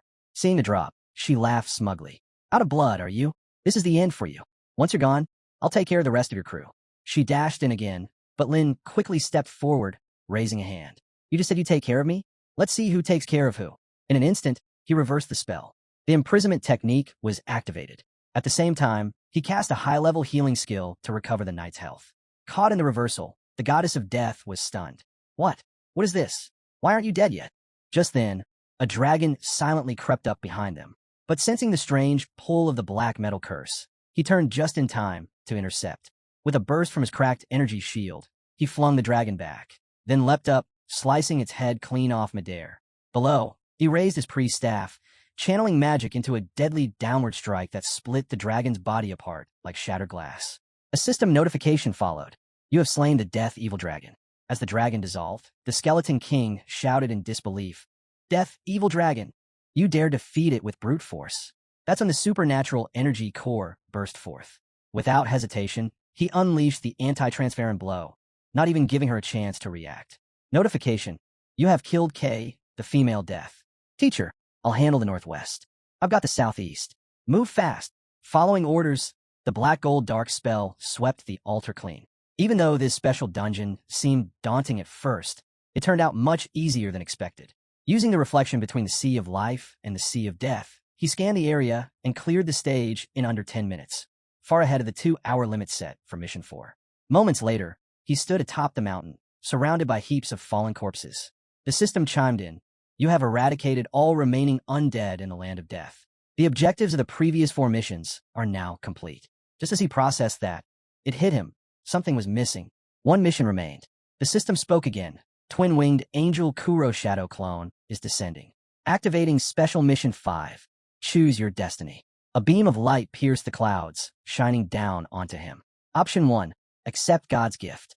Receive reward from Twin-winged Angel Kuro and surrender all the red-crowned holy swords absorbed from the souls of the undead. Then, exit the land of the dead spirit. Option 2. Defy the divine. Slay the clone of Kuro. If successful, earn a high-level rating. But failure means being downgraded to C rank. He paused, confused. Wait, another boss in this dungeon. The system clarified. Choosing the gift grants an immediate SSS rank rating. But killing the Baiji clone unlocks something rarer. High rank. Higher rank? That's not even supposed to exist. Was SSS not the highest? He started to wonder, do the elites of the Concealment and Blockade Alliance even know about this hidden tier? Or has it been kept secret? Then, reason took over. No need to hide the info. Very few players could even reach this point. Plus, the entire realm was built through system mechanics. If it shifted without notice, no one would know. And maybe higher rank and the angels were real. But perhaps humanity simply lacked the power to truly access them, just as the ancients once couldn't reach the stars. He looked up. The angels' wings unfolded, revealing countless giant eyes staring down. They didn't blink, they waited. Then a thunderous explosion burst forth, targeting him directly. Behind him, the dark metal curse slowly faded away. System prompt. The dark cavalry has retreated. Summoning is now on cooldown. At that moment, Lin felt an overwhelming pressure settle over him. Is this the ancient pact? He wondered. The supreme leader of the angels? But then he recalled the system's message. He might not need to fight this being at all. So, where's the clone? Just then, pure white feathers drifted down from above. From the sky, a figure emerged, descending slowly among feathers and wings covered with enormous, unblinking eyes. Twin-winged Angel Kuro, Phantom Clone. Rank unknown. Note, combat is not advised. All abilities classified. Description, a divine being from a sacred realm, created to suppress the undead and purify the breath of death. Hovering in midair, the clone spoke. Human, you've done well. On behalf of the holy nation, I thank you. These undead abominations must sleep forever beneath the earth. Surrender your red flame crown, and you may go. Lin blinked. Wait, that's it. I wiped out everything here, and there's no reward. Kuro's expression darkened. You question an angel? You should be grateful. Now leave. Do not obstruct our sacred duty. Without another word, the angel slashed at him with a blade of holy fire. Lin frowned. So this is how righteous angels treat humanity? We're just disposable to them, never truly on their side. With that thought, he tapped into the next task. Is there anything left for me to do here? Angel, he asked dryly. Kuro looked down with disdain. Lin switched to combat stance. Guess my rewards are in your hands, then. He activated Reverse Universe, readying himself. Kuro scoffed. Calling you inferior is being generous. Serving the holy nation is the highest honor a human could hope for. Yet you dare defy the divine will. Lin wasn't having it. He launched the robbery technique straight at him. Save your speech. I'm done listening. Kuro's face twisted in rage as divine power surged. Bolts of holy lightning rained down, aimed at Lin's position. He dodged swiftly, his eyes narrowing, every muscle on edge. Thunder roared above as Kuro launched one strike after another. The ground erupted in chunks, smoke and dirt flying from each blast zone. Lin weaved through the chaos, his body moving at unpredictable angles. But despite his speed, a flicker of frustration crossed his face. Watching Kuro's movements, Lin spotted it, the weak point. The clone never checked his blind spot. Without hesitation, Lin surged forward, circling around behind him in a blur. Lin took the full brunt of the red flame beam. His body pierced straight through from back to front by the searing sword. Blood spilled from his mouth, but even through the pain, he activated Reverse Universe, absorbing the blow entirely. Despite the wound, a faint smirk formed on his lips. His life force values were climbing instead of falling. Hovering above, Kuro narrowed his eyes, clearly shaken by the scene. His face twisted with disbelief before he shouted furiously, You think using wicked tricks will let you escape divine justice? The moment his words echoed, thunder roared overhead. Thousands of celestial eyes and cross-shaped sigils lit up in the sky, forming a blinding net-like formation aimed straight at him. But Lin didn't flinch. He stared back with calm red eyes, unshaken, then countered with reversing the magical spirits. Their clash rocked the entire area. The ground trembled violently as his next move, fall into heaven and hell, shattered layers of terrain, sending debris flying in every direction. Lin raised his weapon high, striking with force. His life bar took a hit, but in return his damage output spiked. Kuro's voice echoed again through the chaos. You insignificant insect. Do you really wish to die? He didn't wait for an answer. But something had changed. Lin's stats were rising rapidly, boosted as his life dropped. The advantage was shifting. Kuro, enraged and off balance, screamed wildly, Judgment! He fired off another flurry of divine strikes. Lin, unfazed, cast a counterspell that halted the barrage in its tracks. His thoughts raced. At first, this was terrifying. But now, this angel doesn't seem all that clever. Maybe it's because this is just a phantom, not the real deal. Meanwhile, Kuro was losing control. How? How can this be happening? I've used physical attacks, magical skills, ranged strikes, close combat. Why haven't you taken any real damage? Lin simply stared him down, cool and composed. Anyone who saw me take down this boss wouldn't even bother asking. This guy's done. Lightning rained down again from the sky. Kuro roared. Invincible. What kind of cheat are you running? No way that's possible. But the thunderbolts never touched him. A radiant white mist had risen around Lin, forming a protective space that shielded him from everything. At that moment, he spoke up arrogantly. That's right. At most, you managed to snip a bit of my hair and tear my coat. With a calm motion, he countered again, shifting the tides of battle like the sea itself. Raising the cross hanging from his left arm, he pointed it at the churning sea of undead. Instantly, the tide turned against him, coiling around him and dragging him down. His health bar began to drain rapidly. A system message flashed. Illusion of the Two Wing by Ji is now under triple slow debuff. Movement halted. Attack power drastically reduced. Lin slowly lowered his hand. His voice was icy. Let's reverse that healing and see how you handle it. As soon as the words left his mouth, Kuro was slammed from the sky to the ground with brutal force. A sharp cry of pain echoed. His health plummeted. More alerts rang through the system. Illusion of the Two-Winged Angel suffers from triple slow debuff. Kuro clutched his chest, groaning in agony, gasping on the shattered battlefield. Looking up through clenched teeth, he growled with fury. Lin. But Lin gave no reply. Without pause, he activated the reverse healing and looting combo. Kuro's health dropped to 0. As the move concluded, all that remained was a scatter of blood and a lone feather drifting through the fading smoke. The bow system updated. Eliminated. Shadow of the Two-Winged Angel of Suffering. Secret Dungeon. Land of the Dead completed. Reward, Diamond Tier Clearance Chest. A shining chest appeared overhead. Ornate, edged with blades and thorns. Another message followed. All hidden objectives completed. Achievement rating, SSS. Under Goddess of Lux Influence. Diamond Tier Chest awarded. Secret Realm completion level, Omega. As the realm began dissolving, energy gathered into a singular point, forming a unique, personalized reward. Then, a question echoed in his mind. The only exclusive reward. System update. Acquired. Unique advanced weapon. Flash Spirit. Moon. The weapon materialized in his hand, pulsing faintly with energy. Data streamed across his vision. Weapon name. Hidden Moon Spirit. Type. Unique developmental weapon. Training level. 1. Quality. Unknown. Class requirement. Priest/Nightfall. Attributes boosted. +1 to all stats. Forms unlocked. Liberation form. Energy destruction form. Moon shadow form. Devouring evolution. Moon oath. Time of destruction.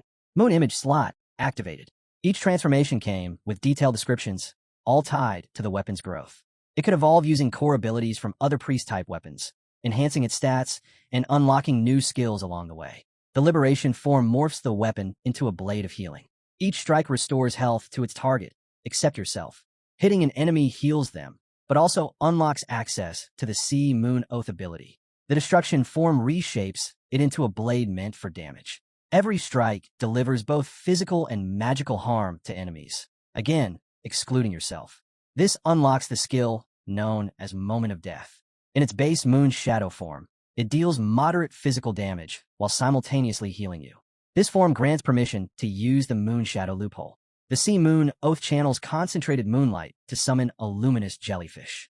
While active, this jellyfish steadily heals all nearby allies, including yourself, and cleanses negative effects for everyone in range. The Moment of Destruction condenses the moon's energy into a powerful blade, unleashing a devastating AoE slash. It not only deals massive damage to all enemies in range, but also boosts any following attacks. Moon Shadow Loophole, an active skill, thrusts the wielder into a state of darkness, temporarily untouchable and capable of quick movement to a designated point. A blade that can both save lives and take them. Lin gripped the shimmering weapon in hand, observing the shifting form with a glint of curiosity. 3 forms, 3 major techniques, he thought. They fit my style almost too perfectly. But what intrigues me most is whether this so-called mature weapon can exceed diamond rank, like this dungeon. Without delay, he opened the diamond chest. Rewards unlocked. 20 free attribute points. Diamond tier gear, bone guide necklace. Ancient dragon necklace. Diamond skill, great attack speed. Platinum rank sword core. Starcraft grade special sword. Rare elixirs. Magic strategy tome. He selected the ancient dragon necklace and the attack speed badge. With that combo, his defense and battlefield control reached a whole new level. His full status screen displayed. Name Lin. Profession, priest. Class, tier 2. Strength, 15, 2050. Physical, 15, 30, 350. Intelligence, 95, 30, 350. Spirit, 15, 30, 50. Agility, 15, 20250. Equipped items. Ghost Splendid Costume, yellow for peace set. Wind Shoes. Sparkling Stones. Emerald Ring. Hidden Moonlight. Ancient Dragon Necklace. White Bird Jade. Innate Talent. Reverse the Universe LV.2. Skills. Single Heal. Looting. Auxiliary. Illuminate You. Forbidden Magic. Group Healing of the Divine. Artifact Skill. Divine Fall. Ultimate. Heaven and Hell. Area Spells. Sea of Undead. Sea of Tides. He added the free points into Intelligence, inching closer to pro-level thresholds, hovering just around level 20. With that, Lin exited the dungeon. But this was only the beginning. As he stepped through the gates, golden sunlight poured through the tree canopy above. The warmth touched his face as if signaling the dawn of something greater. Lin was still lost in thought, riding the high of the goddess of Luck's blessing. Maybe I should hit up a bunch of level 10 dungeons and loot them clean, he mused. But just then, a sharp voice came from the roadside bushes. I've been waiting long enough. A man stepped out, spear in hand, his eyes burning with anger. Lin turned cautiously, surprised. Huh? Before he could react, the man charged, spear aimed straight at him. His voice was filled with hatred. Die, Lin. This is your end. He lunged forward with force, the spear targeting Lin's chest. You're the reason my life was ruined. They all turned on me. Friends, family. They cast me aside just because I copied your strategy. They made me skip the trial, give up everything, all because of you. The spear struck, but Lin had already activated spell.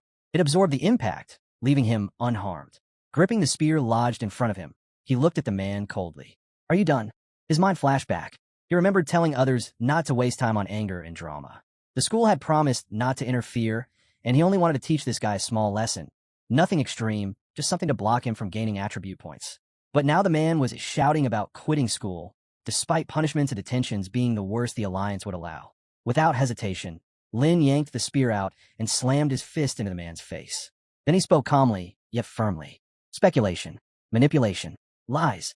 You used my strategy and twisted the story. That's what you did. The man trembled, blood on his lips, seething. Teeth clenched. He let out a furious roar and charged again. This time, Lin's eyes narrowed. Something was off. Demonic energy? He leapt back just in time to avoid the blow. The man, Xiao Yuan, was radiating something dark. Rage warped his expression. From behind Xiao Yuan, a demonic presence emerged, whispering poison into his ear. I told you, you were never a match for him. You're just background noise, fodder in a world of talent. Xiao Yuan's painful past flooded back, beaten, rejected, ridiculed. The girl he liked turned him away. Others mocked him. And now, the demon spat cruelly. You're nothing but trash. A stepping stone for someone else's greatness. Xiao Yuan clenched his fists, rage boiling over. He wanted Lin dead. The Abyss demon leaned in, fueling his fury. Good. If you want to defy the heavens, reshape your destiny, and wield power over others, then come. Step into the Abyss. A wave of purple smoke rose. The demon's voice echoed again.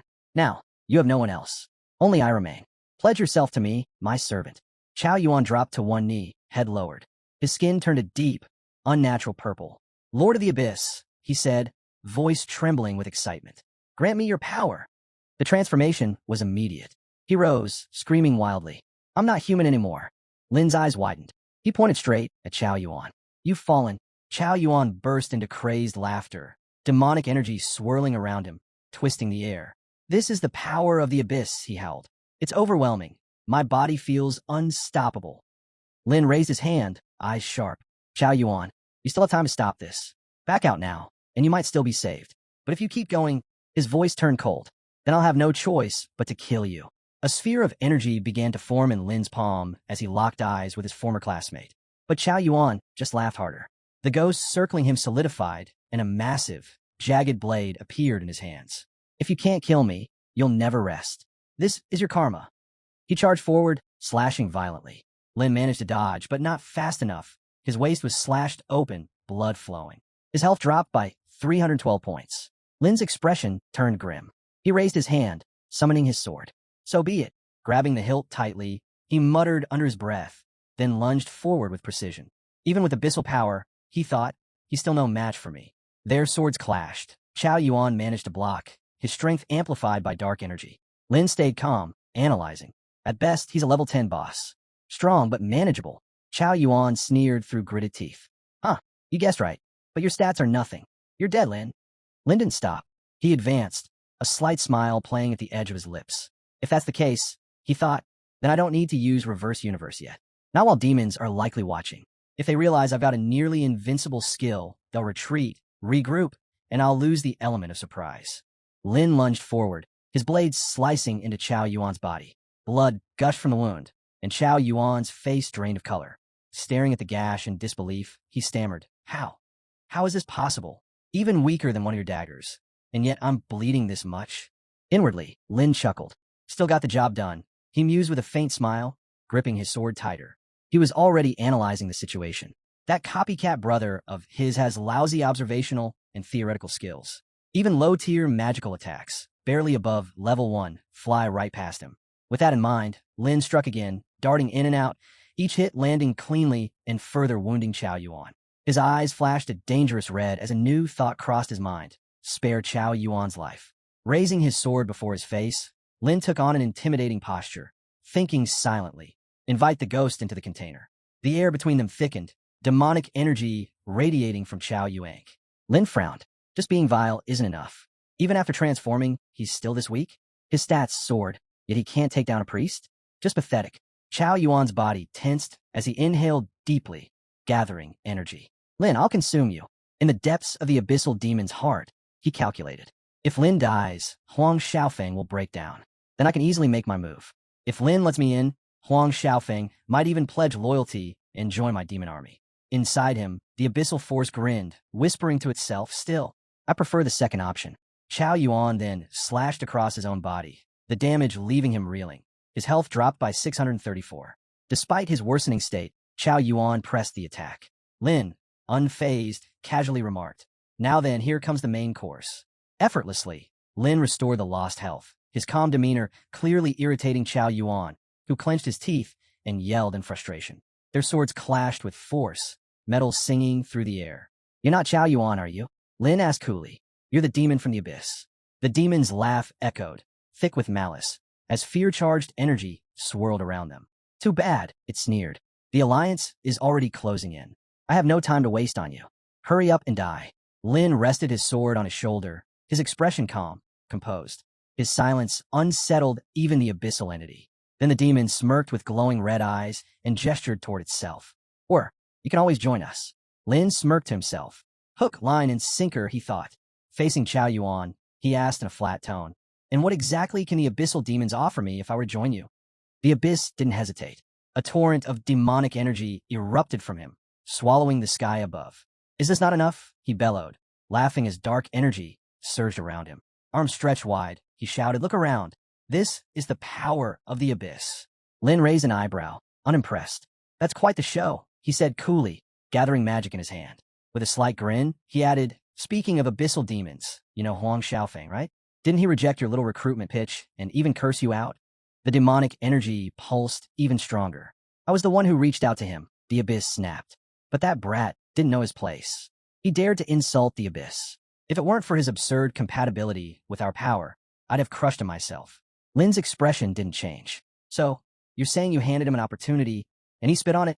The demon's face twisted with fury.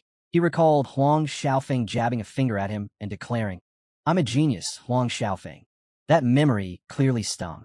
Gripping his hair in frustration, he growled, that freak. How could he not understand? Watching him spiral into old grudges, Lin thought to himself, yeah, Huang Xiaofang definitely isn't one to sugarcoat things. This demon's intelligence is about on par with his. Straightening up with resolve, Lin placed a hand over his chest.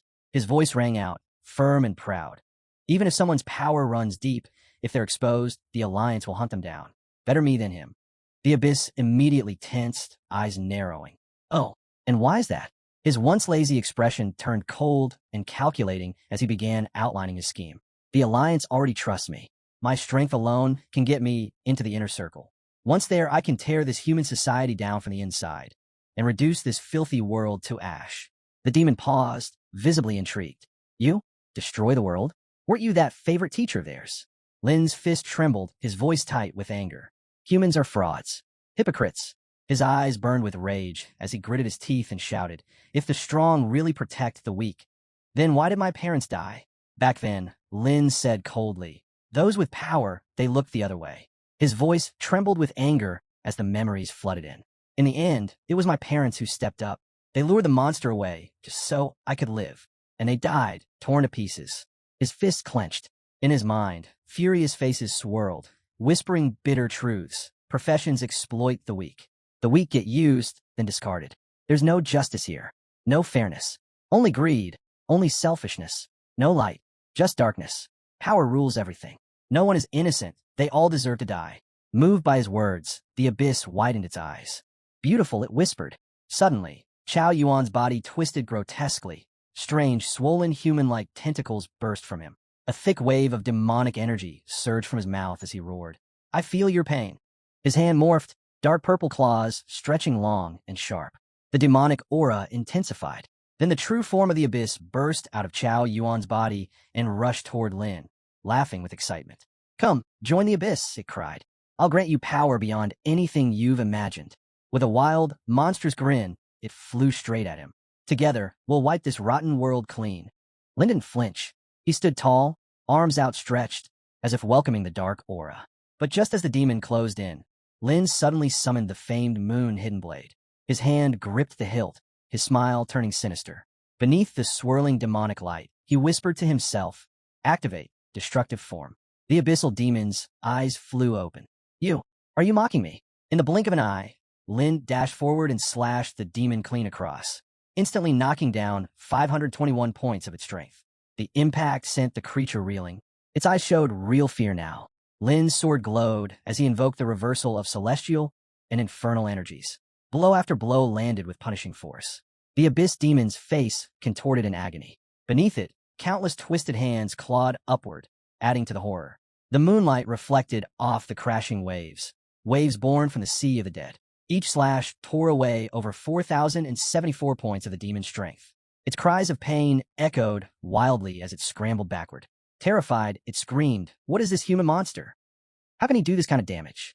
Bleeding, broken, and crawling away, the demon's mind raced in panic. No wonder Xiao Yuan failed. Even with abyssal power, he couldn't beat him. It wouldn't have mattered who he sent. No one could shake this man. Lin stared calmly at the howling demon. "Running now," he said, voice steady.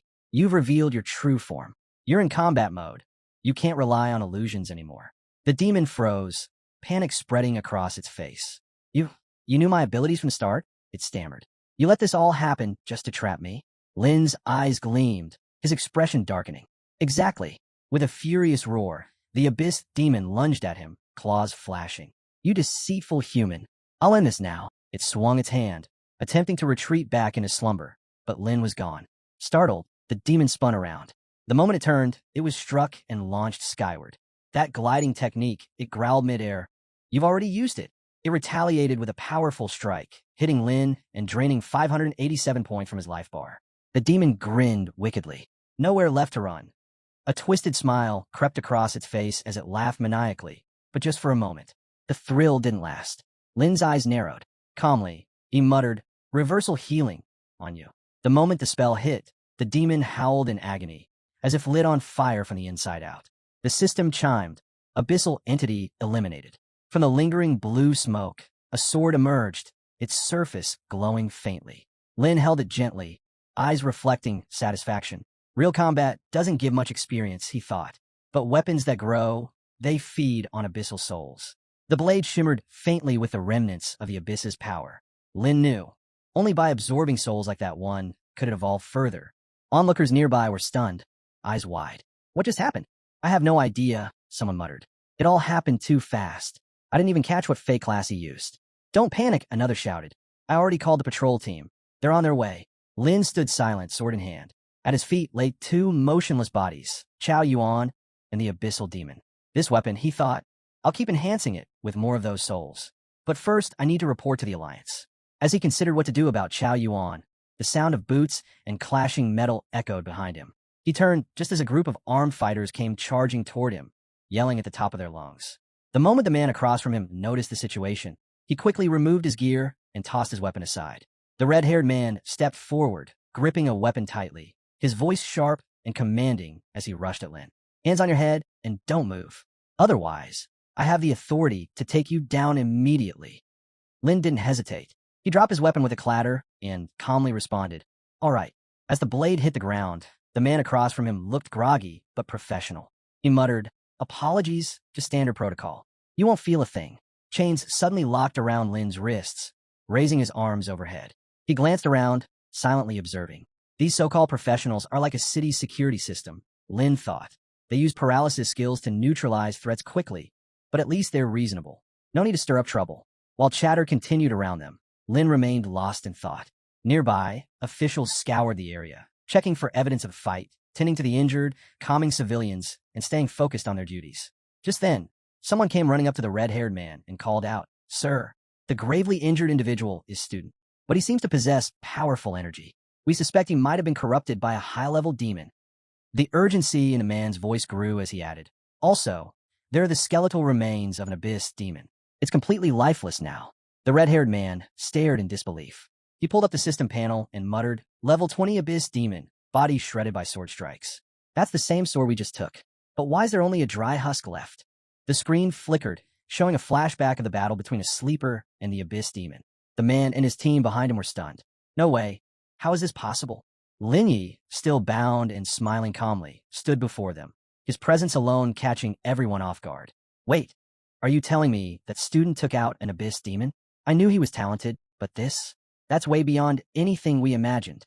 The red-haired man then stepped forward and formally introduced himself. I'm Huang Xiao, captain of the first team for the Abyss Demon Capture Task Force under the Professional Alliance.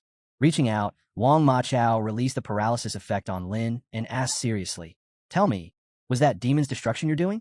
And about that student, was he possessed by the demon, transformed, and then, were you the one who ended it?" Lin rotated his wrist slightly, then calmly explained, "That student was actually the founder of our school. Right in front of me, he transformed into a devil and tried to kill me. So I had no choice but to fight back." Ma Chao folded his arms, a doubtful look in his eyes. But how did he manage to summon a demon of a body? Those things don't usually show up in the physical world.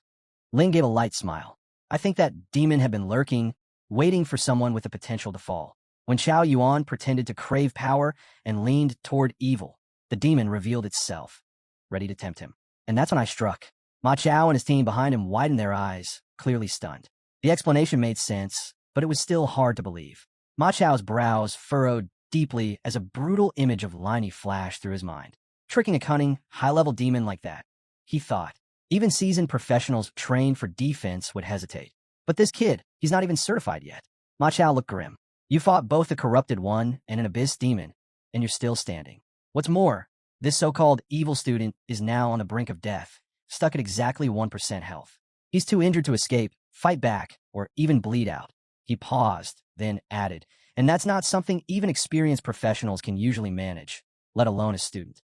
Lin stood silently, head lowered. Two soldiers stood behind him, maintaining guard, as Ma Chao's voice continued. "That's why we'll need you to come with us to the Alliance Department. I hope you'll cooperate." Just then, one of Ma Chao's teammates blurted out, "But Captain, he's not just any student. Haven't you heard the rumors?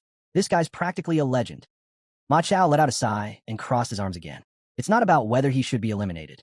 It's about understanding the weight of what just happened and keeping Chang City safe.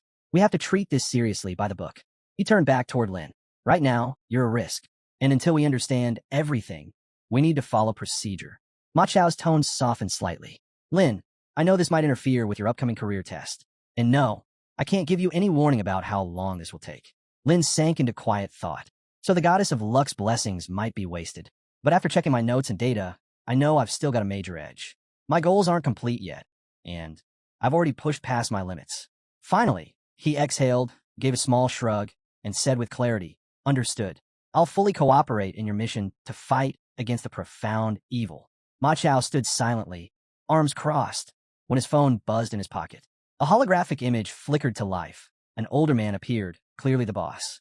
With a stern gaze fixed on Ma Chao, he spoke plainly. "Ma Chao doesn't need to bring Lin back to the investigation department, and he's off the case involving the profound demon for now. He can resume after finishing his professional assessment. The company will take it from there." A pale-faced supervisor, clearly alarmed, chimed in quickly, "But that's a standard procedure. We can't bypass that." Ma Chao lifted his gaze to the boss, voice steady. "If I just let him go, wouldn't that mean I'd face punishment from HQ?" The old man gave a slight smile. "No one's going to trouble you. This decision doesn't just come from me. It's backed by HQ and all the department heads. You know the legendary instructor, don't you?" With that, the boss launched into a story that left Ma Chao and many others stunned. He killed it, came out unscathed, and he even got official approval to enter the forgotten hidden nest. Ma Chao slowly turned toward Lin, who just stood there with a foolish grin.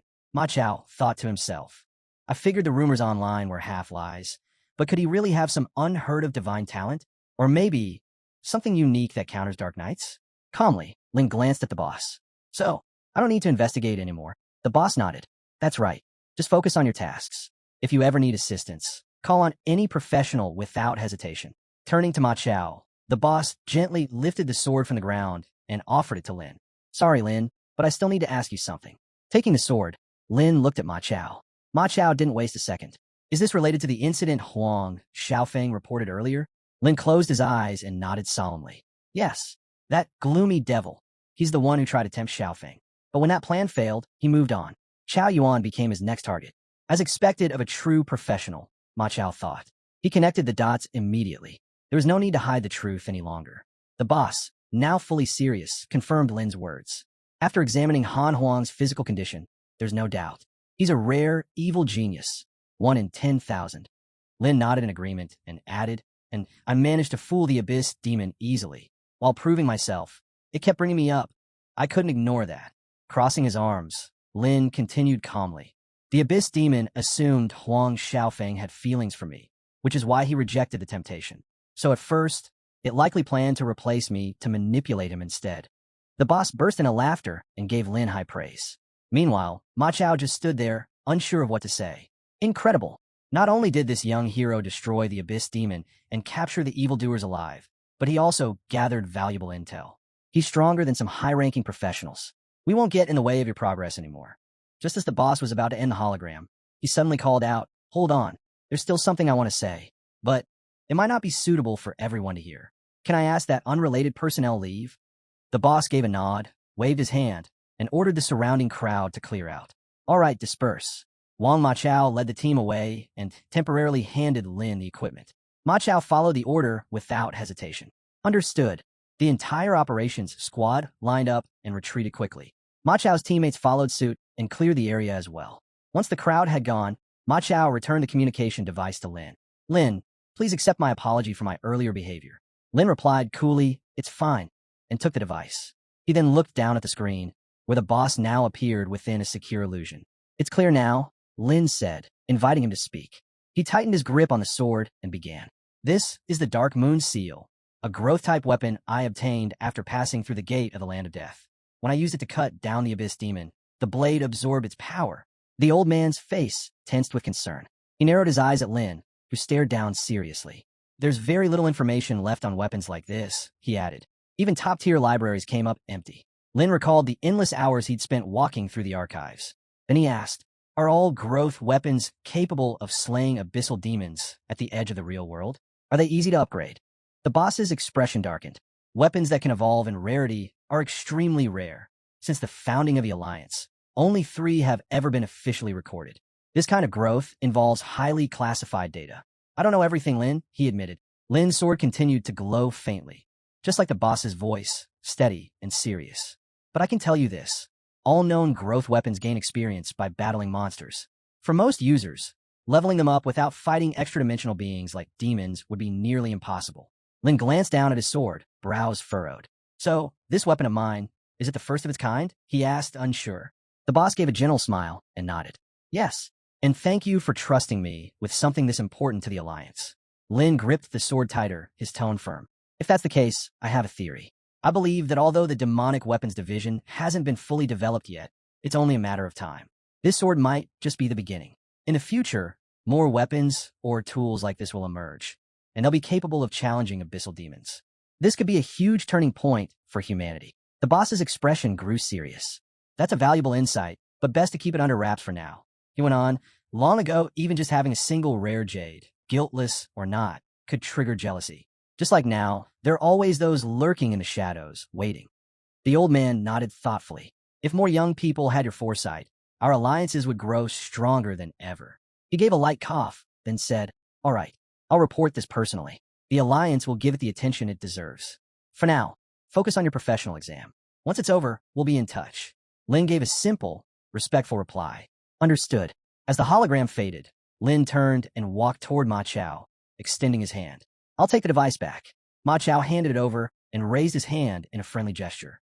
"With someone like you, Lin, I truly hope you'll join the Alliance someday. If you don't mind, just call me Old Wang." Meanwhile, at the Alliance headquarters, the boss stood before a full meeting hall. "So, what's your impression?" he asked. A middle-aged man, Tianchi, took off his glasses and smiled.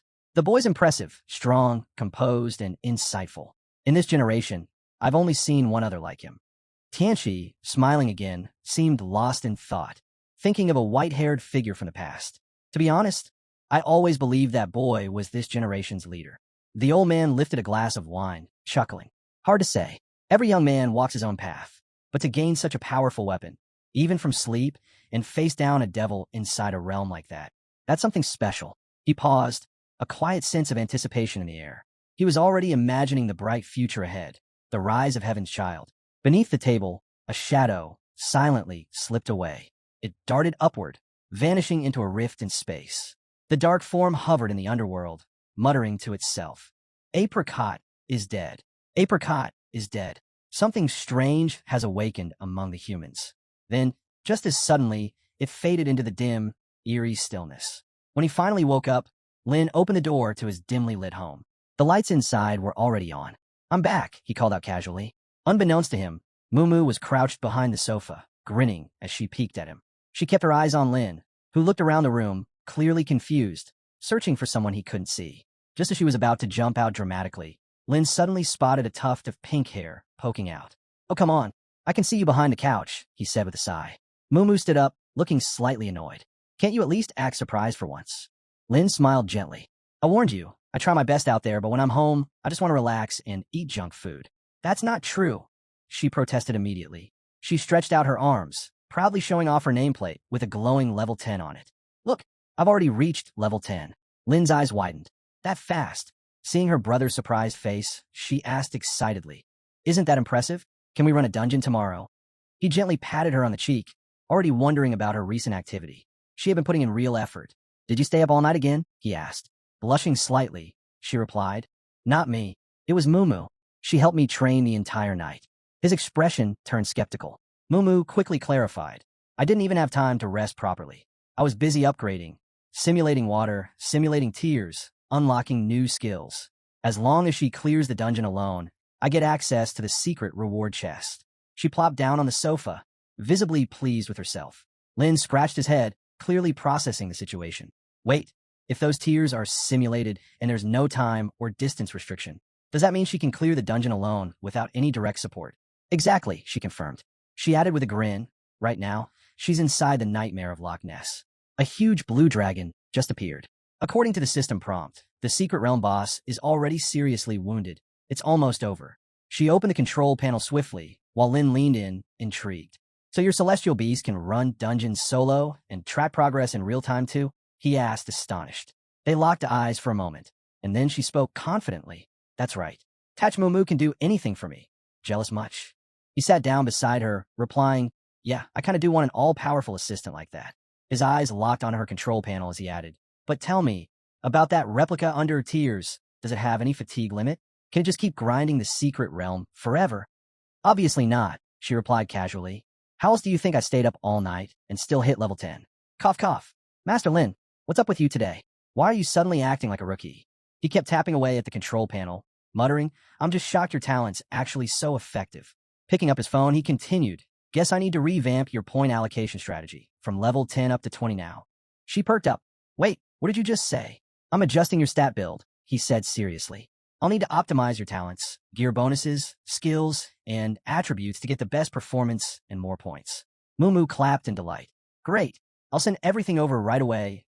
Oh, including my height, weight, and waist size." "Huh," she yelped, blushing and kicking his leg. "What are you trying to do, huh?" He raised both hands, acting innocent. "What? I'm being serious. It's for better attribute calibration. The more accurate the input, the more refined the stat adjustments." He added, "Your physical attributes also impact the simulated versions of you, and with better tuning, you'll have a big edge in the higher stages." Lin leaned in, still analyzing early-stage fights. "Sure, you can brute force small mobs. But later on, precision and minor tweaks are everything. A small attribute difference can decide the win, or cost a fortune to fix." "I get it," she grumbled, turning away. "But what does that have to do with 3 rounds? Ugh, forget it. Just don't peek." Then he paused. "All right, Baiji, isn't she switching classes? Ask her if she's okay sharing her stats." "I'm not going to pry. It's her business." "Fine," Mumu snapped. "But I still want to know what everyone else is working with." With that, she stormed off to her room and slammed the door. He sighed and rubbed his forehead. "I was just trying to help the team gain an edge." Inside her room, she stared at a tape measure in her hand and whispered to herself. To Mumu, it's just numbers. What could matter more than getting stronger? Her gaze drifted into the distance as memories of their childhood flashed through her mind. From the time they were kids till now, they'd practically grown up side by side. There wasn't much they hadn't seen of each other. Still, the thought of measuring herself made her feel a little awkward. She sighed, trying to justify it. "Well, it's for the data, right?" With that, she tossed her breast pads aside and picked up the tape measure. "Still just 80B, she muttered in frustration. "All that milk, and nothing's changed." As she imagined the smug look he might give after reading her stats, her face twisted in annoyance. Ugh, what if he laughs at me? If he sees that, how will I ever keep a shred of dignity? Suddenly, a light bulb went off in her head. Wait, there's Mumu. If I just submit her numbers, they're basically mine anyway. No one would know she's even real. Coughing awkwardly, she quickly refined the replica's data, then waved the clueless mini version of herself aside. Holding the tape measure with gleaming eyes, she stared down the tiny Moo like a predator. Stand still, just a quick measurement. She wrapped the tape around Moo's chest. Inside the room, strange noises echoed while outside. Everyone nearby looked confused and puzzled. 10 minutes later, Moo stepped out of the room, holding a slip of paper. All done. Here's the data, she said shyly, handing it to Lin. But don't let anyone else see it. He glanced at the numbers and blinked. Wait, ADC, are you sure this is accurate? Arms crossed. She replied with a forced calm. Of course. That's what I measured last time. He frowned slightly. If the numbers are off, the whole build strategy falls apart. She froze. Then, without a word, she snatched the sheet from his hands, furiously crossed out the fake ADC, scribbled in ADB, and shouted, There, that's the real one. He chuckled and flicked her forehead. Now that's more like it. She let out a yelp, rubbing her forehead. Oh, Lin, unfazed, he asked. And Baiji, did you check with her? She sighed and replied in a bored tone. Yeah, she refused.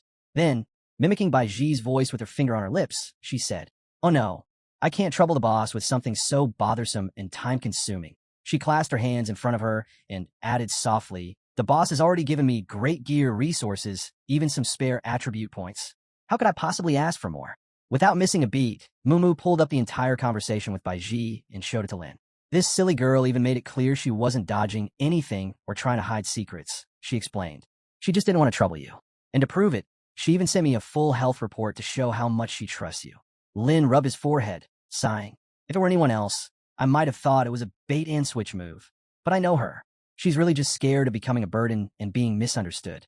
In his mind, he pictured Baiji, simple, sweet, and honestly too easy to fool. He then took her phone and copied the data to his own, continuing, But still, she's part of the team. And with talent like that, why wouldn't she want to contribute? Moo watched him work and commented casually, Well, it's kind of expected, right? He glanced back at her, confused. What do you mean? The system just reported a new skill. Moo learned soul conversion. It lets her summon souls to fight. Both of them turned toward the direction of the report, and there came the little Moo, waddling toward them with a cheerful gurgle. But it didn't say what kind of soul she summons, Moo added. Lin stared in disbelief and pointed at the approaching mini-version. She can summon too? What is this, an endless nesting doll game? Crossing her arms smugly, Moo raised her finger and waved it side to side. Nope, not the same thing. This one's different. She explained, that skill only works inside dungeons. Unlike Moo, this summon can't appear in the real world. And once it's defeated, it's gone for good. Moo, on the other hand, can be revived. As for what else it does, no clue. I haven't tested it yet, she added with a shrug. Lin thought for a moment, then nodded. All right, got it. He snapped his fingers. Let's head into a dungeon and run a test. Without wasting time, the three of them entered the eerie realm of the Lizardmen tribe. Inside the dungeon, they found themselves before massive ancient trees. Beneath their thick roots, small cavern entrances yawned open. High above, on the trunks, strange shadows with glowing red eyes flickered in the darkness. A system prompt appeared with information. Dungeon, Lizardmen tribe. Recommended level, 8 to 10. Description, lizard folk, an expansive race with incredibly high reproductive capability. The warriors of the tribe were brutal and experienced in combat, unafraid of death, and far from stupid. They were known for using cunning strategies to crush their enemies. Thankfully, their raw individual strength wasn't overwhelming. Only the top-tier fighters were acknowledged by the system and given special class titles, which granted them immense power. Lin and Su Moo had switched into their battle gear, weapons ready in hand. She glanced at his new weapon and commented, Lin, your priest weapon's changed. It looks like a knife now. Yeah, he replied, raising it. Figured I'd let her give it a test run. With that, he took a swing toward her. Slash. Moo, standing behind, suddenly piped up, Whoa, what was that? After the strike, Su Moo blinked in surprise as a new life bar appeared above her. Not bad at all, she said proudly. Watch closely, little Moo. Your big bro's just getting started. From the back, Moo couldn't help but look on in awe. Raising her hand, she activated her skill and called out, Tears, begin revival. Use soul conversion. Suddenly, a green light spread across the area surrounding a small tree. A delicate golden bell with a jade-green tail dangled from her finger, gently swinging back and forth, giving off a strange, mystical energy. A system prompt appeared immediately. Tears of Reincarnation is activating soul conversion. A mysterious soul has heard the summoning and is forming a connection to your world. It will descend to fight for you. All eyes turned toward the source of the magic. Then, the ground in front of little Moo cracked open. and a massive black shadow surged upward with a deafening roar. Another alert from the system popped up. The guardian spirit of the giant tree is arriving. A towering knight emerged, wrapped in thick layers of bark-like armor. The figure exuded power and presence, like a guardian forged from the heart of the forest itself. The system displayed new data. Giant Tree Guardian. Class. Knight level 10. STR 30 Con, 35 Int, 35 Spirit, 35 Acumen, 20. Aptitude Gold. Skills. Shield Technique, Divine Strike, Triple Death Slash, Fortress Stance, Last Stand Smash. Note: this soul hails from an unknown world. Other details classified. Lin studied the creature with narrowed eyes. Even with just gold-level aptitude, that summon is already beyond expectations. She basically pulled in a boss-tier fighter with maxed-out elite stats. He nodded to himself. If Su Mumu keeps leveling, she'll be able to call in even stronger boss-class spirits. It's similar to a priest summoning token, he continued, thinking aloud. But there's a key difference. The priest doesn't die, and their summon has cooldown restrictions. But her talent? She could drop a boss-level soul right at the start of a dungeon, with 0 cooldown. He looked up at her again and muttered, "That's practically a semi-god tier ability." Just then, Su Mumu, still stunned by the enormous guardian sheet summoned, turned and called out, "Mumu." She turned her head with a casual grin and said, "Oh, all right." After that, she stepped in front of the knight and commanded, "Giant Tree Guardian, wipe out every one of those lizard creatures." The moment her words dropped, the Giant Tree Guardian sprang into action. Just then, a swarm of lizard folk burst out from the twisted roots of the giant tree, screeching in a bizarre, echoing chant. "Kaba! Kaba!" They charged toward the knight, claws out, wild with aggression. But the knight scoffed. "Insects," he muttered. With that, he launched a devastating heavenly strike. The entire sky lit up as the giant tree guardian moved. From a distance, the mountains rumbled and quaked, the air filled with the anguished cries of the lizard folk. A system prompt flashed. Heavenly Strike activated, special skill of the giant tree guardian. Using Howler's energy, this attack deals massive physical damage and generates a shockwave that delivers minor splash damage. The first target hit is instantly knocked to the ground. From behind, the tree's guardian murmured, "Rest in peace."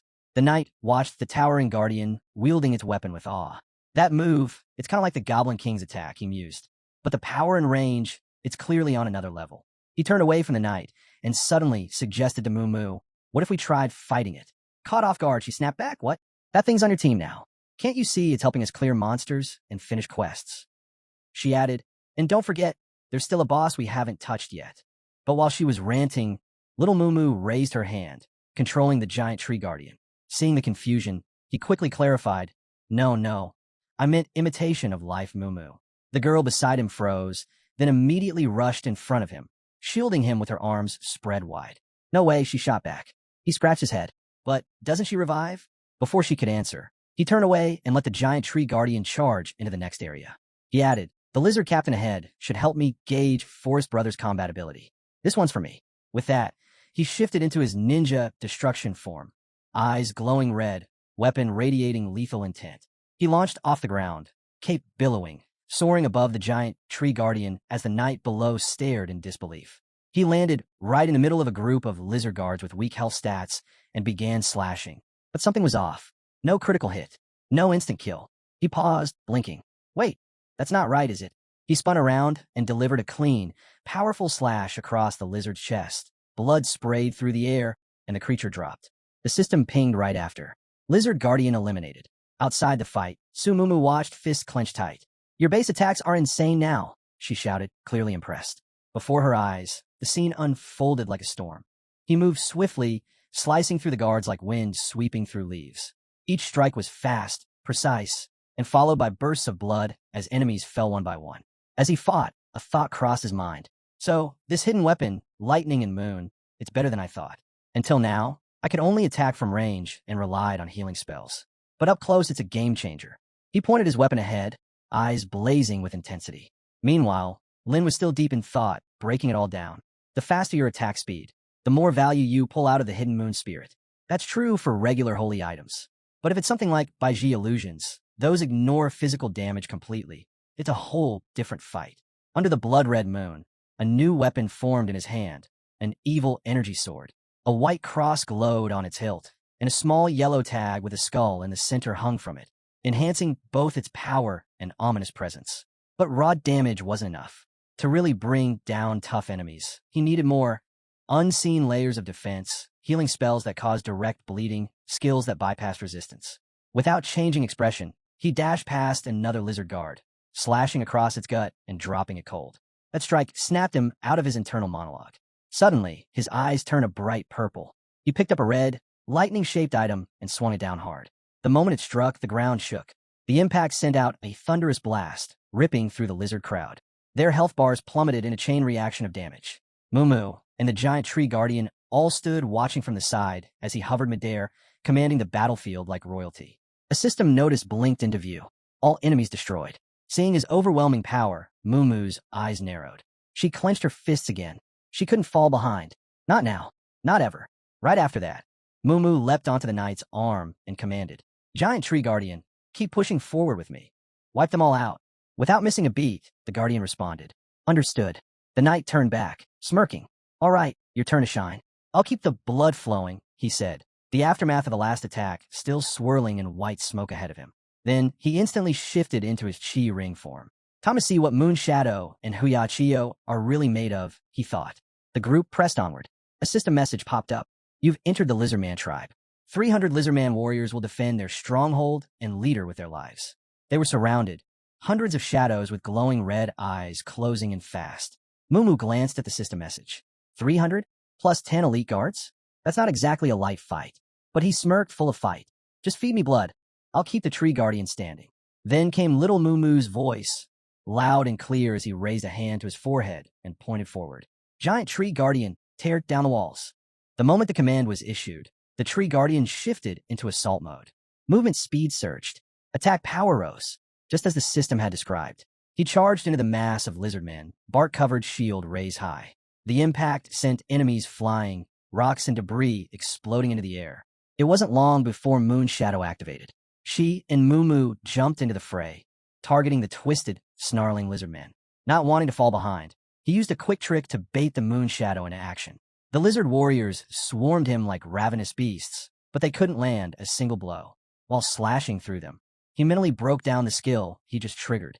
Immune to all damage for 3 seconds. Massive speed boost after activation. Teleport up to 100 meters.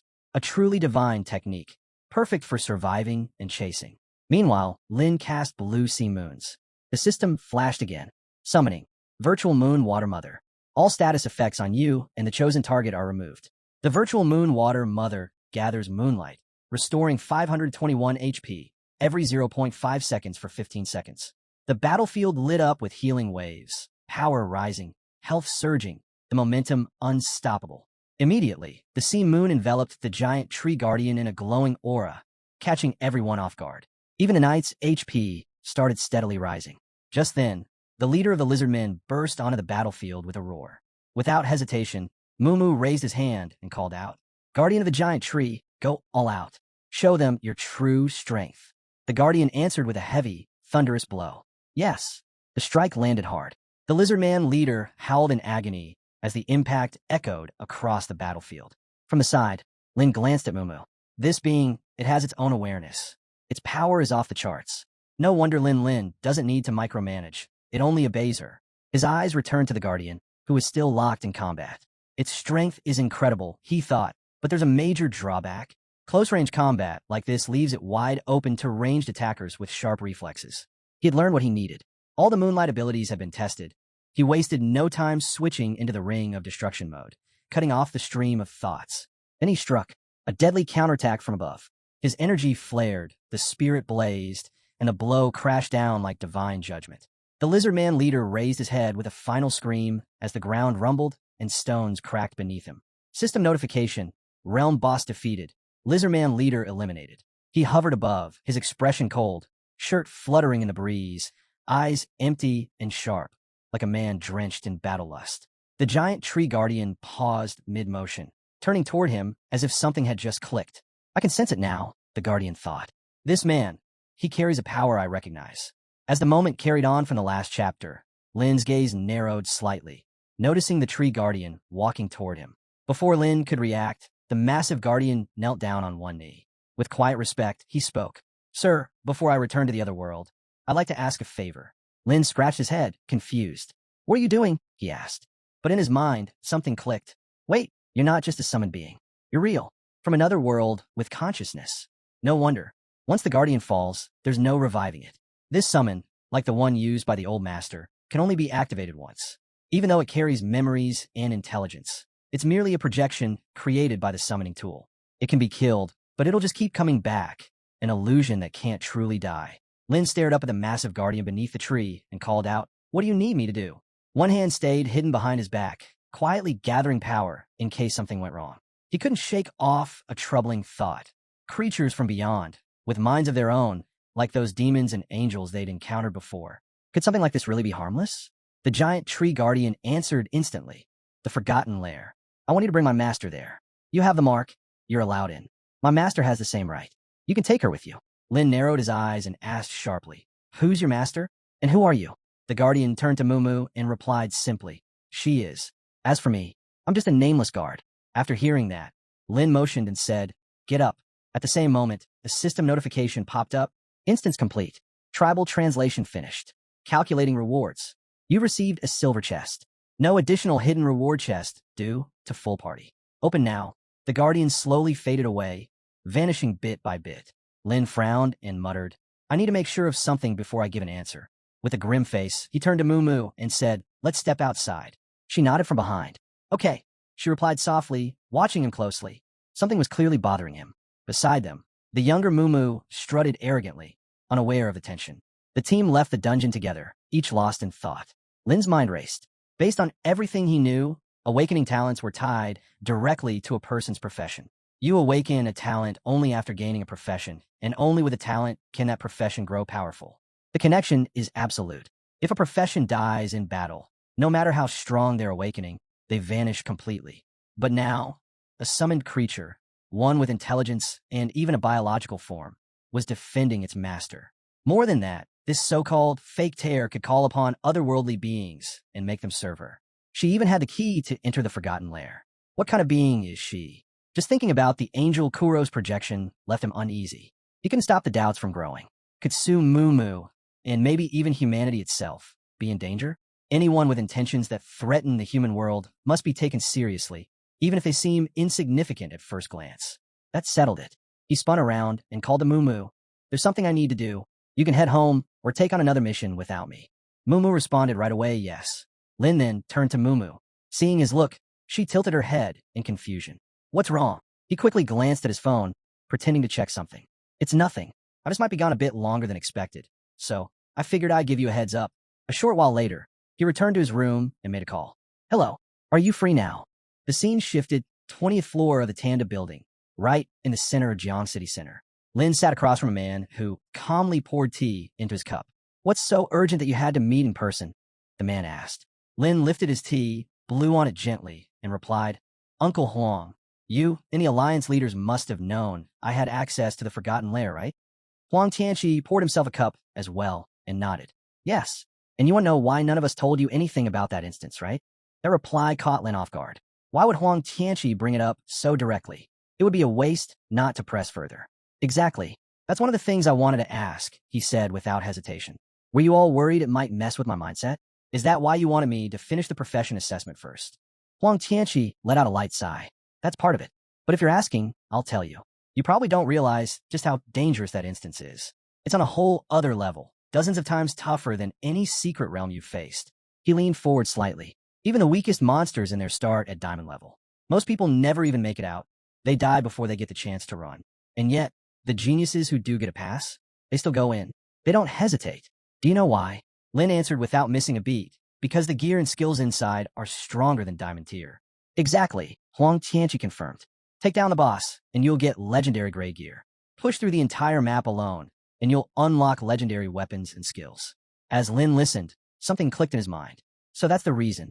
If it had been someone like Huang Tong, someone confident to the point of arrogance, believing his talent and strength were unbeatable, he would have probably charged in blindly and been crushed.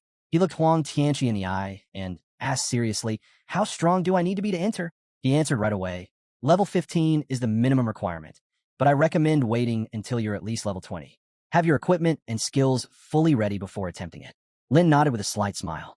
"Don't worry, I'm not rushing into anything. This instance is too important. I'll treat it like I'm preparing for a career exam. I'll be thorough.